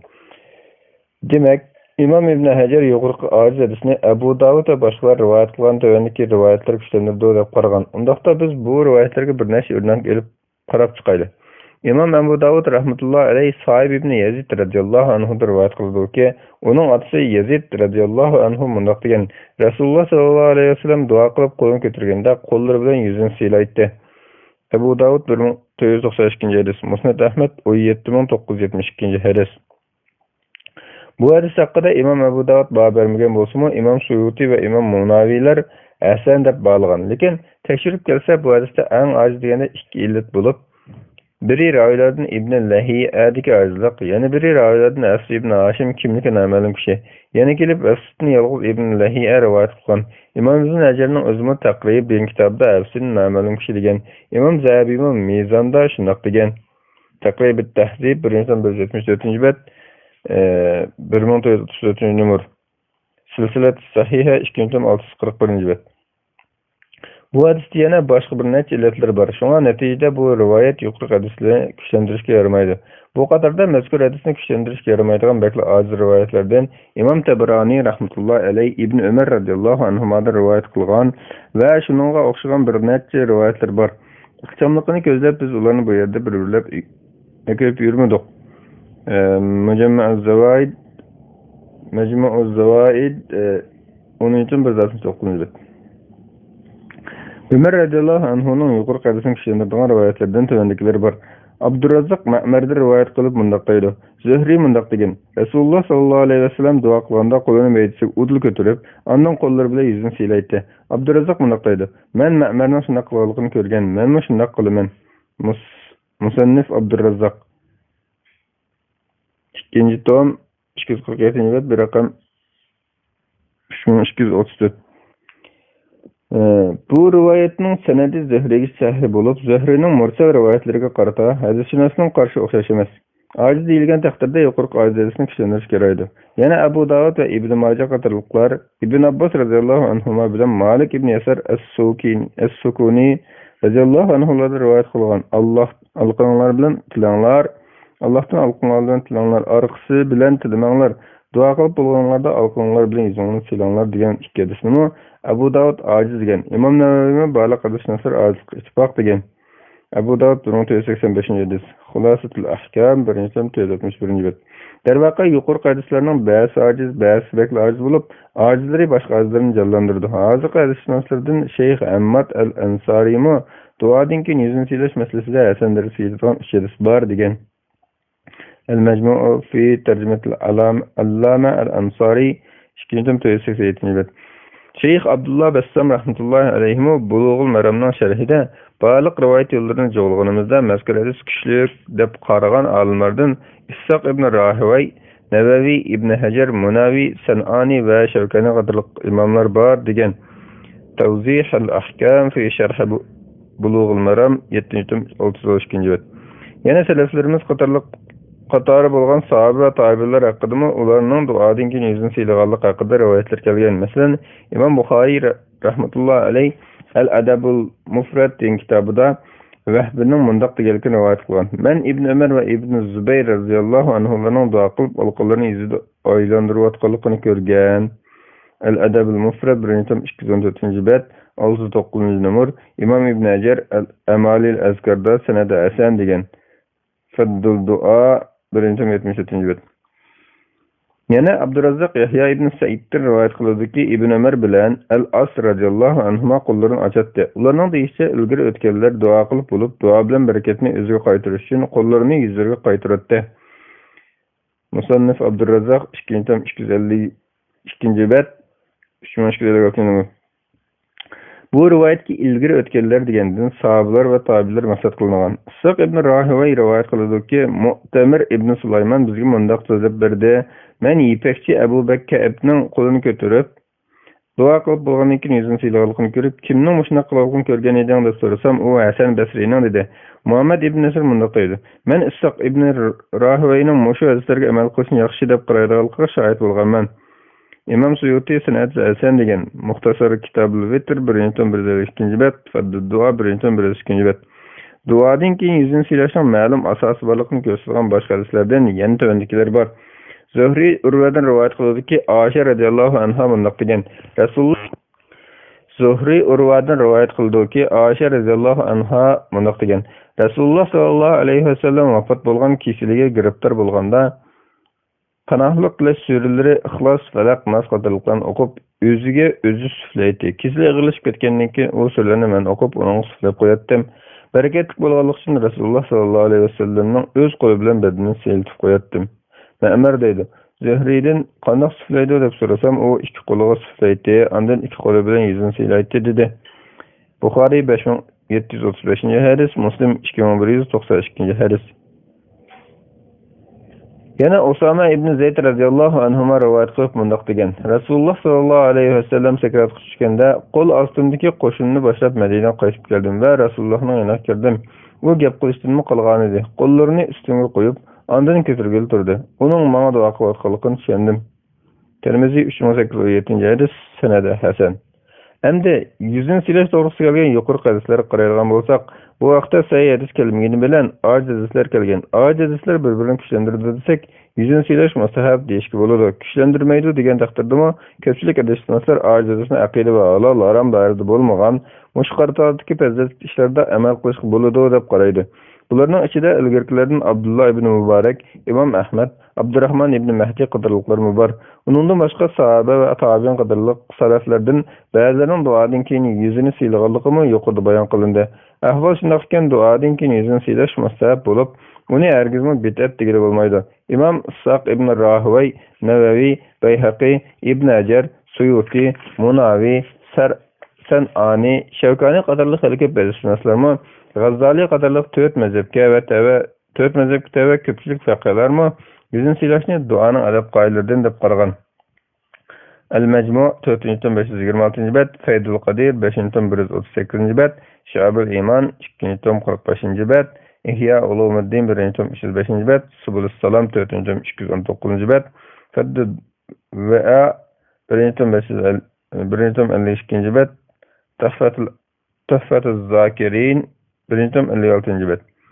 Bu vaqtda kelgan hadisni bakli ojiz deb qaragandimi, yuzini silash eng aqlli taqdirda joiz bo'ladi. Imom Ahmaddan bir rivoyatda bu yuqorida bayon qilganimizdek mushqarash kelgan.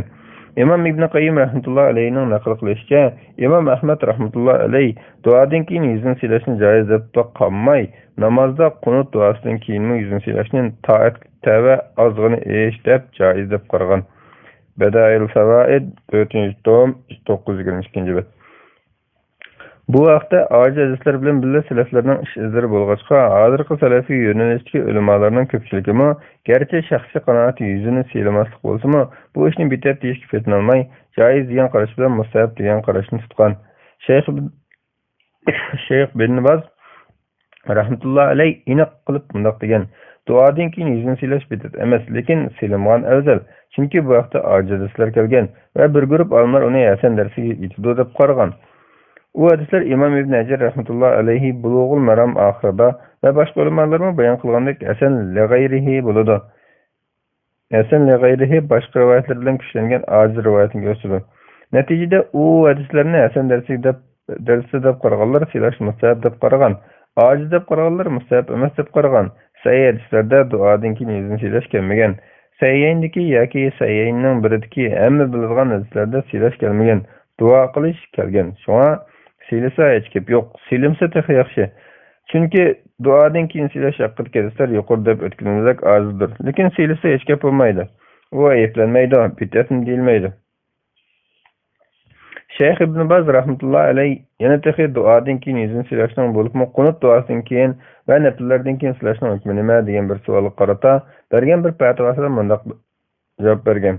Hukmi mustahabdir. Imom Ibn Hajar Buluğul Maram'daki bir zikir ve dua babı degan ahirki bobda bu vaqtda jug'lansa hasan darsi yetadigan narsalar kelgan degan bo'lg'achqa mustahabdir.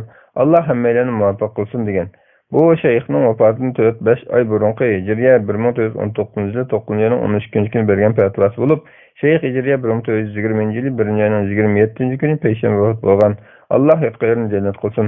Buning asosan shayx bu masalada oxirgi hayotida mustahablikni tarjih qilgan deyishga bo'ladi. Qala muhaqqiq al-fatwa ash-shaykh Mahmud Shuvayr as-sual shaykhi ajab anhu ash-shaykh fi 1419 12 سبتمبر هجري الفتوى سبتمبر 9 هجرية Fatva 148'te 148 numaralı fatva deptike turbette Bin Baz'ınki. Şeyh Usaymin rahmetullah aleyhime bu vaqtki 3 xil qarashni bayon qilgandan keyin munda xuloslagan. Mening qarashimcha duodan keyin yuzini silash sunnat emas, lekin silag'anlar aytlanmaydi, silamaganlar aytlanmaydi. Majmu'ul Fatva va Rasail Fazilat Şeyh Muhammad ibn Salih al-Usaymin 14-162 bet Eş-Şerif el-Mumta 4-41 bet. Şeyh Abu Zeyd mo gerçi öz yuqorqi hadisdan ojiz deb qaragan bo'lsa-mu, xolisa namoz sirtida duo qilib bo'lib, yuzini silisi bo'ladi. Namoz ichida qo'l ko'tarishga sa'y yoki ojiz bo'lmasga yuzini silmaydi degan. Tafsih ad-du'a li Şeyh Bikr ibn Abdullah Abu Zeyd tabat dar al-Asima lin-nashr va at-tawzi' safha 27.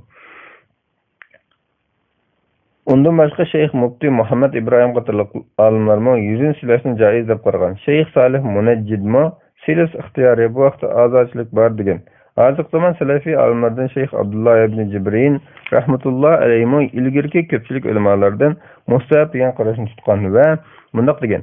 Yuzini silash haqida bir necha hadis kelgan va Imom Ibn Hajar Buluğul Maram ahirda u hadislardan birini necha hadis kuchlantirib hasan darsi ko'tardiganligini bayon qilgan. Tekshirib qarasak, Rasululloh sollallohu alayhi vasallamning qo'lini ko'tarib duo qilgandan keyin yuzini silganlik haqidagi bu hadislar 7 ga yetadi. 7 sahabdan kelgan. Bundaq qilishni to'g'ri topmoq. Yana texi ko'p sahablardan duodan keyin yuzini silganlik kelgan. Shayx yana texi namozda duoyi qunutda qo'lni ko'tarish sunnatdir. Keyin yuzini silaydi. Duodan keyin yuzini silash haqidagi hadislar namoz ichi va Sharh Aqsar al-Muxtasarat 432 Fatva ibn Jibrin bir raqam 2008.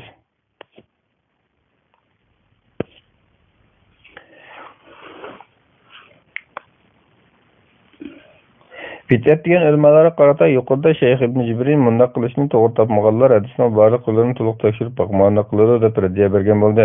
Undan ilgari usul va tafsir ulamolaridan Imom Zarkashi, Imom Izzuddin Abdusalomning mavsul fatvolarida bidat deganligini bu vaqtda kelgan hadislardan xabarsiz qilgan deb tushunamiz. Bu hadislarning sanadida ojizlik bo'lsa-mu, yo'llarining ko'pligi bilan kuchlidir deb radiya bergan. Al-Azhiya fil Adiyya li Muhammad ibn Bahadir az-Zarkashi safha 106 تبع دار الفرقان تحقيق عبد الله بنت محروس. Ammo namozda qunut duosi qilgandan keyin yuzini silashsa buni ko'pchilik olimlar mustahab demagan. Ilgirkilarda Imom Ahmad joiz degan. Hanbali mazhab qarshimi qunutdan keyin yuzini silashni tanlagan. Shafiy olimlardan Imom Juvayni, G'azzali qatorliqlarmi yuzini silaydi deb qaragan. Hozirgilardan Shayx Jibrin rahmatullohi alayhi mushu qarashni tanlagan.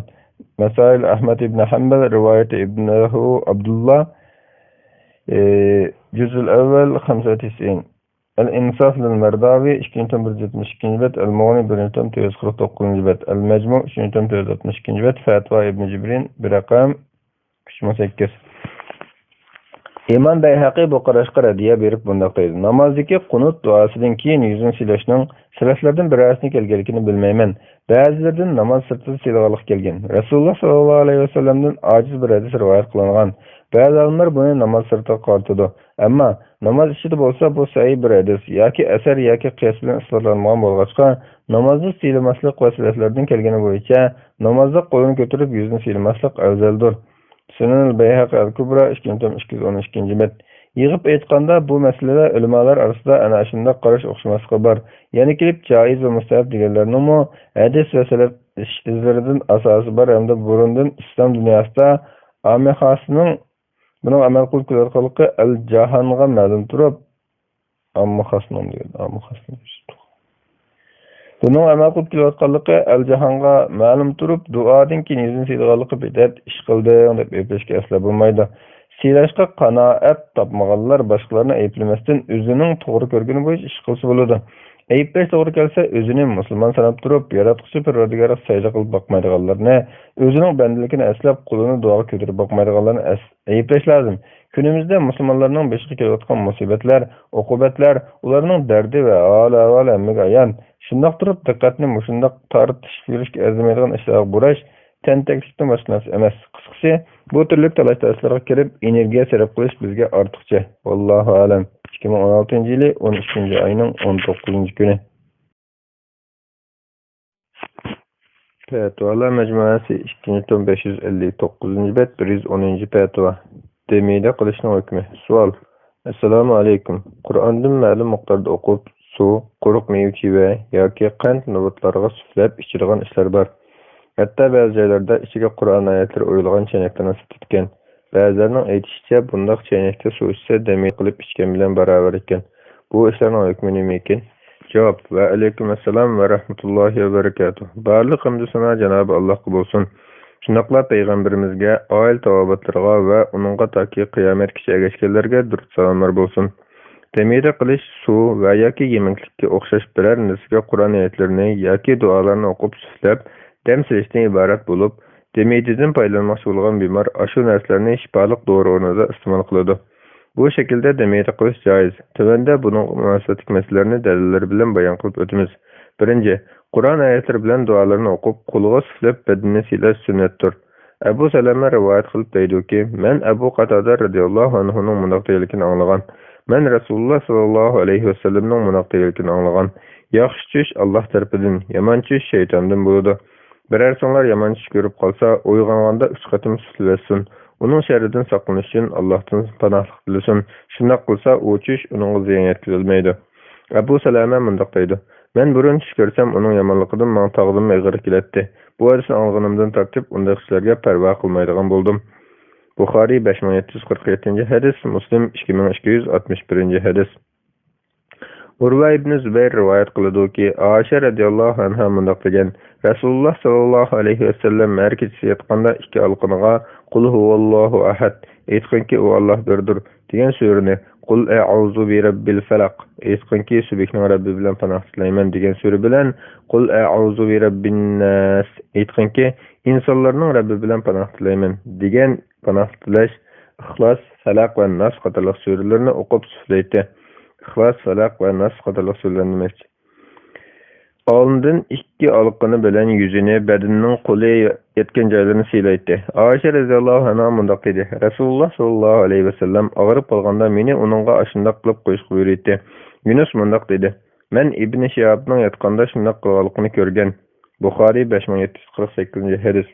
2.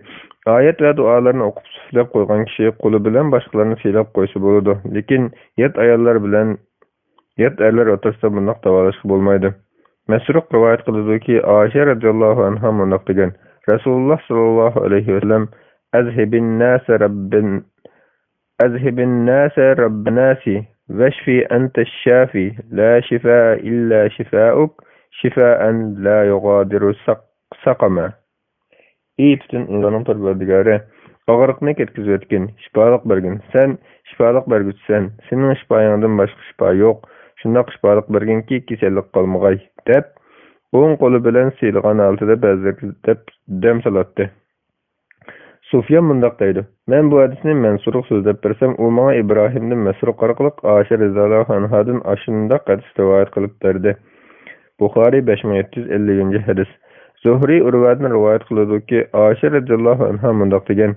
Rasulullah sallallahu aleyhi ve sellem vafat bolgan kişilige giriptir bolganda panah silash sürelere İhlas, Salaq ve Nas qatılıqlarını okup özü süfleydi. Kişili ığılışıp ketkendan keyin o sözlerini men okup onun süflep qo'yatdim. Berketlik bolganlık üçün Rasulullah sallallahu aleyhi ve sellem'nin öz qulu bilen bedenini seyiltip qo'yatdim. Ma'mar deydi Zuhri'den. Qandaq süfleydi deb sorasam, o iki qolu süfleydi, andan iki qolu bilen yüzünü seylaydi dedi. Buxari 5735 hadis, Muslim 2192 hadis. İmam Nevevi mundaq deydi. Bu hadiste dem salganda süfleşning mustahabligiga dalil bor. Ba'zi olimlar buning joizligi ijmo qilgan. Sahabe, tabiinlar ve ularning keyingilarning ko'pchiligi uni mustahab deb qaragan. Sahih Muslim bi Sharh Nevevi 14-182 bet. Yana mundaq deydi. Bu hadisde yana Qur'on ve zikr bilen dem silishning mustahabligiga dalil bor. Panohlik tilash so'zlarini o'qishning sababi shuki, bu so'zlar yomon ko'rilgan barliq aziyatlardan hem umum qilib, hem tafsili qilib panohlik tilashni jamlagan.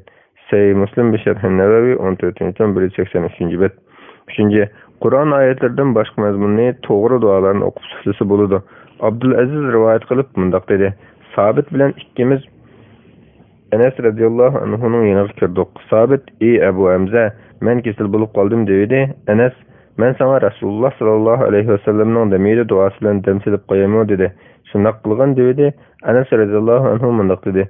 Allahümme Rabben nasi muzhibil basi işfi ente şafi la şafi illa ente şifaen la yugadiru sakama. Ey bütün insanların perverdigarı, kesellikni kötürüp ötkiçi, şifalık bergin. Sen şifalık bergitsen, senden başka şifalık bergisi yoktur. Şundaq şifalık bergin ki kesellik kılmagay. Buxari 5742 hadis. Mesruk rivayet kılıdı ki Ayşe radıyallahu anha mundaq degan. Rasulullah sallallahu aleyhi ve sellem ayollardan ba'siga panohlik tilash duası okup, onun qolu bilen siylab turup, ey bütün insanların perverdigari, ağırlıkni ketkizip ötkin, onunğa şifalık bergin. Sen şifalık bergitsen, senin şifayandan başka şifa yok. Şundaq şifalık bergin ki kesellik kılmagay dep dem salatdi. Buxari 5743 hadis.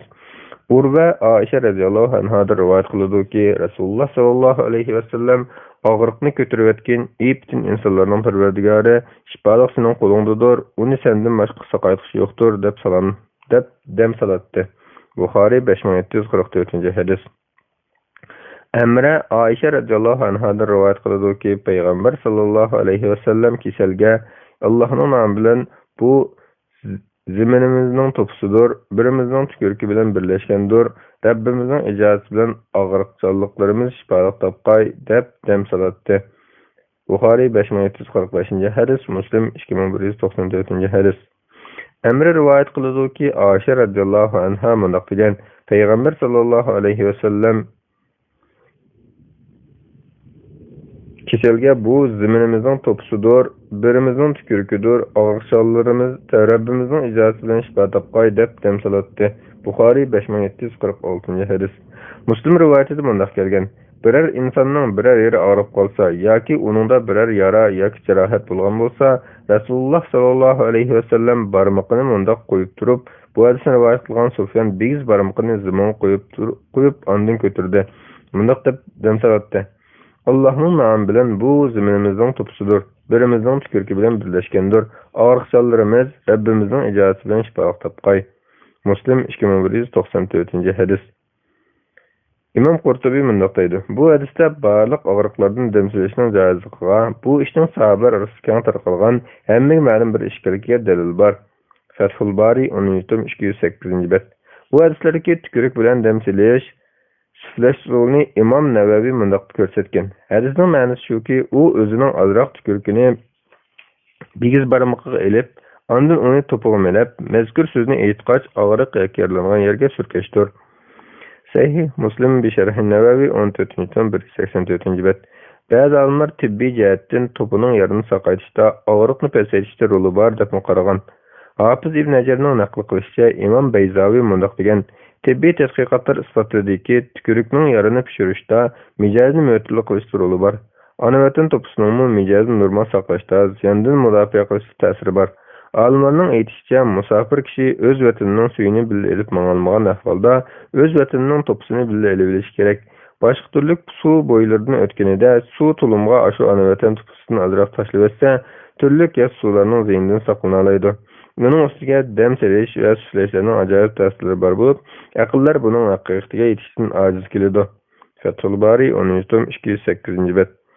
Yuqorida o'tgan hadislarda birimizning tükürkü bilan birlashgandir, bu ziminimizning to'pisidir deb kelgan bo'lg'achqa, ba'zi olimlar buni Rasululloh sallallohu alayhi vasallamning tükürkü bilan Madina munavvar to'pisiga xos deb qaragan bo'lsa-mu, ko'pchilik olimlar bu Rasululloh sallallohu alayhi vasallamga yoki Madina ziminiga xos emas, balki har qanday damsalg'ish bilan har qanday ziminiga qarata umuman o'xshash deb qaraydi. Chunki bu shifoliq uchun ishlatilgan Qur'on va duo bilan bilib bo'lgan tükürük bilan to'pidir. Rasululloh sallallohu alayhi vasallamning tükürkü bilan Madinaning to'pisida alohida barakat bo'lsa-mu, Rasululloh sallallohu alayhi vasallamning boshqa sahobalarning tükürkü bilan damira qilganligi aniq bo'lg'achqa, bu ish xos ish emas. 4.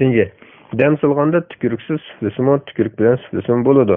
Ba'zi tükürüksiz dam soladi, tükürük bilan dam solsa bo'lmaydi deb turib olgan bo'lsa-mu, sahih hadislarda tükürük bilan dam solsa bo'ladiganligining dalillari ko'p. Yuqorida o'tgan hadislarda birimizning tükürkü bilan birlashgandir, birimizning tükürküdir deb aniq kelgan. Abu Mutawakkil rivoyat qiladi-ki, Abu Said radhiyallohu anhu mundaq degan: Rasululloh sallallohu alayhi vasallamning sahobalaridan bir turkum kishilar safarga chiqib, arab qabilalaridan biriga tushib, ulardan o'zlarini mehmon qilishni so'radi. Buningga ular unumadi. Shu chaqda qabila boshlig'ini chayancha qildi. Ular qilgudek barcha amallarni qilgan bo'lsa-mu, unum bo'lmadi. Ularning ba'siga musofirlar arasida berib qo'yinglar, birasning amalini qilish mumkin dedi. Ondan ular kirib, "Ey jamoat, bizning xojimizni chancha qo'yib, qilgudek amallarni qilib bo'ldik, lekin unum bo'lmadi. Birasning amali bormi?" dedi. Sahobalarning birisi, "Ha, bor. Alloh bilan qasamki, men haqiqatan dam solg'uchiman, lekin Alloh bilan qasamki, bizni mehmon qilinglar desak, unuminglar. O'qiganga bir narsa bermish, o'qimayman" dedi. Ular o'zaro bir pada qo'yib kelishdi. Helal kishi "Alhamdulillahi robbil alamin" ni o'qib tükürüp süflashga boshladi. Kesal kishi uningda hech qanday qo'rqoqdek o'rnidan turib menib ketdi. Ular berishga bitishgan haqni to'liq bergan edi. Ba'zilari qo'yni taqsim qilinglar dedi. Demaydi o'qigan odam taqsim qilmay turinglar. Biz Rasulullohga berib bo'lgan ahvolni bayon qilib, Rasulullohning buyurgan kishaylar dedi. Ular Rasulullohga kelib ahvolni bayon qilgan edi. Rasululloh uning demaydi kelkini qanday bilding, to'g'ri qilibsizlar, taqsim qilinglar, menga bir ulush beringlar dedi. Buxoriy 5749 hadis. Bu hadisni tükürüp süflashga boshladi deb aniq kelgan. Yana bu hadisning Muslim qilgan rivoyatida shunday qilib, u Qur'onning onasi Fatihani o'qib, tükürükni yig'ib, tükürgül turdi, hali odam saqib ketdi deb kelgan. Muslim 2201 hadis. Yuqorqi hadislar Rasululloh sallallohu alayhi vasallam bilan sahoba kiramlarning dam solganda tükürganligini bildirdi. Shunga tükürishni inkor qilish o'rinsiz. Buning asosan to'g'ri qarashda tükürmay suflisim bo'ladi, tükürib suflisim bo'ladi. Yana taxis suflimay tükürmay duo qilib qo'yishim bo'ladi. Ibn Abbas radhiyallohu anhuma rivoyat qilib deydi-ki, Rasululloh sallallohu alayhi vasallam Hasan bilan Husayn radhiyallohu anhumaga panoh tilash duosi o'qib bunday deydi: Atanglar mushu duo bilan Ismoil bilan Ishoqqa panoh tilaydi. A'udhu bi kalimatillahi tammati min kulli shayton va hamma va min kulli aynin lamma.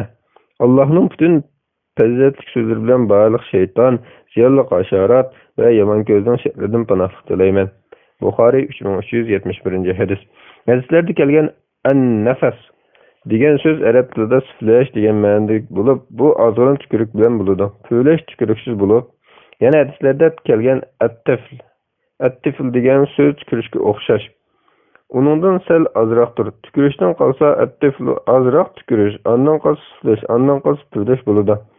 An-nihaya fi gharib al-hadis wal-asar 192 bet, Muxtar as-Sahah 132 bet.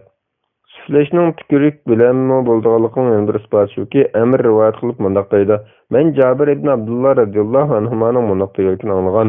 Abdullah ibn Ubay deb naqlangandan keyin Rasululloh sollallohu alayhi vasallam uning qabriga kelib, uni qabridan chiqarg'izib, uni ikki tuzuq qo'yib, uning badaniga tükürük bilan suflab, o'zining ko'ynikini uning ko'dirib qo'ydi. Buxoriy 1350 hadis. Tükürüş o'qishdan keyin bo'ladi. Imom Shawkani mundaq naql qilgan.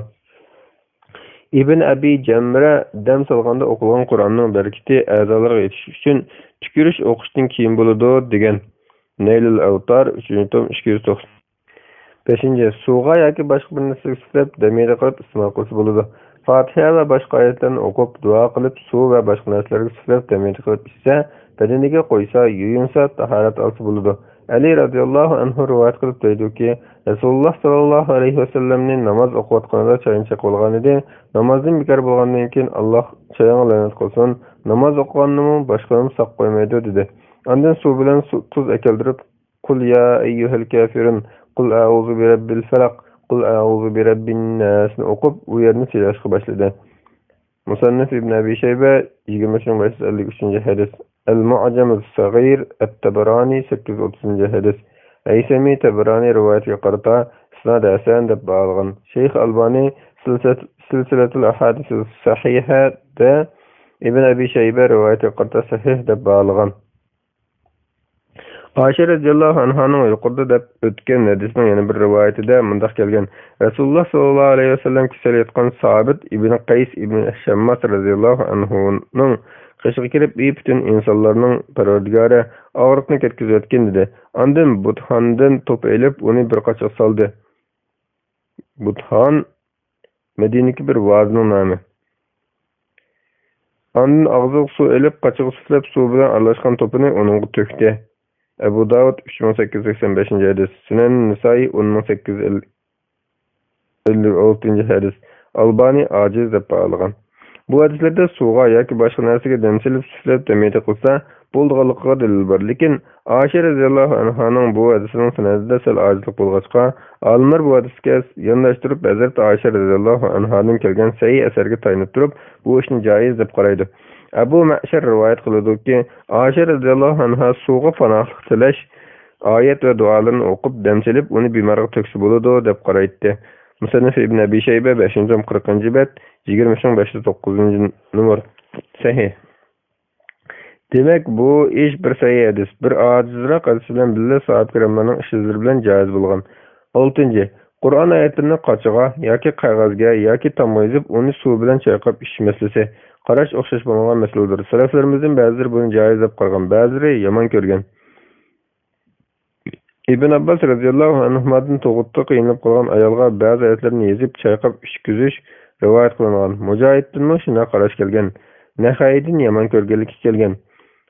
Musannif ibn Abi Shayba 5-tom 40-bet 20508-20510 numaralar.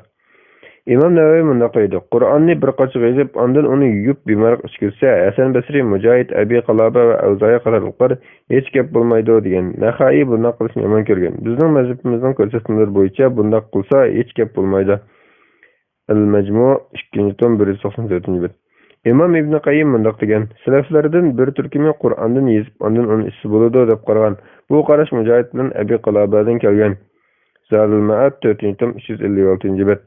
İmam İbn Taymiye mundaq degan. Bemorlarga Allohning kitobi va zikrini halol siya bilan yuyib ichkisi bo'ladi. İmam Ahmad va boshqalar buni aniq ifodalagan. Majmu'ul Fatva 19-tom 64-bet. Hanbali mazhab olimlaridan Ibn Muflih mundaq bayon qildi. İmam Ahmad rahmetullah aleyhining o'g'li Salih mundaq deydi. Men ba'zida og'rib qolganimda atam bir qoch suv elib, uningga o'qib menga buningdan ichgan yuz qo'llarimni yuvgin deydi.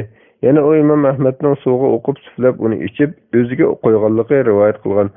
Yusuf ibn Musa mundaq deydi-ki, Biz masjiddagi chog'larimizda men Abu Abdullah Imom Ahmadning bir ko'zi keltirsa, uningga o'qib panoh qilib damira qilganligini ko'rgan. Ustoz Ibn Taymiyya rahmatullohi alayhi buni burni qonab ketgan kishining peshonasiga Hud surasining 44-oyatini yozatdi. Al-Adab ash-Shar'iyya Ibn Muflih 2-41-942. Yana Abu Dawud rivoyat qilib aytdiki, Ahmad Qur'onni bir narsa yezib, ondan uni yuyib bemorga ichkizgan kishi haqida so'ralganda, men uning hech gap bo'lmasligini umid qilaman deb javob bergan. Lekin anglagan. Masail Imom Ahmad li Abi Dawud 260. Lekin yuqorida Imom Ibn Taymiyya va Hanbali mazhab imomlari qilgandek yozilgan ma'lum so'zlarni yoki ma'lum oyatlarni yoki ma'lum zikrlarni bekitishda sahih bir dalil yo'q. Yuqorida Ibn Abbas radhiyallohu anhudan kelgan rivoyatmi ojiz. Bunda qilishni yuqorida bayon qilingandek, hozirgi zamon salafiy iqlim mansublari o'ziga yetakchi qilgan Imom Ahmad, Imom Ibn Taymiyya va Ibn Qayyim rahmatullohi alayhilardek Hanbali mazhab imomlari joiz deb qaragan.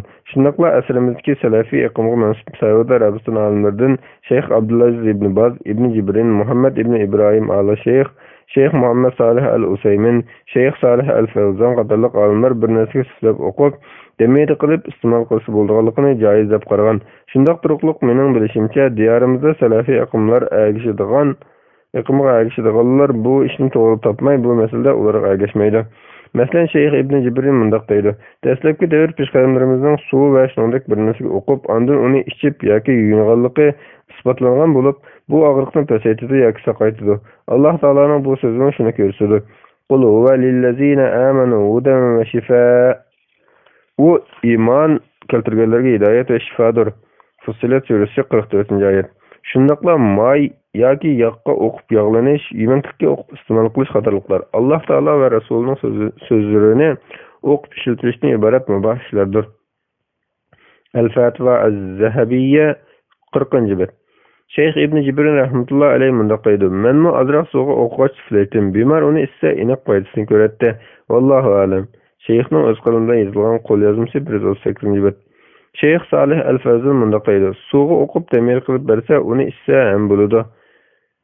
Al-Muntaqa 172-bet 131-numar. Seyirga qarta damir qo'yish masalasida Shayx Ibn Baz rahmatullohi alayhi sidr daraxining 7 til yupurmuqini elib, uningga ba'zi oyatlarni o'qib damir qilib, uningdan 3 qatim ichib qolgani bilan g'usl qilsa, Allohning izni bilan bu kasal yo'qib ketadi. Kerak bo'lsa, saqayg'ish bir necha qatim ishlatsimi bo'ladi degan. Al-Muslimun gazeti 9-16-bet 1985-yil 4-6 kun.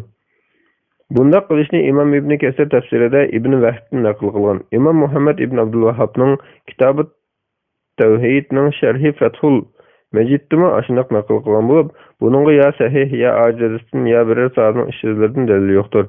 Yana ba'zi olimlar oyatlarni qochiga yoki qog'ozga yoki taxtaga yozib, uni suv bilan chayqab ichishni bid'at deb qaragan. Masalan, Imom Ibn Arabiy bu shaytondan kelgan bid'atdir degan.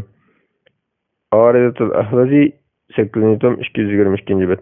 Demak, bu masalada joiz deb qaragan bir qism tabiin, Hanbali va boshqa mazhab olimlari, shunaqla asrimizga salafiy aqimga mansub olimlar bor. Makruh deb qaragan tabiinlarmi va bid'at deb qaragan olimlarmi bor. To'g'risi bu shaklda damir qilishda Rasululloh sallallohu alayhi vasallamdan yoki sahobalardan sahih yo'l orqali biror ish eskilmaganlik uchun bunday qilmay, sahih hadislarda kelgan bo'yicha damir qilgan tuzuk. Lekin bu olimlar o'rtasida qarash o'xshash bo'lgan masala bo'lg'achqa, bunday shaklda damir qilganlarga e'tiroz bildirib, ularning ishini tanqidlamaslik lozim. 7. Dam solganda o'qigan duo mazmun jihatdan to'g'ri bo'lishi kerak. Shirkka yetadigan yoki ma'nosi tushunilmaydigan qalayimqon iboralar bilan dam solishga yezishga bo'lmaydi.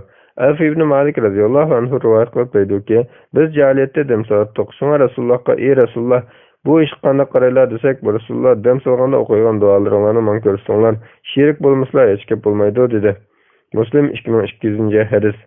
Imom Shawkani mundaq deydi: "Bu hadisda Allohning ismlari yoki so'zlari bilan bo'lmasimi, ziyon bo'lmagan va shariat tarafdan cheklangan duolar bilan dam solish, davolashning joizligiga dalil bor. Tushuniladigan bo'lsa shundoq, chunki bo'lmaganda shirk bo'lishi xatar bo'lmaydi." Nail Abtar 9-105-bet. 8. Dam solib sifligichi zukam yoki boshqa kasalliklardan xoli, sog'lom bo'lish kerak.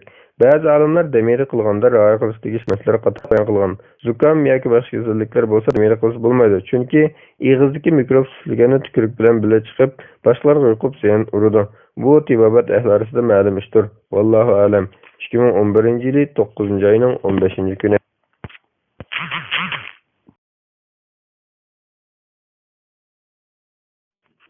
Fatvalar majmuasi 2572-bet 111-fatva. Jin chaplish bo'lsa qanday qilish kerak? Savol. Assalomu alaykum ustoz. Bir qarindishimizning 1 yoshga kirgan qiziga jin chaplish bo'lgan ekan. Ko'p so'zlarni qilgan bo'lsa, yana unumi bo'lmagan. Bek qiyinlik ketgachga qanday qilsam bo'lar deydi. Xato qilib qolmaslik uchun bir-birlaridan so'rab o'qishni ko'rdim. Yo'l ko'rsatgan bo'lsanglar, Alloh katta ajr bersin. Javob. Alaykum assalom va rahmatullohi va barakatuh. Barliq hamd sana Janob Allohga bo'lsin. Shundaqla payg'ambarimizga, oil tavobatlarga va uningga toki qiyomatgacha ergashganlarga durud salomlar bo'lsin. Oldi bilan deydiganim, o qizga jin chaplish qanday sifatlandi? Emniyatda bir kasallik sababdan og'rib qolib jin chaplish olmagan bo'lsa-mu, jin chaplishyapti deb o'ylab qolgan ahvol jamiyatimizda ko'p. Buning uchun bemorni doktorga tekshirib beqish lozim.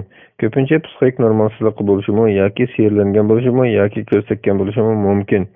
Jinlarning barligi, ularning o't yoqimda yaratilganligi, jinlarning insonlarni ko'ra oladiganligi, lekin insonlarning jinlarni haqiqiy suratda ko'ra olmaydiganligi qatorliq haqiqatlar Qur'on va hadisda isbotlangan bo'lg'achqa, yuqoriqilarga iymon etish vojib. Jin insonga chaplish olamdi. Chaplish o'lish, chepilmoq, yepish olmoq bo'lib, bu jin bilan inson o'rtasidagi munosabatga berib taqiladi.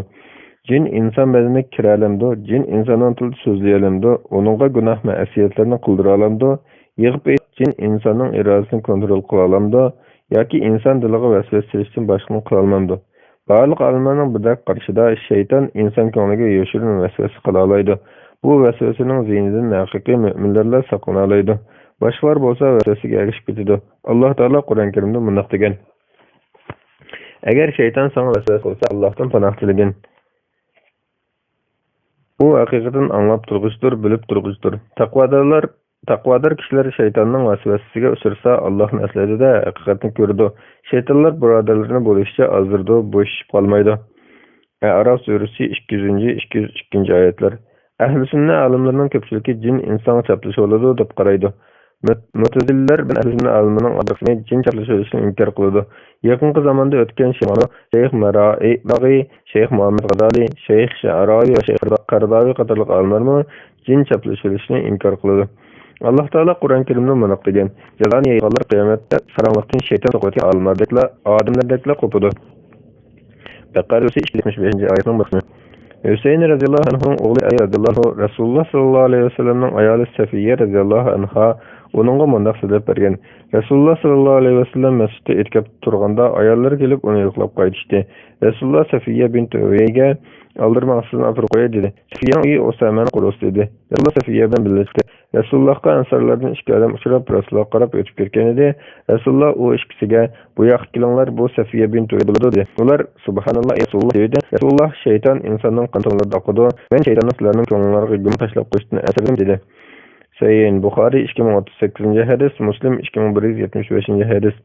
Yana bir hadisda kelishicha Rasululloh sallallohu alayhi vasallam: "Ey Alloh, va o'lish oldi shayton chapishdan sendan panoh tilayman" deb duo qilgan. Musnad Ahmad 15563-hadis, Abu Davud 1552-hadis, Sunan Nasa'i 5535.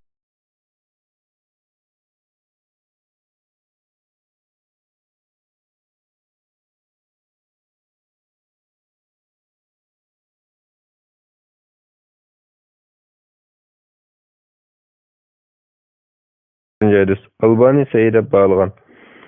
Ata ibn Abi Rabah rivoyat qilib mundaq dedi: Ibn Abbas radhiyallohu anhu menga jannat ahlidan bo'lgan bir ayolni san ko'rsatib qo'yaymi dedi. Men ko'rsatib qo'ysa desam, bu qora ayol payg'ambar sallallohu alayhi vasallamning huzuriga kelib, meni tutib qoldi, men ichilib qolaman.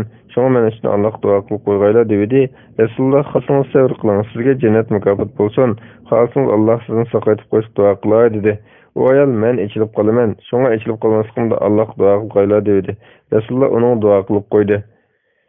Sahih Buxoriy 5652-hadis, Muslim 2576-hadis. İmam İbn Hajar hadisning boshqa rivoyatlarini tekshirib, bu ayoldagi ahvolning odatiy kasallikdan emas, jinning sababidan bo'lganligini muayyanlashtirgan. Fethul Bari 10-115 bet.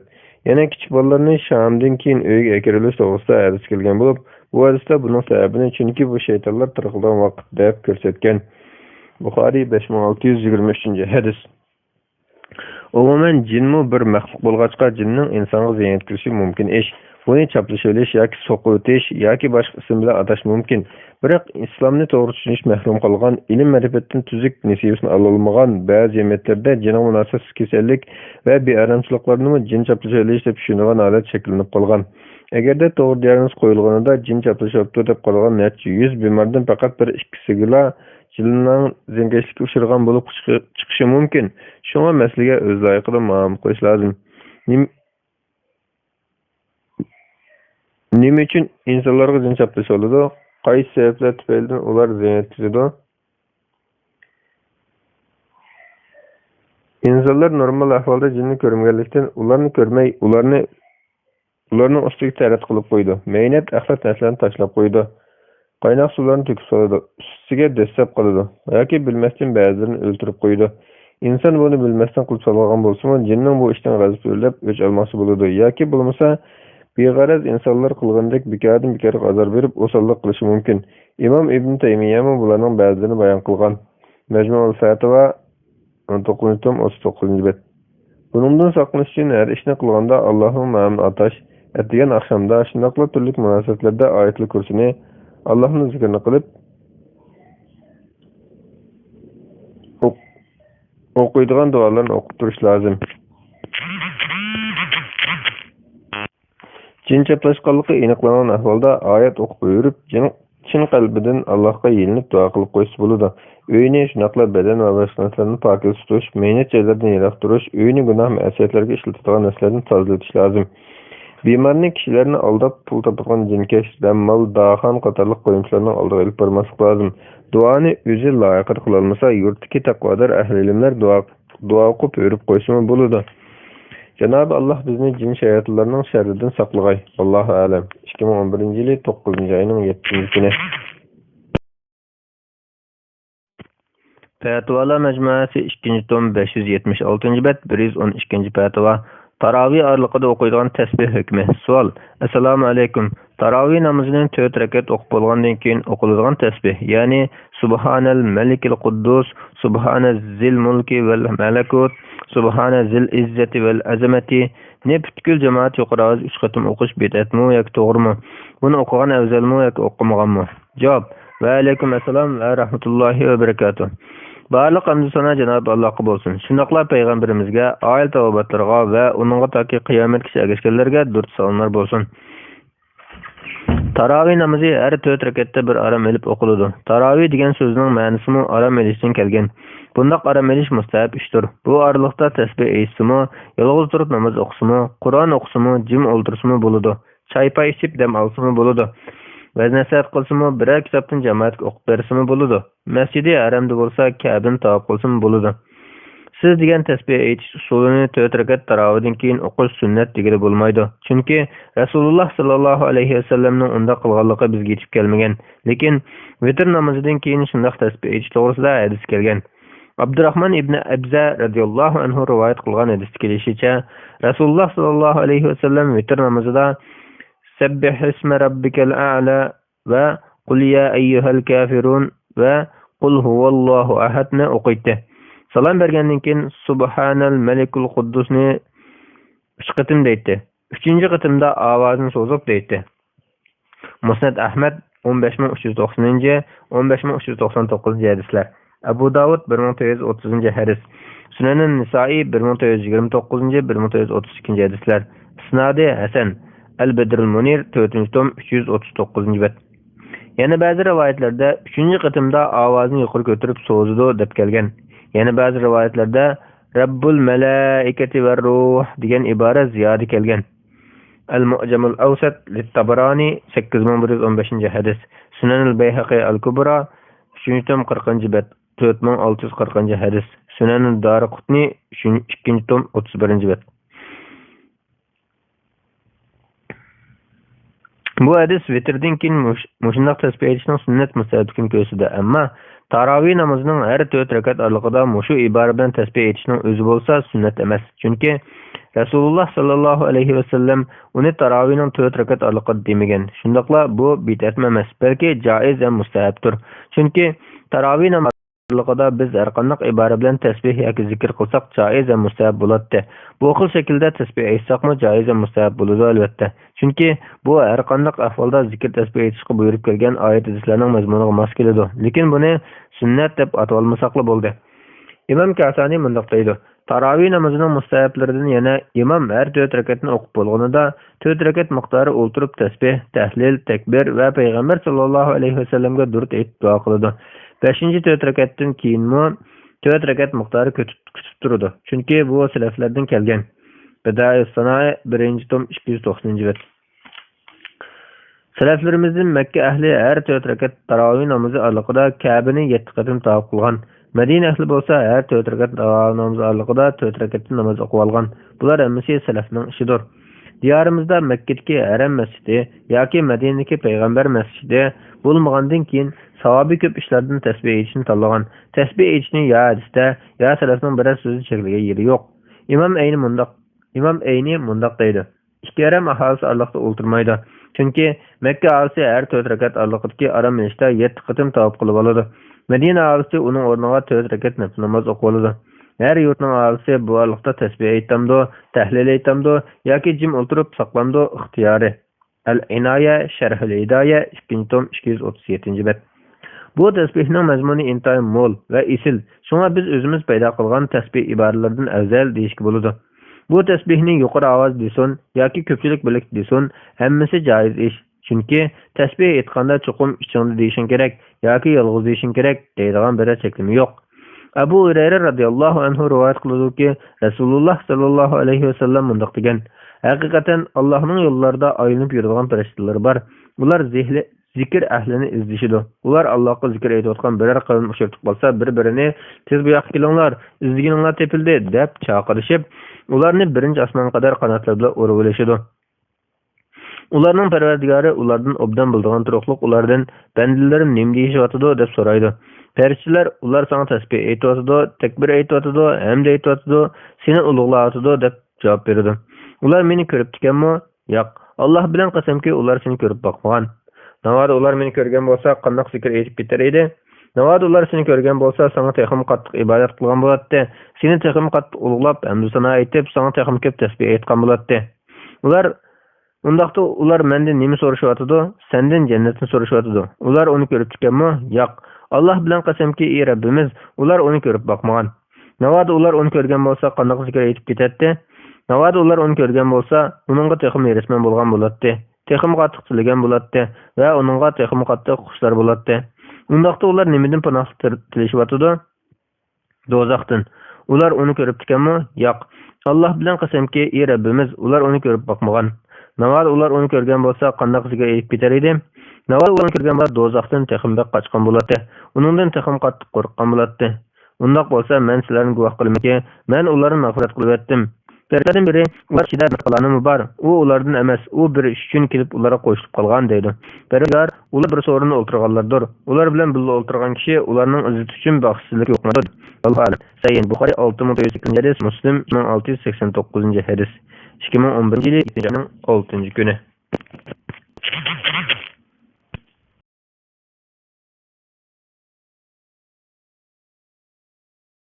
Fatvolar majmuasi 2-tom 580-bet 113-fatvo. Vasila qilish haqida. Savol: Assalomu alaykum va rahmatullohi va barakatuh. Ustoz, vasila qanday bo'ladi? Burunda o'tgan ulug' kishilarni yoki ularning islom uchun ko'rsatgan xizmatlarini vasila qilib duo qilindi? Javob: Va alaykum assalom va rahmatullohi va barakatuh. Barliq hamd sana Janob Allohga bo'lsin. Shunaqla payg'ambarimizga, oil tavobatlarga va uningga toki qiyomatgacha ergashganlarga durud salomlar bo'lsin. Vasila degan so'zning arab tilidagi ma'nosi boshqa yaqin bo'lishga ishonadigan bo'ladi. Parvardigorga biror aloqali qilinishmi tavassul qiladi. Muxtar Sahih 1-tom 300-bet, At-Ta'rifat 3-tom 326-bet. Shariatdagi ma'nosi shunga o'yib Ibn Nasir nuqtaydi. Vasila degan ulug' tuqqanchiq, yiqilib, yaxshilik qilib qo'yish va yoki uningdan boshqa yiqilishga ishlanadi. Bu ibodatlarni qilish va gunoh ma'siyatlarni qilmaslikqa iborat bo'lgan Allohga yiqilishtirgan ishlarga ishlatiladi. Tafsir Nasafiy 1-tom 281-bet. Musulmon kishi Parvardigor belgilab bergan turli salih amallarni qilish orqali yaqinlashadi. Alloh taolo vasila degan so'zni Qur'on Karimda 2 o'rinda bayon qilgan. Bu oyatda Alloh taolo vasila qo'ygan. Ey iymon etganlar, Allohdan qo'rqinglar, uningga yaqinlashtiradigan vasila izlanglar. Maida surasi 35-oyat. Bu oyatda Alloh taolo o'ziga vasila qilganlarni madihlagan. Ular iloh deb chaqirayotgan ashu butlar qaysimiz Parvardigorimizga texim yaqin bo'lamiz deb yaqin bo'lishni arzu qiladi. Uning rahmatini arzu qilib, azobdan qo'rqadi.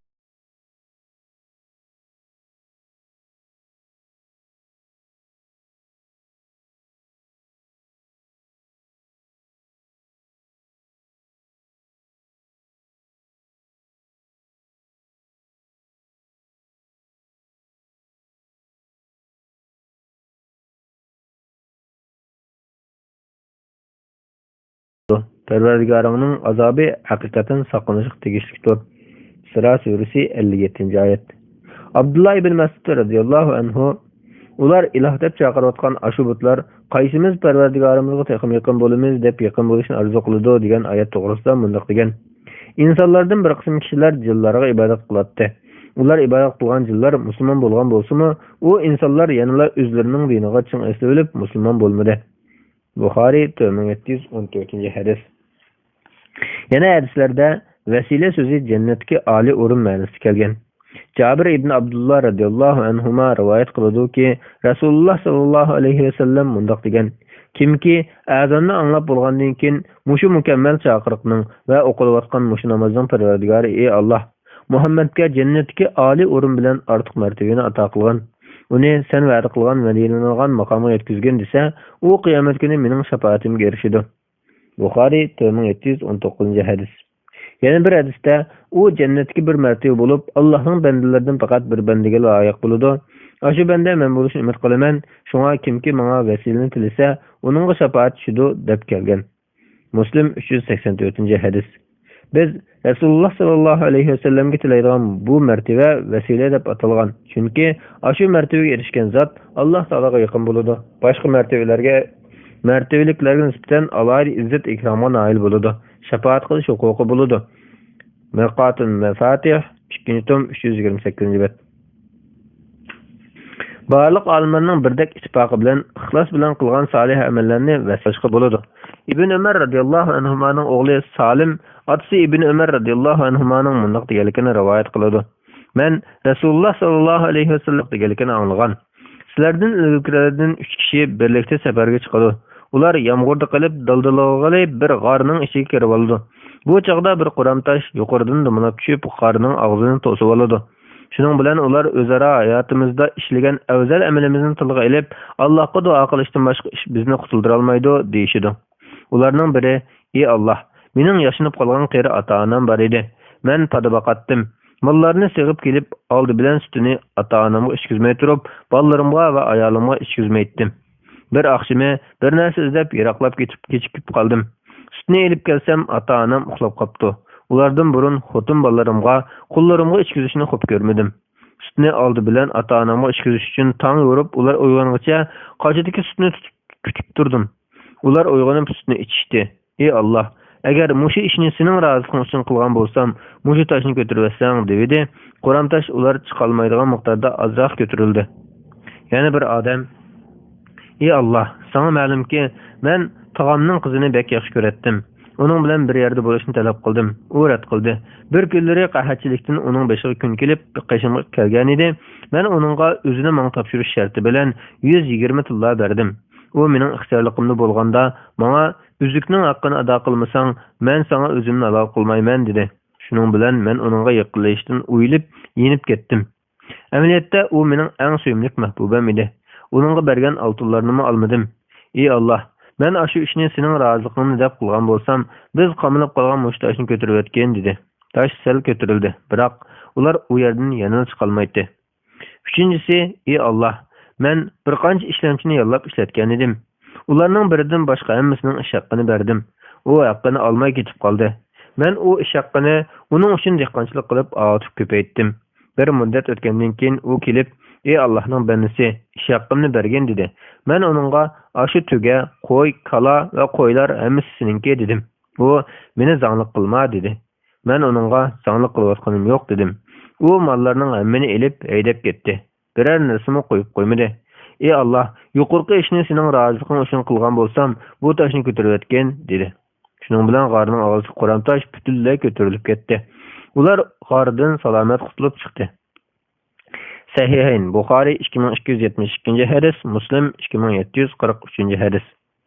Bu hadisda bu üç kişi odatdagi hamma kishilar ko'radigan namoz va shuningga o'xshagan ibodatlar bilan emas, balki kishilar ixlos bilan qilingan solih amal deb o'ylamaydigan xolis ishlar bilan tavassul qilgan. Imom Navaviy mundaq deydi: Bu hadisdan beshiga qiyin kunlar kelgan insonning duosida, yomg'ir tilaganda va yana shuningga o'xshash ahvollarda solih amallar bilan duo qilishning, Alloh taologa shu amallar bilan tavassul qilishning mustahabligi chiqadi. Chunki ular shunday qilganda ularga ijobat qilingan. Rasululloh sallallohu alayhi vasallam buni u üç kishini madinab bayon qilgan.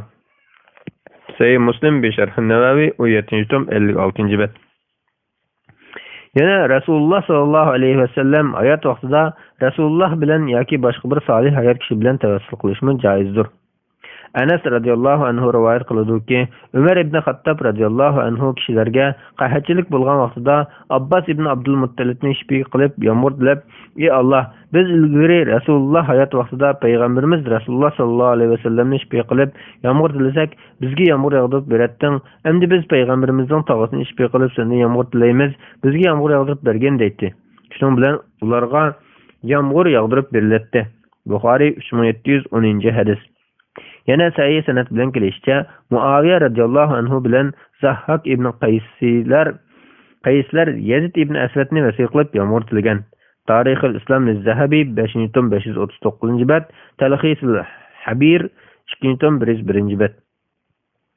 Bu hadis Payg'ambar sallallohu alayhi vasallam hayot vaqtida, shundoqla boshqa solih kishilar hayot vaqtida ularning shifo keltirib tavassul qilsa bo'lganligini ko'rsatdi. Chunki Umar radhiyallohu anhu Abbas radhiyallohu anhu bilan tavassul qilgan chaqda Muaviya radhiyallohu anhu Yazid ibn Aswadni vasila qilib yomg'ir tilagan chaqda sahoba kiramlar buning e'tiroz bildirmagan. Bu masaladami, ya'ni Payg'ambar sallallohu alayhi vasallam yoki solih bir kishi hayot vaqtida tavassul qilish masalasida olimlarimiz o'rtasida asosan boshqa qarash yo'q. Endi Payg'ambar sallallohu alayhi vasallam vafot bo'lgandan keyin Rasululloh sallallohu alayhi vasallamni vasiyat qilish, shundoqla boshqa payg'ambarlar va solihlarni ular vafot bo'lib ketgandan keyin vasiyat qilish masalasiga kelsak, buningda olimlarning qarashi birdek emas. Buni Imom Ibn Taymiyya keyin Saudiya Arabiston olimlari cheklagan. Boshqa ko'pchilik olimlar joiz deb qaragan. Bu vaqtda dalillarni bayon qilib o'ltiradigan bo'lsak, biror kitob yozishga to'g'ri keladi. Qandoqla bo'lmasin, tavassul aslida islom yo'liga qo'ygan bir ish bo'lg'achqa, talash-tortish bo'lib qolgan bu oxirgi masala tavhidga taqilgan aqida masalasi emas, balki halol harom, joiz va yoki joiz emasga munosabatli shaxsiy masaladir. Bir qism salaf olimlar buni shirik deb turib olgan bo'lsa-mu, amaliyotda buni cheklagan Imom Ibn Taymiyya bilan Imom Muhammad ibn Abdul Vahhab qatorliq peshqadam salafiy olimlar talash-tortish bo'lgan bu oxirgi masalada joiz deb qaraganlarni kafir yoki mushrik deyish bo'lmaydi deb qaragan. Imom Ibn Taymiyya mundaq deydi: Hech bir kim bo'ludi degan birinchi qarashni, ya'ni zoti bilan tavassul qilishni tutsa kafir bo'lib ketadi deb baqmagan. Uni kafir deyishmi o'rinsiz. Chunki bu masala intayin inchka, dalillar aniq emas, balki gungidir. Kufr degan dindan aniq ma'lum bo'lgan masalalarni inkor qilish bilan yoki mutawatir ham ijmo qilingan ahkomlarni va shuning o'xshagan ishlarni inkor qilish bilan bo'ladi. Balki texi buningga o'xshagan masalalarda boshqalarni kafir da'vatadiganlar, ularga o'xshagan dinni bo'xton qiladigan kishilar loyiq bo'lgan ig'ir jazoga loyiqdir. Bu xuddi olimlarning qandoq duo qilsa bo'ladi, qandoq qilsa bo'lmaydi, qurbonlik qilganda Rasululloh sallallohu alayhi vasallamga durud o'qishga bo'lamdi yoki bo'lmamdi degandek masalalardagi qarash o'xshamasligiga o'xshash bo'lib, bu musulmonlarning hech birining nazarida boshqalarni tillash sababi emasdir. Bo'libmi Rasululloh sallallohu alayhi vasallamning qandoqligi bir kishi qilinishiga ey kafir desa, yana bir milib qaytadigan so'z, undaq boshqalarni kafir deydiganlar qattiq adablanish kerak. Mecmu Fatava 106. İmam Qardavi mundaq deydi: Rasululloh sallallohu alayhi vasallam payg'ambar va solihlardan tavassul qilish, o'za o'xshagan yekilash bo'lgan. Bu faqat qandoq duo qilish masalasiga qarshi bo'lib, aqida masalalarini emas. Onun ilgari Şeyh Muhammed ibn Abdullah Kitab Tevhid degan kitobda İmam Hasan bin al-Usul 20 degan risolasida Alloh taolodan biror maxluqni vasila qilib turib o'xshagan bo'lgan ma'lumot deb aytgan. Shunga biz joiz emas degan qarashni tutsak, joiz deb qargan qarashni ya kafir, ya mushrik, ya boshqa laqabat bilan ayblab ketsak bo'lmaydi. Bu talashmasiga ba'zi ma'lum qism kishilar bilgandan, yana bir qism musulmonlar kunlik turmushda faqat duch kelmasligi mumkin. Ben urumchilarni tanıyman. Bularning kunlik ishida biror qatim birasini tavassul qilib duo qilganligini bilmayman. Shunga bir tarafdan aytganda bu masala ortiq talash asosida, yana bir tarafdan kishilarning haqiqatni yo'qolaydiganligiga belgi qilingan masala bo'lib qolgan. Shunga bunda masala ortiq talashni ahli ilmlarga tashkil duolarimizda barliq qonun ittifoqiy bo'yicha silah amallardan tavassul qilib, maqsadni tilash va shuningga o'xshagan shirik ishlardan din uchun tutgan bo'lamiz. Vallohu a'lam. 2024 kuni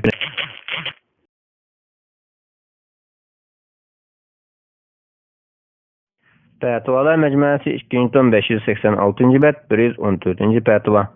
Vakalaten istihara silish. Sual. Assalomu alaykum ustoz. Bir inim bor edi. Yaqinda uning to'yini qilmoqchi edik.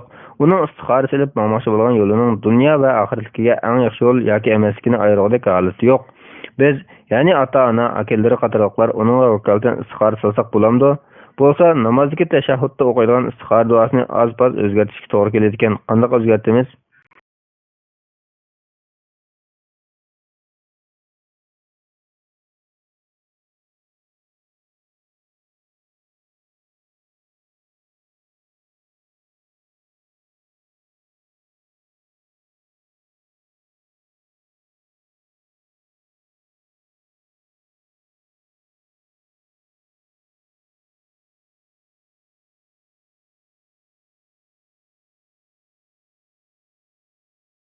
Cevap.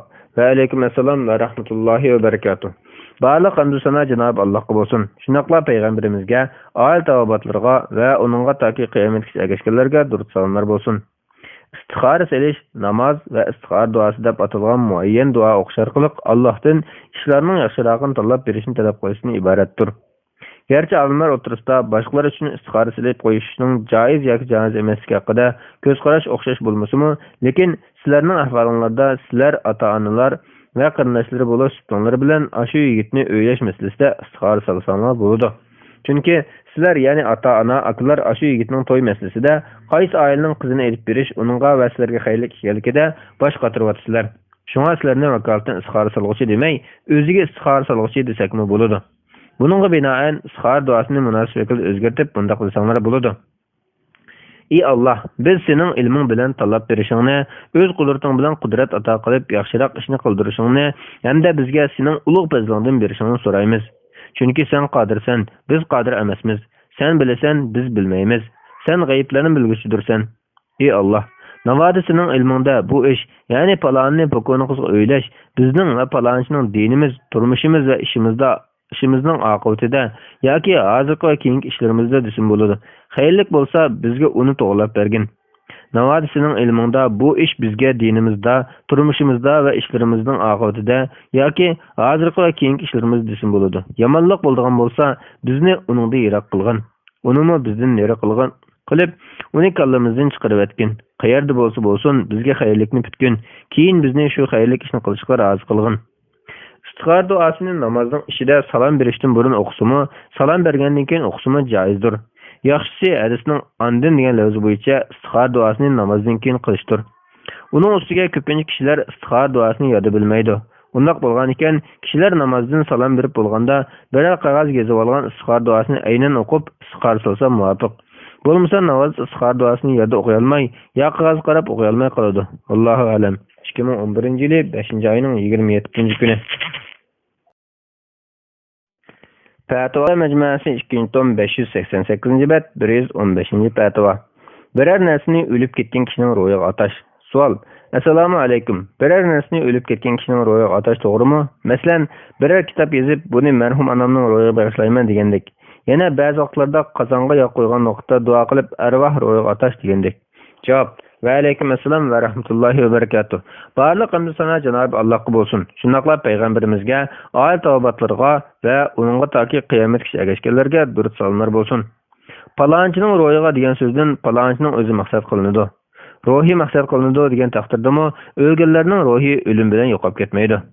kitob yoki boshqa narsalarni hayot va o'liklarga bag'ishlashdan maqsad shu ishning savobini, ajrini ularga hadya qilish bo'lishi mumkin.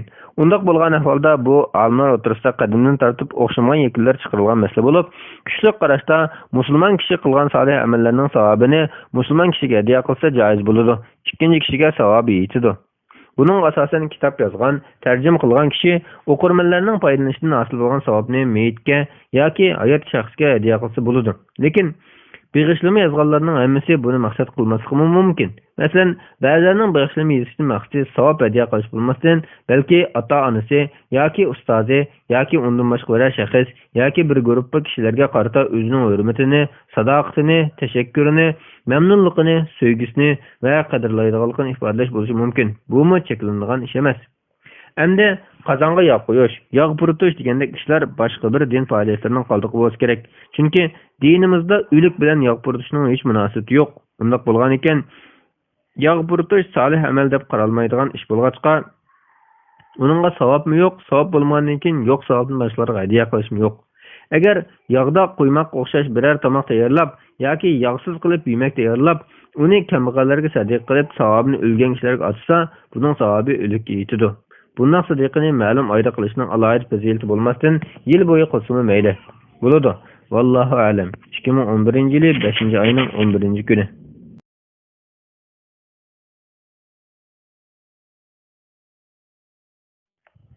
Fatvalar majmuasi 2-tom 589-bet 116 fatva. Namozdan keyin qiroat qilish, jamoat bo'lib zikr va duo qilish. Savol. Assalomu alaykum. Ba'zilar juma va 5 vaqt namozdan keyin tarqilib ketmay bir kishining o'lik qiroat qilishi va boshqalarning o'lik uni anglashi, imomning yoki boshqa birining boshchiligida jamoat bo'lib zikr, subhanalloh, alhamdulillah, Allohu akbar va duo qilish qatorliqlarning hammasi bid'atdir, xurofotdir deb fatvo beribdi. Bu ishlarga islom dini qanday qaraydi? Dalillaricha. Javob: Assalomu rahmatullohi va barakatuh. Janob Alloh bo'lsin. Shundaqla payg'ambarga aytlarga va uning yoki qiyomatgacha ergashganlarga durud salomlar bo'lsin. Namaz odamki kaynida qiroat qilish, jamoat bo'lib imomning zikri o'qish, vaqt qatorliqlar boshqalarga qilib jatini bo'lmasa mustahab ishlar. Ularning foydalari ko'p. Masalan, bilmaganlar o'rganib oladi. Buni yo'qlar aslaydi. Dalillar kelsa qiroat qilishni odatda ulug' qo'ygan mustahab buni qachon qilsa bo'ladi, qilsa bo'ladi. Chunki bu bilmagan. Namozdan kaynida qiroat qilish, jamoat qiroat qilgan ular o'ziga ko'rsatadi. Duo kelsak, keyingi vaqtda ashalganida duo qilgan bir bu vaqtda arish qiladi. Abu Umama radhiyallohu anhu Rasulullohdan qaysi duo ijobat qilinishga eng yaqin so'ralganida kechining oxirida va farz namozlarning keyingi deb gapiring. 99-hadis. Rasululloh sallallohu alayhi vasallamning farz namozdan keyin duo qilgan bo'lib, bu farz namozlardan keyin duo sunnatligini ko'rsatdi. Albatta, imom bo'lgan kishi bu sunnatni tashlab qo'ysa bo'lmaydi. Amr ibn Maymun ballarg'andagi kalimalarni muallif bollarga xatiyat etganda o'tib, Rasululloh har namozdan keyin bu kalimalarni aytdi. Alloh qo'rqinchdan panohlan, bek qarib ketishni panohlayman. Dunyoning fitnasidan panoh tilayman. Yer azobidan panoh tilayman. Buxoriy 2008. Sallallahu alayhi vasallam namozini qilib bergandan keyin 3 qatim astaghfirulloh deb ma'rifat va Allohumma assalom va salam tabarakta ya zal jalali val ikram dedi. Muslim 590. Ali radhiyallohu anhu kelgan bir vaqtda Rasululloh sallallohu alayhi vasallam namozni tamomlab salom bergandan keyin bunday duo qildi. Allohumma ighfirli ma qaddamtu va ma akhartu va ma asrartu va ma a'lantu va ma asraftu va ma anta a'lamu bihi minni anta muqaddimu va anta muakhir la ilaha illa anta. Rasululloh alayhi vasallam bizga yuzlanib o'ltirganligini ko'zlab uning o'ng tarafida o'ltirishini yoqtirdik. Al-Bara Rasulullohning Rabbini azabaka yawma tab'asu ibarik. Ey Rabbim, bendilerimi qaytardan günü mirabını sen to'xtatmadim. Muslim 790. Ular albatta farz namozdan keyin imomning qilgan bu duolarni sahobalarning Alloh bu duolarni o'lib ko'rsatdi. Mughira ibn Shu'ayb radhiyallohu anhu Rasululloh sallallohu alayhi vasallam hadis namozning orqasida la ilaha illalloh vahdahu la sharika lah, lahul mulku wal hamdu va huwa ala kulli shay'in qadir. Allahumma la mani ana a'tayta lima manat wa la yanfa'u al-jadd minka al-jadd. Yalg'iz bir Allohdan boshqa iloh yo'q. Bunun şirki yok. Karşıma kılmaktadır. Kimin Allah koştur. Allah her nefsi kadardır. Allah sen ergen etmek yok. Sen bergen nefsin bergi çoktur. Senin aldığında baylarına bayrak etmek deyildi. Muslim 709. Sayın Bukhari 847. Muslim 593. Bu tür fikirlerimi mezun cihetten duadan ibarettir. Undaq bolğan eken imam we cemaat dua kılışyň sebäbi ýok. Bu ýerde imamdaki muazzin dua kılsa, başgalar amin diýse bidat bolar diýen mesele gaýtmaz bolar. Şeriatdaki duada amin diýse bolmaýdy diýen ýok. Ve de ol koyup Rasulullah sallallahu aleyhi ve sellem peygamberden keyin bani cemaat bolup kılgan işi mümkin. Bani cemaat bolmagan bolsa sünnet däwlemiz. Mustahab demiz. Eger kılgan bolsa mustahab bolmagan ýa-da sünnet etdi. Bunu mustahabga hat etmekden çünki bu Allah'ın aýtygynda fikirdir. Kullarım senden men oğluk sorasa ki men hakikaten onlara yakınat. Meni tile dua kılışına Allah'ını icap kılamen. Arasıdaki bir senin 6. ayet. Ati dua kılışı menke evap bilirsin. Elif lan bir yapıp varlıklara umumlukunu bildirirdi. Mesela kulu kırgen mi, kırmegen mi, cemaatin dua kılganı mı, yalğız dua kılganı mı, terzamlardan kılganı mı, sizlerge yakılıp verip karşı. Muhtar yalğız kişilerge kılgan olsun. Görünüşte cemaati katılır. Ondan sonra cemaat dua kılışı yolu kılmalıdır. İmam Mutlaka kılgan verisinde Resulullah sallallahu aleyhi ve sellem Enes ibn Malik rahmanın uyda nefli namazını cemaat olup okuyan. Namazın öy ilgili dünya ve ahiret kâşlarını tilep dua kılgan. Enes Allahu anhu için Resulullah dua algan. Müslim oldu. Bu cemaatin olgan namazdan keyin cemaat bolup dua kılışynyň mustahabligini görsetdi. Elbette Resulullah üllük dua kılgan ve onu Enes anhu ansaňlar. Resulullah'ın o duasına amin deýär. Bu hadiste Resulullah sallallahu aleyhi ve sellem aýtmamyzda çykyp buyurup ayetler başladı. Bu ýeten we sır çykmay çymaqda oturduğan gözler we eýizler çykyp ýaxşy sorunlarga ellerini balyp eýizler namaz kılgan ýerden aýdyrsyň. Buhari 9-8 hadis, Müslim 8-90 hadis. Ýene bir riwayetde bu ýerde mana degan. Biz aylar eýit namazı hatta çymyldakydaki kızlarny eýizlerni bile çykyp cemaatni kenet turup ularny birge äşip tekbir ular okup şunun bereketini allardan paylaşýar. Buhari 9-8 hadis. Bu zaman eýit namazı olarak kişi salatı tagap kılgan. Cemaat bulup dua kıldylar burada. Resulullah sallallahu aleyhi ve sellem'in terz namazlardan keyin cemaatine dua kılmalı. Ayet ve erki buyruq mumlar arasındaki hükümlerine haslaştırışka delil bulmalık için umum hüküm umumda kayırır. Dua kılmazsa ayet görsün. Bu işinin çeklenmeydi. Terz namazlardan keyin faydalı kılgan ki dua imanına uygulaş ve dua etmeye geçiş tutulsa cemaat dua kılış müstahak takiplenir. Yukarıdakilerden şunu görüp alaýmyzki, terz namazlardan keyin imam yoki muazzin dua kılsa, başgalar anında cemaat kıldyryp dua kılış hatarlyk birinki işinin birinci Resulullah sallallahu aleyhi ve sellem hem ayrım delil var. Bereken ýakda umum delillerge emel kılışka boludy. Ve işga ya ayrım umum delil kılmaganda andyn o iş bid'at boludy. Terz namazlardan keyin cemaat bolup kol götürüp dua kılsa umum delil erkek bolsa, Resulullah sallallahu aleyhi ve sellem namazdan keyin dua kıldy. Namazdan dua kılsa, ilk namazda cemaat duası kılgan bolsa, bu ne bid'at degil bolmaýar. Bulmasa umum delillerden emel gereksiz bolup kalady. Çünki umumly şeýler işga aýrylyp ýok. Umum deliller emel koymay kalady. Halbuki köp meseleleriň delilleri umumlukny bildirýän deliller budy. Meselem Allah taala we ýaşly ýa-da ýaşy içinde bu täzeler çykyp ýaxşy kalyp endigi paýda saklanan buyurdy.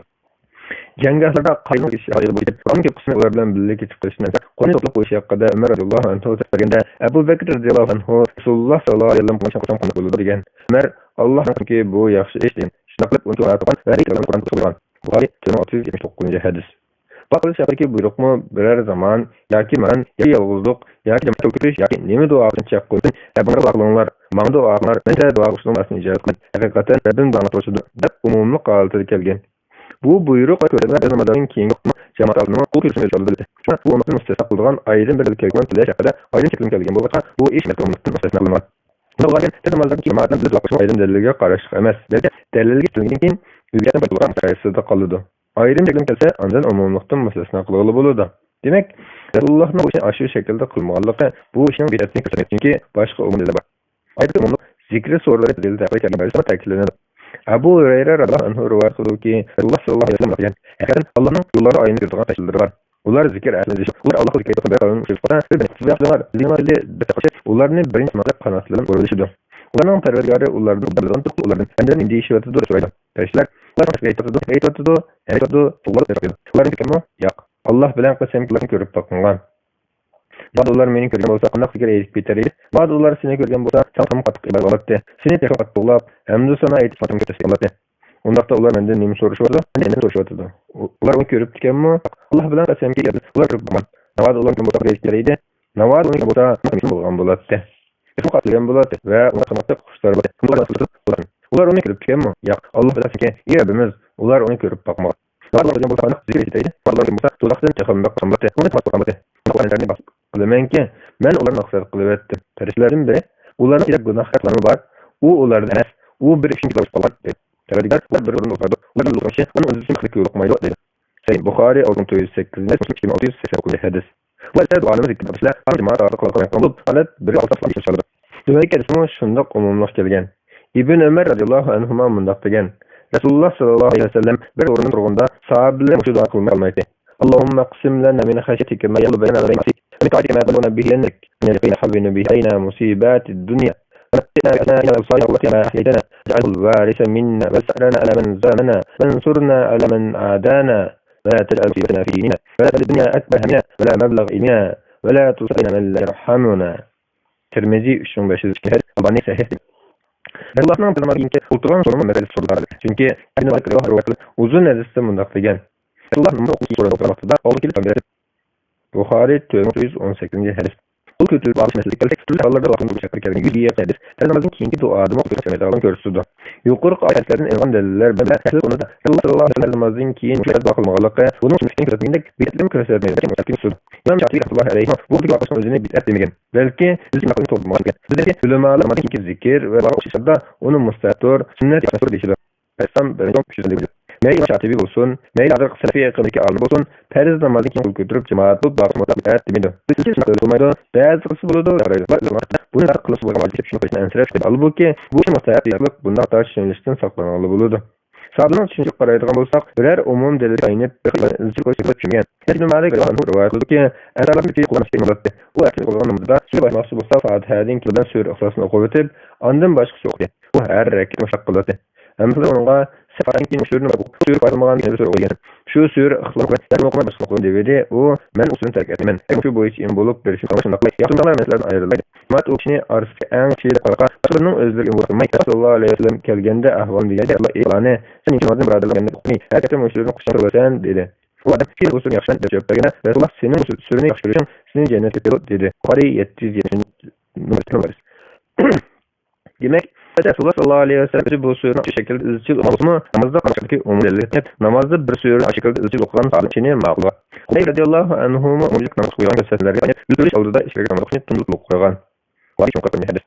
Umar dillashining bu ishning bayatda nima qilib qolsa kerak. Har bu shaklda o'zi ijodiy masala bo'lsa, boshqa qilgan yo'lda tavsiya qilgan. Bir alim ta'zim qilib taqlanmaydi. De namozga yana jamoat qilmoqni yetishga tarafik qo'shilib qaraydi. Mughira ibn Shu'ba radhiyallohu anhu rivoyat qildi ki, Rasululloh sallallohu alayhi vasallam har bir vaqtda la ilaha illalloh va la sharika lahu mulku wa lahu hamdu wa ala kulli shay'in qadir. Allohu la mani'a lima a'tayta wa la yaqul al-jid min kalb. Yalnız bir Allah'tan başka ilah, onun şiriki yok. Barcha mahlukat Allah'ındır. Cemi mediya Allah'a mensuptur. Allah her nersege qadirdir. Ey Allah, sen bergen nersini tosquchi yo'qdir. Sen bermagan nersini bergichi yo'qdir. Sening oldingda boylarning boyligi asqatmaydi, deydi.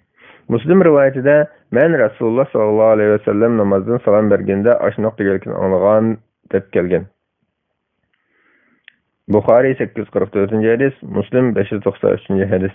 Agar Rasululloh sallallohu alayhi vasallam bu zikrni ullik demagan bo'lsa, Mughira radhiyallohu anhu buni qandoq anglagan? Abdullah ibn Zubayr radhiyallohu anhu har namozdan keyin salom berib bo'lib mundaq deydi: La ilaha illalloh vahdahu la sharika lah.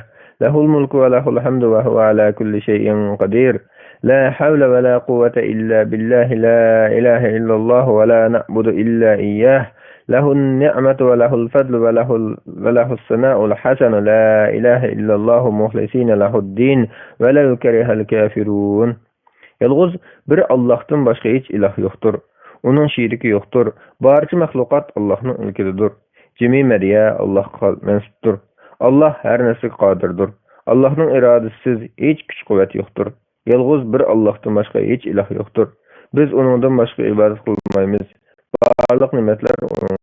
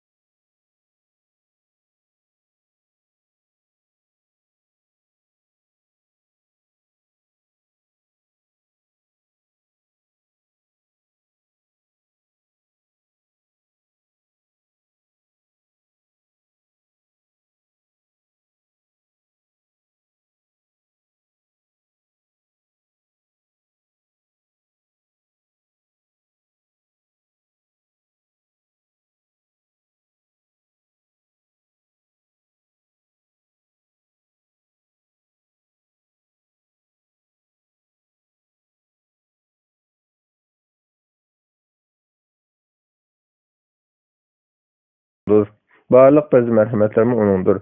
Güzel əmdi sanarlarımı onundur. Barlıq kafirlər yaman görgən təqdirdimi, haq dinə etiqad qılğan halda, yalğız Allah'a ibadet qılğan halda, yalğız bir Allah'tan başqa heç ilah yoxdur deyimiz. Abdullah ibn Zübeyir radiyallahu anhuma yana mındaq degen. Resulullah sallallahu aleyhi ve sellem aş sözlerini her namazda yoxluğunu, onu öz aldığı bir ibadet qılğanlar şirikki berip qalğanlığını xulaslagan və mındaq degen.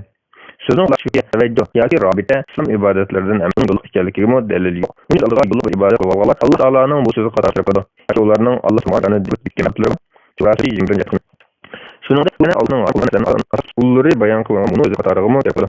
Eytki, tərviylərin qatlı aşkara və yoşun insanın əmrini, günahlarını nahaq çıxılışını, Allah hesnaq təsirləyən şerik etməsini, özdən məmətəni Allah'ın qanıqlarını bu əsas düşüncə aid. Kimsizdən bu məmləkətlərin məzkur fəaliyyətini dindin qatarıqlarını, bu işin fərqlərini qısqayki cəhətini rəsi sözə qat kirəni özürlü. Onların sözləriki və başqa təriqətlərdəki onlar bu işin qıqalarının məqsədini bilməsdən bu taşqı görünürlü istil qılsa, azğulluk və in və işçilik bu baxı, bu səfərlərin qanıqlarını, əvvəl tərilər, hətta təbəllən ordu payın yox, şükürkəligini, şunun bilan rabitə görən bəzi salih qələman olmayın məqsəd keçişində onun dində öcət əməslikini Allah Taala ayət qoyuşqa yatırdan ular təqdirini ittifaq bayan qılır. Bu vaxtda deyildi.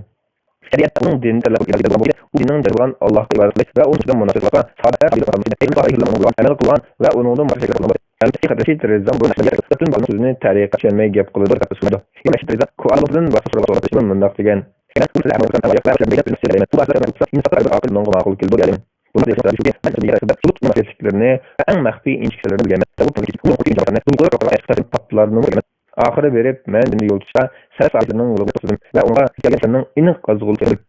Menajı toplumu 2015 yılında. Bunlar şeylerin elektronik asıl getiren mensuallardan İmam El-Osi ruhlu ani tefsirler yapılan anlayan. Aslında tefsirler Rabbinin vaktinden alip düzgülen ilahi sıfatı yarışın. Rabbine gelin kulalıp çekil belirtleri sallallahu aleyhi ve sellem ya ki ona zikri radiyallahu anhu'dan onun için kıyamet verilmeyin.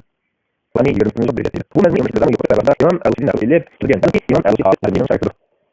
Halet degan rabitni isbotlab yozgan bir risala mansub qilingan bo'lsa-mu, lekin amaliyotda bu risala intayin tuban saviyada yozilgan bo'lg'achqa, yozilish uslubi jihatdan bu risala Xolid Naqshbandiyning ismini ma'lum maqsadda boshqalarga tarqatgan risala bo'lish ehtimolligi cho'ng. Qandaqli bo'lmasin, u risolada rabitning shakli, sharti va yoki boshqa tuzuk mazmunlar kelmagan. Shundaqdimi bu risola ilgari tasavvuf sohasida tuzuk tilga ilinmaydigan rabita masalasini qo'zg'atgan. Naqshbandiyya tariqatidagilar keyincha bu ishni yo'g'intib, alohida shakl paydo qilib, Murtning adab qoidalaridan qilib olgan va Samaxshari, G'azzali, Akmaliddin, Sahrovardi, Ibn Ajar va Suyutiylarning so'zlaridan rabita munosabatsiz naqllarni keltirib, rabitani isbotlash kuchayib baqqan. Texo yana ba'zilar oyat va hadislardan dalil izlab, buni xuddi oyat va hadisda ko'rsatilgan zikr va ibodat usuli qatorliq qilishga urinib, behuda avar bo'lgan. Halbuki biz yuqorida bayon qilganimizdek, ilgirki tasavvuf kattalaridan bu xil rabit to'g'risida to'xtalganlar yo'q. Faqatla Hijriya 11-asrda o'tgan Naqshbandiyya shayxlaridan Tajiddin ibn Zakariya al-Hindiyning Naqshbandiyya tariqatining adab qoidalari haqida yozgan risolasida ozgina ma'lumot kelgan. الطريقة النقشبندية بين ماضيها وحاضرها للشيخ فريد الدين Aydin صفحة 66. Bu mu onun keyince paydo qilganligini ko'rsatdi. Imom Rashid Rizoning yuqorqi tasavvuf imomlari va kattaları uni dindin deb qaramaydiganligi degan so'zni kuchlantiradigan shuki, yaqinqi zamon mutasavviflardan Shayx Botiymi bu vaqtda so'ralgan bu savolga mundaq javob bergan. Imom Rabbani Maktublar nomli kitobida zikr qiluvchi zikrga o'ltirganida Allohni zikr qilishiga boshqa har qanday maxluqni qetib zikr qilishi durust emas deb bayon qilgan.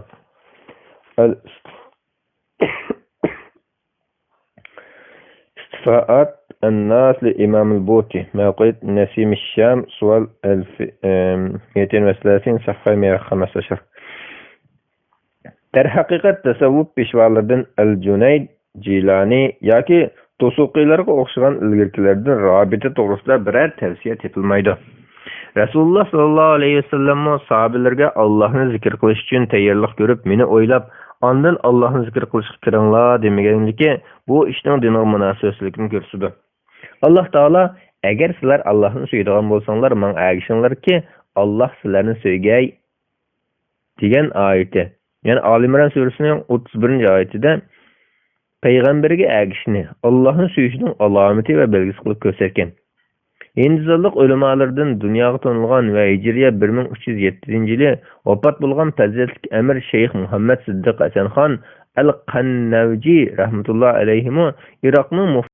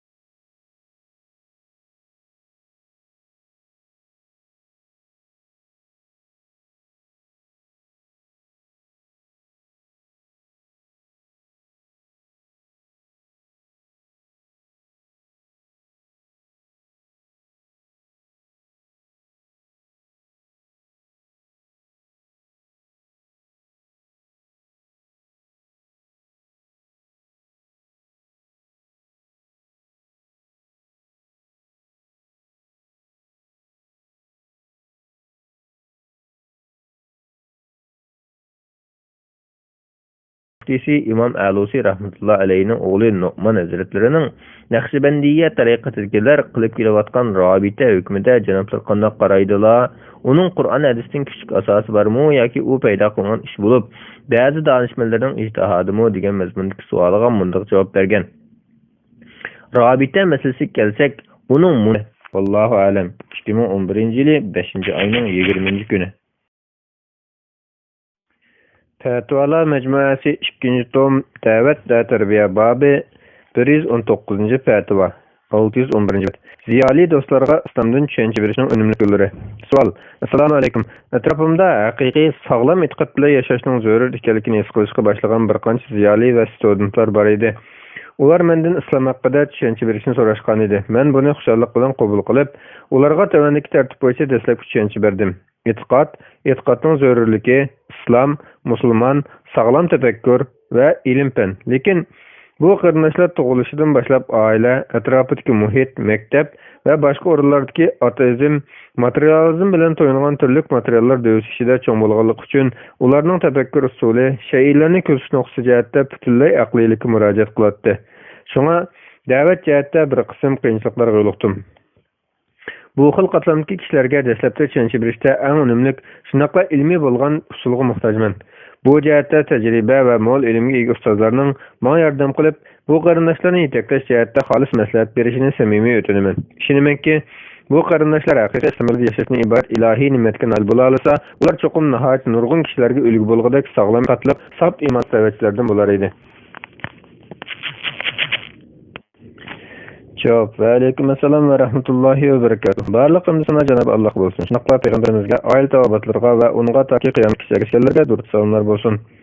Islomga da'vat qilish eng fazilatlarning biridir. Chunki islom da'vati payg'ambarlarning eng asosli vazifasidir. Janob Alloh musulmonlarni to'g'riga da'vat qilib turishga, yomonlikdan to'sib turishga buyurgan. Buning bilan ummatimizni eng afzal ummat bo'lish sharafiga nail qilgan. Sizlar insonlarning manfaati uchun o'tirg'i chiqarilgan, yaxshilikqa buyurib, yomonlikdan to'sadigan, Allohga iymon etadigan eng yaxshi ummatsizlar. Ali Imron surasi 110-oyat. Bir kishining hidoyatiga sabab bo'lish intayin katta ish. Rasululloh sallallohu alayhi vasallam Xaybar g'azotida Hazrat Aliga berib ularning maydoniga tushgunga qadar tamkin bo'lgan. Ondan ularni islomga da'vat qilgan va ularga islomda vojib bo'lgan Allohning haq-huquqini so'zlab bergan. Alloh bilan qasamki, Alloh taolaning sen orqali bir odamni hidoyat qilgani sen uchun sening qizil to'gan bo'lgandan yaxshidir degan. Buxoriy 4210-hadis. Endi islom dinimiz insonning tug'ilishidagi tabiatiga zid bo'lmag'achqa, ilm bilan aqlga taqashmag'achqa bo'lgan insoniy saf tabiat bilan saf aqlga xitoblangan da'vat unum beradi. Rasululloh sallallohu alayhi vasallam dastlabda islom da'vatini boshlagandimi, Abu Bakr radhiyallohu anhuga o'xshagan Makkadagi o'z davrining bilimliklari islomni qabul qilganlarning oldin qatoridan o'rin olgan edi. Hozirgi davrda o'qiganlar hamda ziyolilar turli aqimlarning, ideologiyalarning ta'siriga uchrab ketiladigan bo'lg'achqa, da'vatchining vazifasi bir qadar og'ir va murakkab bo'ladi. Tövende da'vat qilish uchun bir qancha unumli usullarni tavsiya qilamiz. Birinchi, sevgi, mehr, shafqat.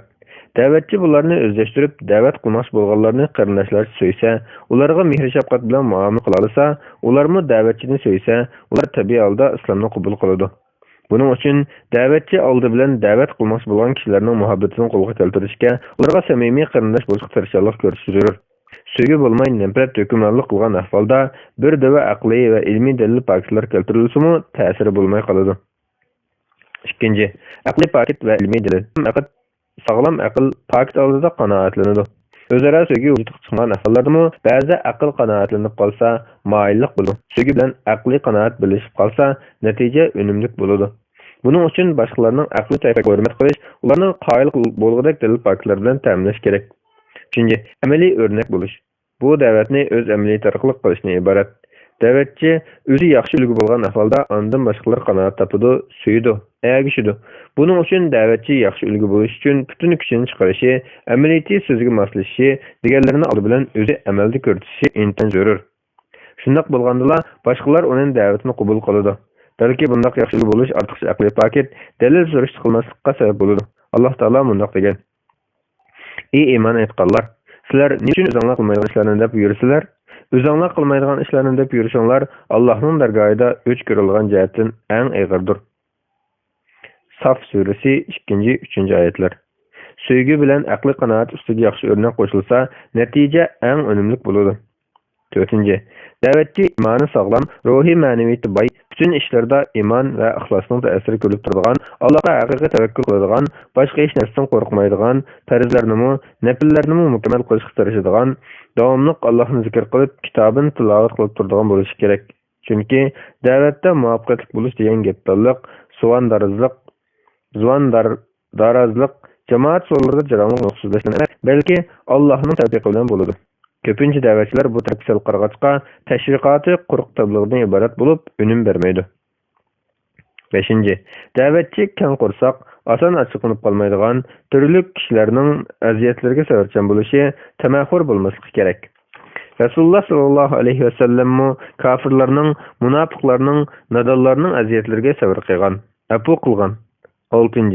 Oldi bilan aqida va tavhid bilan usulga ahamiyat berish, ondan shariat ahkomlarini ado qilish, bu jihatda eng muhimini oldiga o'rinni qo'yish, bu vaqtda Allohning borligi, payg'ambarimizning Allohning payg'ambar ekanligi, insoniyatning islom diniga bo'lgan ehtiyoji, islom bilan boshqa din va e'tiqodlarni silishtirish, islomning afzalligini, haqligini isbotlashga ko'ngil bo'lish lozim.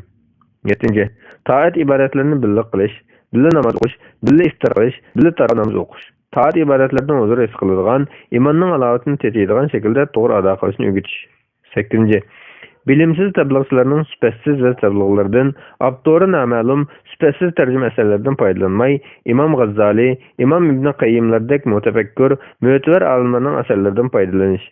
Yana hozirgi zamon islom dunyosiga to'lgan mutafakkurlarning ilmiy asarlarini g'arb ellaridagi musulmon yozuvchilarning iymon, islom va madaniyat to'g'risidagi qimmatli asarlardan foydalanish. 9. Asos yoki tarmoq masalalarda quruq jidal, talash tortishlardan yiroq turish, taqvodor, axloqli ahli ilmlarni ziyorat qilib, ular bilan suhbat qilish. 10. Alloh taolodan hidoyat tavfiq tilab turish. Chunki Alloh o'zi hidoyat qilibdir. U xohlagan kishi hidoyat boshlaydi. Vallohu a'lam. 2011 yil 7-oyning 16-kuni. Fatvolar majmuasi 2-tom 614-bet 120 fatvo. İbret ve terbiye yüzünden peygamber ve ferişler hakkında hikaye tokuş ve anlaş. Sual. Esselamu aleyküm. Hazır diyarımızga toru arkalık Özbekistan'ın ünlüsün tabliğ nasihatleri, Türkiye'nin ballar için çizilgen İslam kitapları köplep kirivatıdı. Bu bir yaxşı yüzleniş. Lekin Özbeklerinin tabliğ karakterini algan ünsüz materyallarda palanı peygamber mundaq kılgan, mundaq degendek vakalıklarını sözlep ötürken. Köpüncüsünün asası yokken. Ularını dini ve tarihi materyallardan izlepmi tapalmadım. Türkler ballarına İslam ideyasini öğretiş için perişlerine xuddi gereklerinin asan rivayetlerinde tesir etken. Kişilerge ibret buluş için ve İslam'ı düşündürüş yüzünden yalgan ve karakterlerini tokusu bulamdı, onu anlasa ve görüşçü. Cevap ve aleykümselam ve rahmetullahi ve berekatuhu. Bağırlık emnisine Allah kabul olsun. Şınakla peygamberimizge, ait tavabatlarga ve onunla taki kıyamet ergeçkerlerge dursanlar olsun.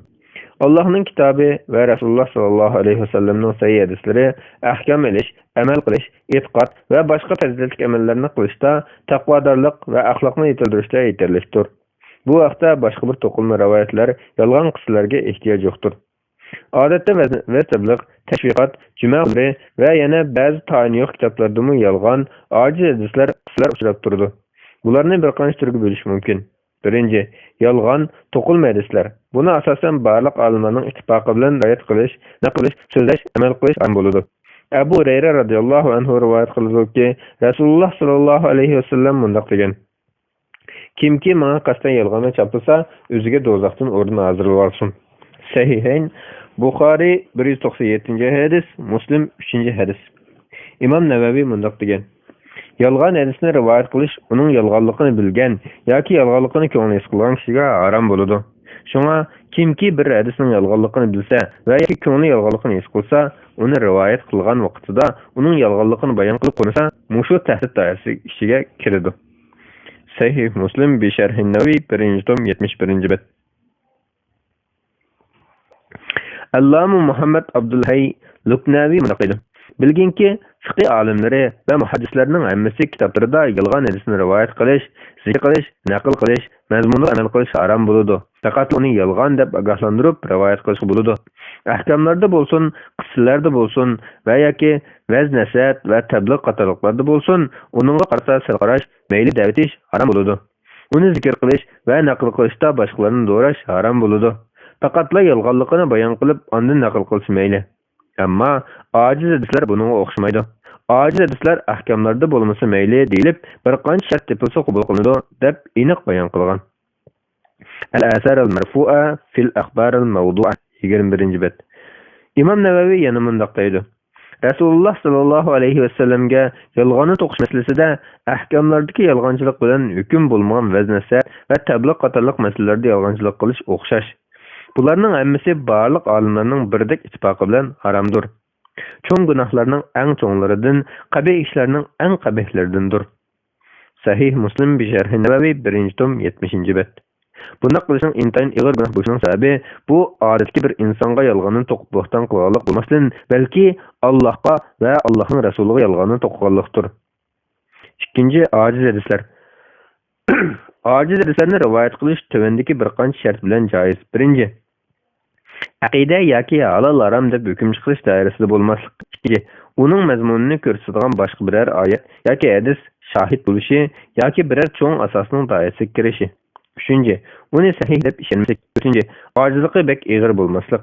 Agar raviylar ichida yolg'onchilik bilan qarinib qolganlar yoki ig'ir xatolik bilan rivoyat qilganlar bo'lsa, bu doiradan chiqib ketadi. Bunday bo'lishda ojiz deganlik keskin yolg'on deganlikni bildirmaydi. Balki amaliyotda rost bo'lish ehtimoli bor. Shunga ojiz hadisning mazmunini quvvatlaydigan boshqa biror dalil bo'lib qolsa, tabliğ va vazn-nasihatlarda ojizlikni bayon qilgach rivoyat qilsa bo'ladi. Albatta, bu haqda olimlar o'rtasida ba'zi ko'z qarash o'xshamasligi bor. Ba'zilar ojizlikni bayon qilmay rivoyat qilaversa bo'ladi deb qaraydi. Yana ba'zilar aqida va ahkamda bo'lmasa, ojizlikni bayon qilib rivoyat qilsa bo'ladi deb qaraydi. Uchinchi, Isroiliyat. Isroiliyat deganimiz bizning Rasulimiz sallallohu alayhi vasallamdan kelmagan, ahli kitob bo'lgan Yahudilar, Nasaralar tomonidan kelgan ma'lumotlar, rivoyatlar, qissalardan iborat. Bu Yahudilar Nasaralardan ba'zi musulmon bo'lgan chog'da, musulmonlar ulardan ba'zi qissalarni, xabarlarni anglab rivoyat qilgan ahvol bo'lgan. Masalan, Ka'bul Ahbar rivoyatlari va Habib ibn Munabbih rivoyatlari qatorliqlar shularning jumlasidandir. Yana ba'zi musulmonlarda Yahudi va Nasaralarning kitoblarida yozilgan mazmunlar bor edi. Bu turli rivoyatlar Isroiliyat doirasiga kirdi. Tafsir kitoblarida bunday rivoyatlar ko'p uchraydi. Bunday Isroiliyatning hukmiga kelsak, buni 3 turga ayiramiz. Birinchi turi bizning shariatimizda oyat yoki hadislar orqali uning rostligiga isbotlangan rivoyatlar. Buni rivoyat qilib bo'ladi, chatoq yo'q. Ikkinchi turi bizning shariatimizda oyat yoki hadislar orqali uning yolg'onligiga isbotlangan rivoyatlar. Buni rivoyat qilish harom. Üçüncü turi bizning shariatimizda oyat yoki hadislar orqali uning rostligi yoki yolg'onligi isbotlangan rivoyatlar. Buni rivoyat qilishga ruxsat qilingan, lekin uni rasmiy demaslik, yolg'onmi demaslik lozim. Abu Hurayra radhiyallohu anhu rivoyat qilib mundaq dedi. Ahli kitob bo'lgan Yahudilar Tavratni ibroniycha o'qib, musulmonlarga arabcha tarjima qilib beradi. Rasululloh sallallohu alayhi vasallam mundaq dedi. Ahli kitobning so'zlarini rasmiy demanglar, yolg'onmi demanglar. Aytinglarki, آمنا بالله وما أنزل إلينا وما أنزل إلى إبراهيم وإسماعيل وإسحاق ويعقوب والأسباط وما أوتي موسى وعيسى وما أوتي النبيون من ربهم لا نفرق بين أحد منهم ونحن له مسلمون. Allah'a bizga nazil qilingan vahiyga İbrahimga, İsmailga, İshaqqa, Yaqubga va uning avlodlariga nazil qilingan vahiyga Musaga berilganga, Isaga berilganga va payg'ambarlar tarafidan berilganga iymon etdik. Ulardan hech birini ayirib etmaymiz. Yana biz uningga bo'ysunamiz. Baqara surasi 136-oyat. Buxoriy 1485-hadis.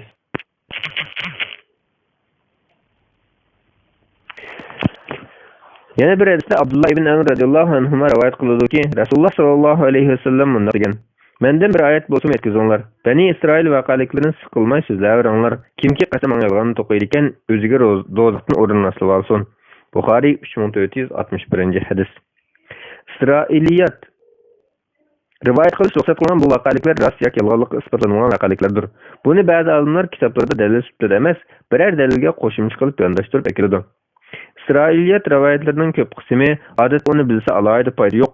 Bilinmese favqulodda ziyon yo'q ma'lumotlardan iborat. Masalan, ashabi kahfning itining rangi qandoq edi degandek. Buning nimaga foydasi bor? Endi olimlarimiz burundan tartib yuqorqi nuqtalarni ta'kidlab kelgan bo'lsa-mu, bu vaqtda qarab beparvolik qilib qolgan ba'zi bir olimlar yozgan tafsir, qissalar va fazilatli amallar doirasida kitobda yolg'on vaqaliklar, isroiliyatlar va yolg'on hadislar uchrab qoladi. Ba'zi bir kitoblar